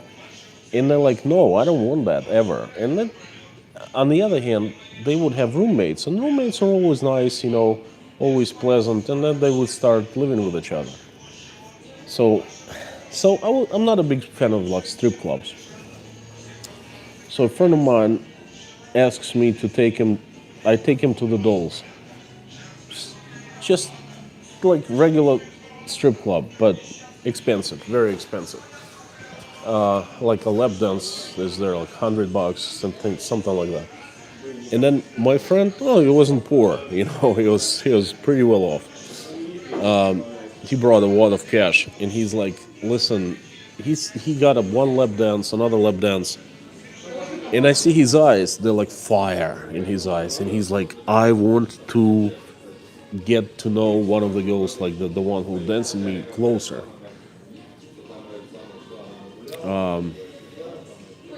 Anyway, John, guys, I will read the comments afterwards. That's a story that happened to me. So he's like, listen, I gotta get close. I'm like, what do you mean get close? I want to take her home with me. Is it possible? And I'm like, well, it's very possible. I mean, this is Moscow again. Anything it goes here. It's like, whatever. It's like, how much is that? Well, I'm like, it's $1,000. It's pretty much what it cost back then. $1,000 for a dancer. It was called to go AWOL. Just like in the army, she would let know the manager of the club she's going AWOL with the client, and that's it. She would stop working for the night, something like that. Yes, a lot of girls abused. Everyone was messed up. Okay, I did not see one straight girl, and that's not because the girls were bad, but because something was done to them by men, and they hated. A lot of them hated men for that. Anyway, my friends like, please arrange it. Please arrange it. I'm like, listen, what am I? Like a pimp or something? How can I arrange it? She did the lap dance to you. And he's like, oh, what do I do? I'm like, just go and ask her. Oh, I can do that, because he's so used to the United States. Like strip clubs, you can't even touch a stripper. In Russia, anything went, I'm not sure about now, but 10, 15 years ago, 10 years ago, anything would go. Anyway, and he's like, oh, I can't do that. They'll kick me out of the club. I'm like, they won't kick you out of the club. So she comes over, and then I see that he's whispering something into her ear. And she smiles and tells him something back, and he's like, I'm like, well, I know what she said. It's just $1,000. And he's like, no, let's do that. All right. But she keeps telling him something else, and then he jumps on me and says, listen, she's ready to go, but she doesn't leave by herself. There's a friend of her, like a girlfriend of her, and then she wants to go with you, and it's $1,000. I'm like, I don't need that. I mean, I'm sorry, I'm not gonna do that. He goes, listen, money is not an object, I'll pay, whatever. So he's ready to shell out $2,000 for a night, for both of us. I'm like, listen, dude, no. He goes, please, do that for the team, do that for me. And I don't really remember. I said, okay, fine. Get me the girl. The girl shows up. She's they're all beautiful there. The knockoff, And I whisper into her ear, and I'm saying, listen, I don't really want to sleep with you, but my friend insists, let's do this. You come over to our place, and you sleep on the couch. I have a separate room. I'm sleep on the bed. You sleep on the couch. How about that? And we pretend whatever. they can think of whatever they want. She looks at me and she's like, really? I'm like, yeah. And she's like, oh yeah, I'm down for that. $1,000 for nothing. I'm like, all right. So the girl's like, we'll meet you in 5 minutes outside. We get out, and my friend is all, it's like, he had lived in the United States for, I don't know, 15 years at the time, 20 years. He was not American. And he wanted to have sex with one of the strippers so bad. I mean, it was quite a case. Anyway, we get out and wait literally 5 minutes. The girls come out, and they're like nicely dressed, very, like world class, the mink overcoats and everything. I mean, the Dolls were the most expensive club. And they telling us, listen, we're really afraid because we don't know you. We're gonna follow you, drive in our car, we're gonna follow you. I'm like, all right, I don't care. So I jump into my car with my friend, and they have a, I remember, they had a white Mercedes. They jump into the Mercedes and really drive. You know, we get to my apartment, we both park, and it's very awkward situation. You know, they come up to my apartment and we go to the kitchen, drink a little bit of tea, and my friend is edgy. He's like, anyway, so we go to different rooms. I have a large bed in my room. That's my bedroom, and I have a little tiny, well, how did it called, ottoman chair or something like that. So I'm like, ottomans for you, you know, I don't do that for money, you know. She goes, hey, listen, no problem here. And she's all happy, okay? And we'll fall asleep. My room is right next to the other room. That room is also absolutely quiet. Next morning, the girl wakes me up and says, listen, I'm really afraid. Is your friend okay? I'm like, what is it okay? It goes, well, no sounds. Are they, like, he didn't hurt her or anything like that. I'm like, listen, no, my friend is normal, you know what I mean? He didn't hurt her, okay? And then they come out of the bedroom, and the thing is, this is what happened, like, they started talking about stock.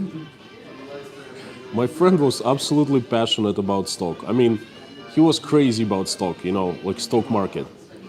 He wasn't a stockbroker, but somehow he was involved. I don't remember. He was a consultant or something like that.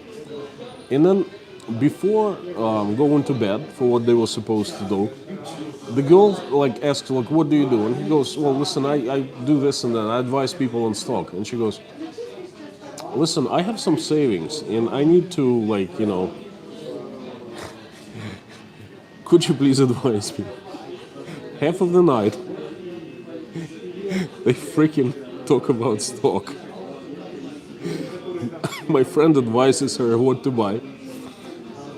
She takes out a notepad. She starts writing down. He comes up with an investing strategy for her, short term, long term. He like gives her short term stocks to buy for 1 month, for 5 months, like 6 months, for 3 months, something like that.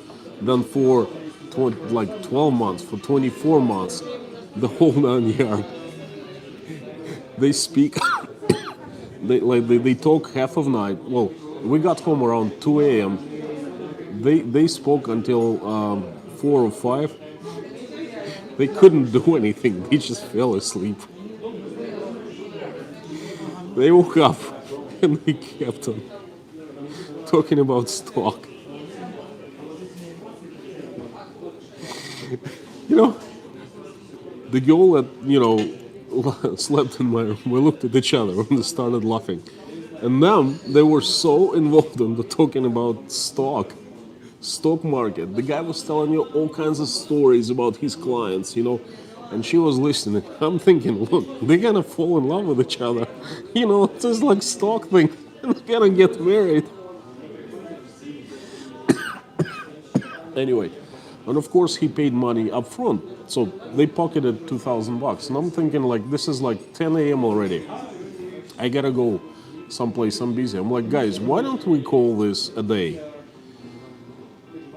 And the girls look at me and they're like, we're not gonna give you the money back because we didn't have sex. You know, they're like scared, they're not gonna give you money back. The deal is the deal, it's not our fault.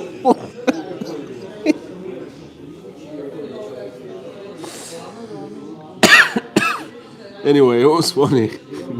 I'm like, I'm not asking for my money back. And my friend was like, I'm thinking, well, perhaps he's, you know, he could ask for money back. And he's like, oh, I guess that's okay too. You know? And then like a day later, we're discussing it, and my friend looks at me and goes, "Listen, I feel totally abused and used." I'm like, "Why?" He goes, "She should have paid me for the advice that I gave her." He said, "That's the best advice and the most profound advice that I've given in my life."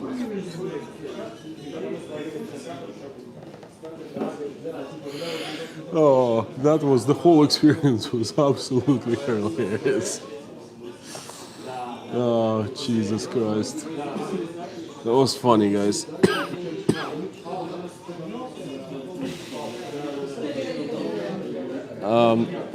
From what I remember, she was smart. She bought a Mercedes from the savings, and then was she was a predator of investing. You know what I mean? She was so oriented on like saving and multiplying her money. I'm sure now she's mega rich because I've seen people like that in my life. Yeah, that's another strip club story. I was pretty shy. I just got divorced. And not just got divorced. No, I divorced and then I went to a strip club. I think like 10 months afterwards, the first time, and it was a business meeting. It was very like I said before. It was so okay to go to a strip club with business partners from Europe. They insisted.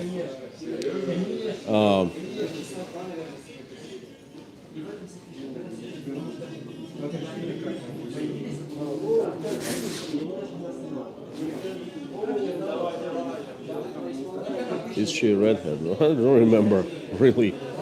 I think most of the girls at strip clubs are blondes, no redheads there, usually. Anyway, we go to a strip club, and it was my first time in Russia, and I know that in America there is.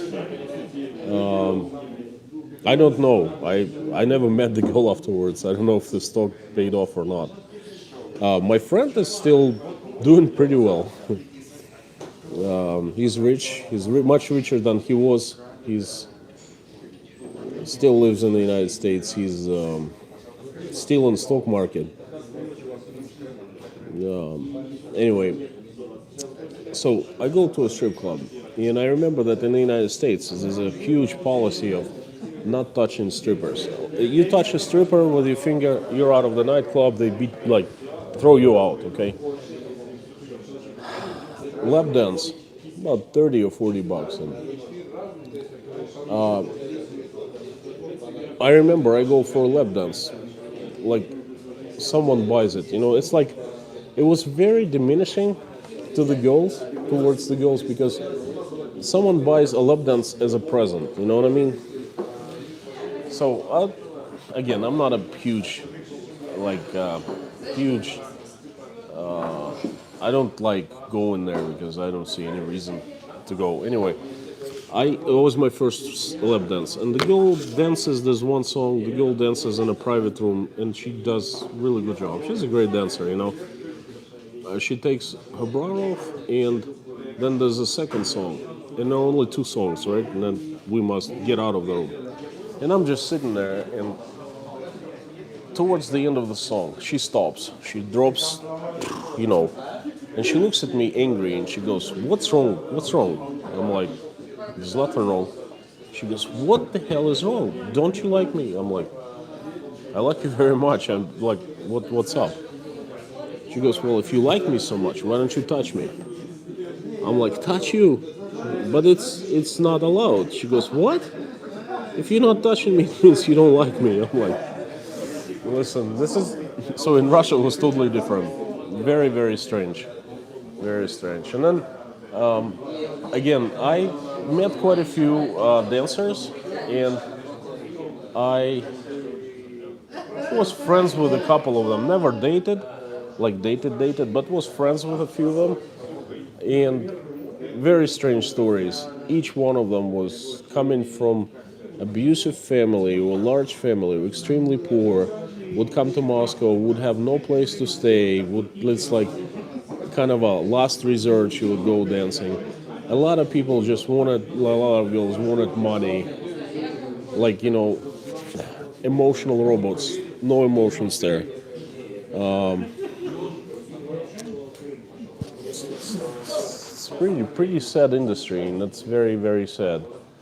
A lot of a lot of a lot of a lot of them lived with each other like sexually because after a few years of like looking at the men who treat them as object, a piece of meat, they would totally would lose trust to men, and they couldn't trust anyone, not even people they would meet like on the street or in life somewhere outside of a strip club, if you know what I mean. And then a lot of them were so like money oriented, money, money, money all the time. Just like those two girls at the table next door with me, they were so. That's scary. How they were talking about men. I mean, the Russian speaking, I think A plus Russian. You must have heard them speaking. I mean, it was terrible. Wouldn't want to date a girl like that. Okay. So that's what. A couple interesting stories. They told me that Russian politicians would come once in a while, or Russian for people from Gazprom. That's a Russian company that sells natural gas. I remember they were telling me that they were dancing to like rich managers, and the tips were so large they could buy an apartment in one night just for dancing, not doing anything else. Sometimes they said that these people would come in, a few people for a party, private party, would shut down complete, like pay for shutting down the club, and sometimes on a couple occasions they would take all the girls from the club, drive them to their private jets, and jet them off to south of France. The girls would spend there like a week, 10 days, a few days, I don't know, and then would jet them back, and the girls would get like lots of money for that. Yeah, so that's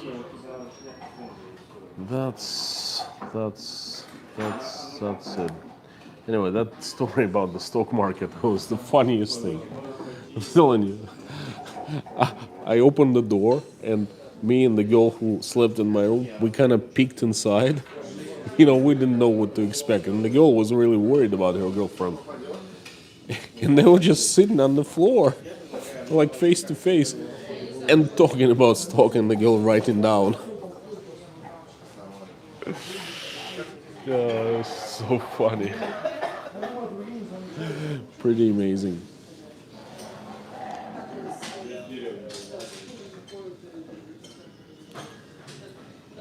Sean, certainly, that's very sad because each girl has.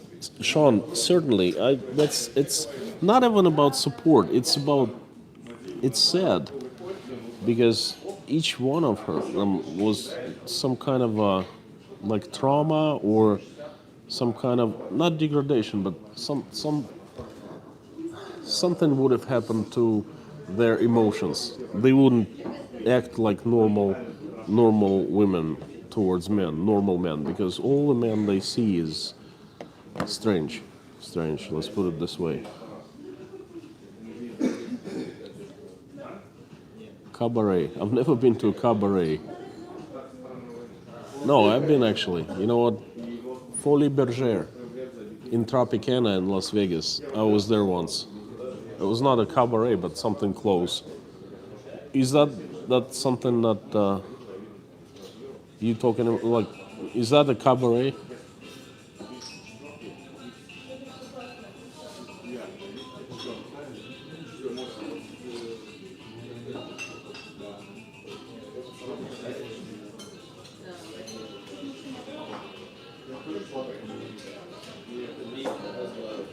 Melanie, what? I once had a boxer put a price on me to have my legs broken because I was deterred to his pimping of males to other men. That's strange. You okay? I mean, what happened?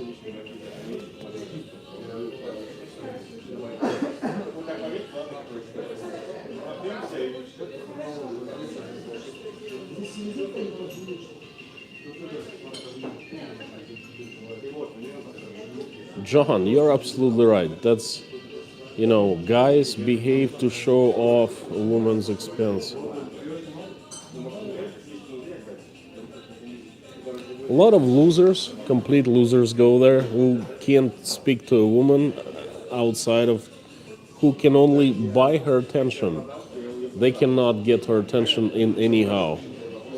I saw many guys from Italy and France. We had couple plants one in Italy, one in France, one couple in France, one in Germany. They would come and they were complete losers. Like all they could, like the only attention of a girl they could get was buying it. You know what I mean? That's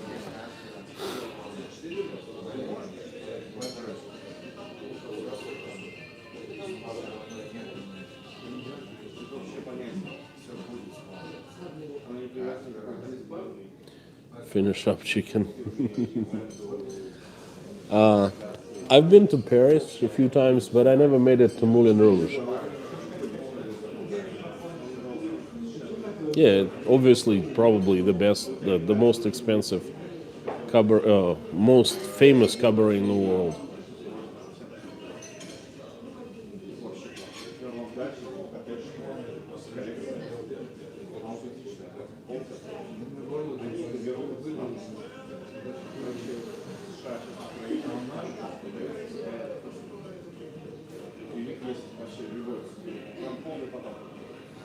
Hey guys, by the way, just I thought you might be interesting. Might be interesting to you. I was thinking of buying a telephone, new telephone, iPhone 13 Pro, Pro Max. I haven't decided yet. Probably, well, anyway, a newer telephone with a better camera, better battery, and I couldn't get it.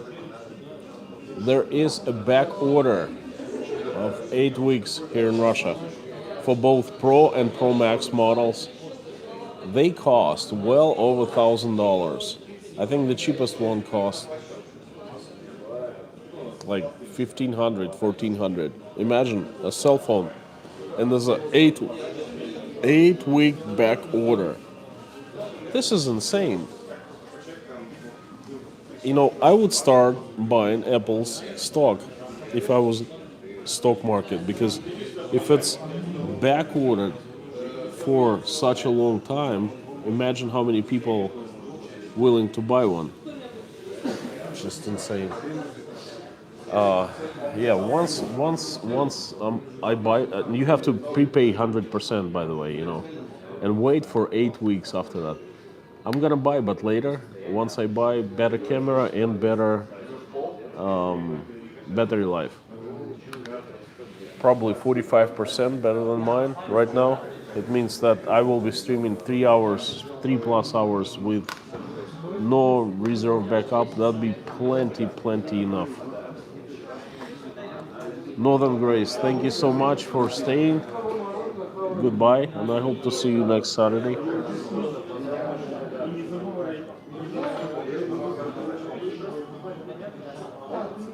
Bye, Melanie. Hey, let me know what happened, to that boxer. Were you able to run away or something?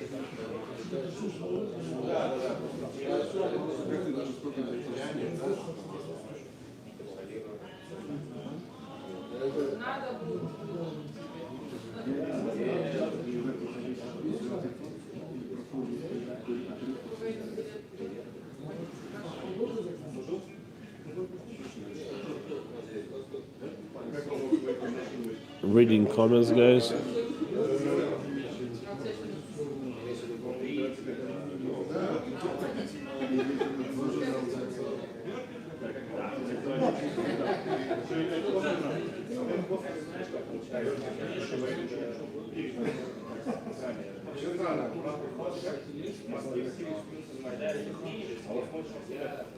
Okay, guys, I'm glad you like the story. Okay.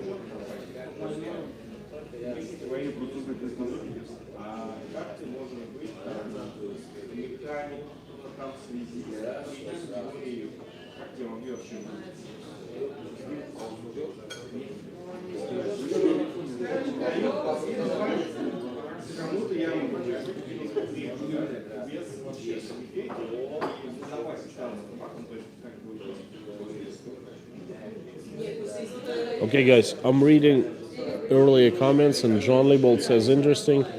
Now pole dancing is a huge exercise. Empowerment craze in the US and Australia also. It is, but it's hugely popular here in Russia, and girls take that who have no intentions to become dancers, do striptease or anything like that. They're just doing it for themselves because it's an exercise and that's something that they like. And some do for the boyfriends or husbands. So it's very familiar to me, It's also not sure how about now, but back 10 years ago, 15 years ago, it was certainly a craze here in Russia about pole dancing.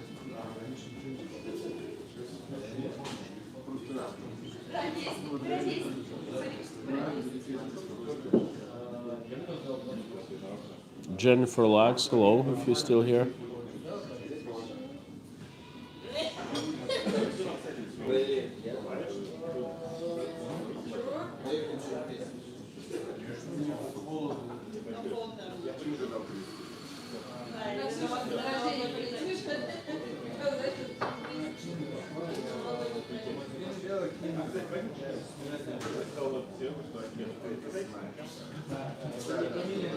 Okay, guys, look, I gotta go. It's been pretty good time. I would like to thank everyone. Doing the stream today, especially doing the walking tour has been very therapeutic. It takes my mind off the events that has happened over the past couple of weeks. Thanks for being with me, and I am leaving right now. I gotta call my son to the States, gotta call my ex-wife, and all my mom and my wife and my family here is sleeping. I asked Kolya to join the stream again, but she probably didn't. I haven't seen her today. Well, next time. I would like to ask you a favor. Please let me know in the comments after the stream is over, when it stays as a regular video. Could you please tell me in the comments what would you like me to do next? What kind of is it a walking tour, home, or a restaurant? Just give me more stuff to work with.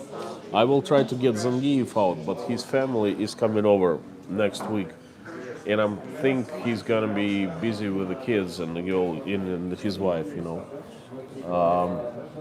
Let me know, please. Thank you guys, and I will see you next Saturday. Thanks for being great stream. Thanks. Bye bye.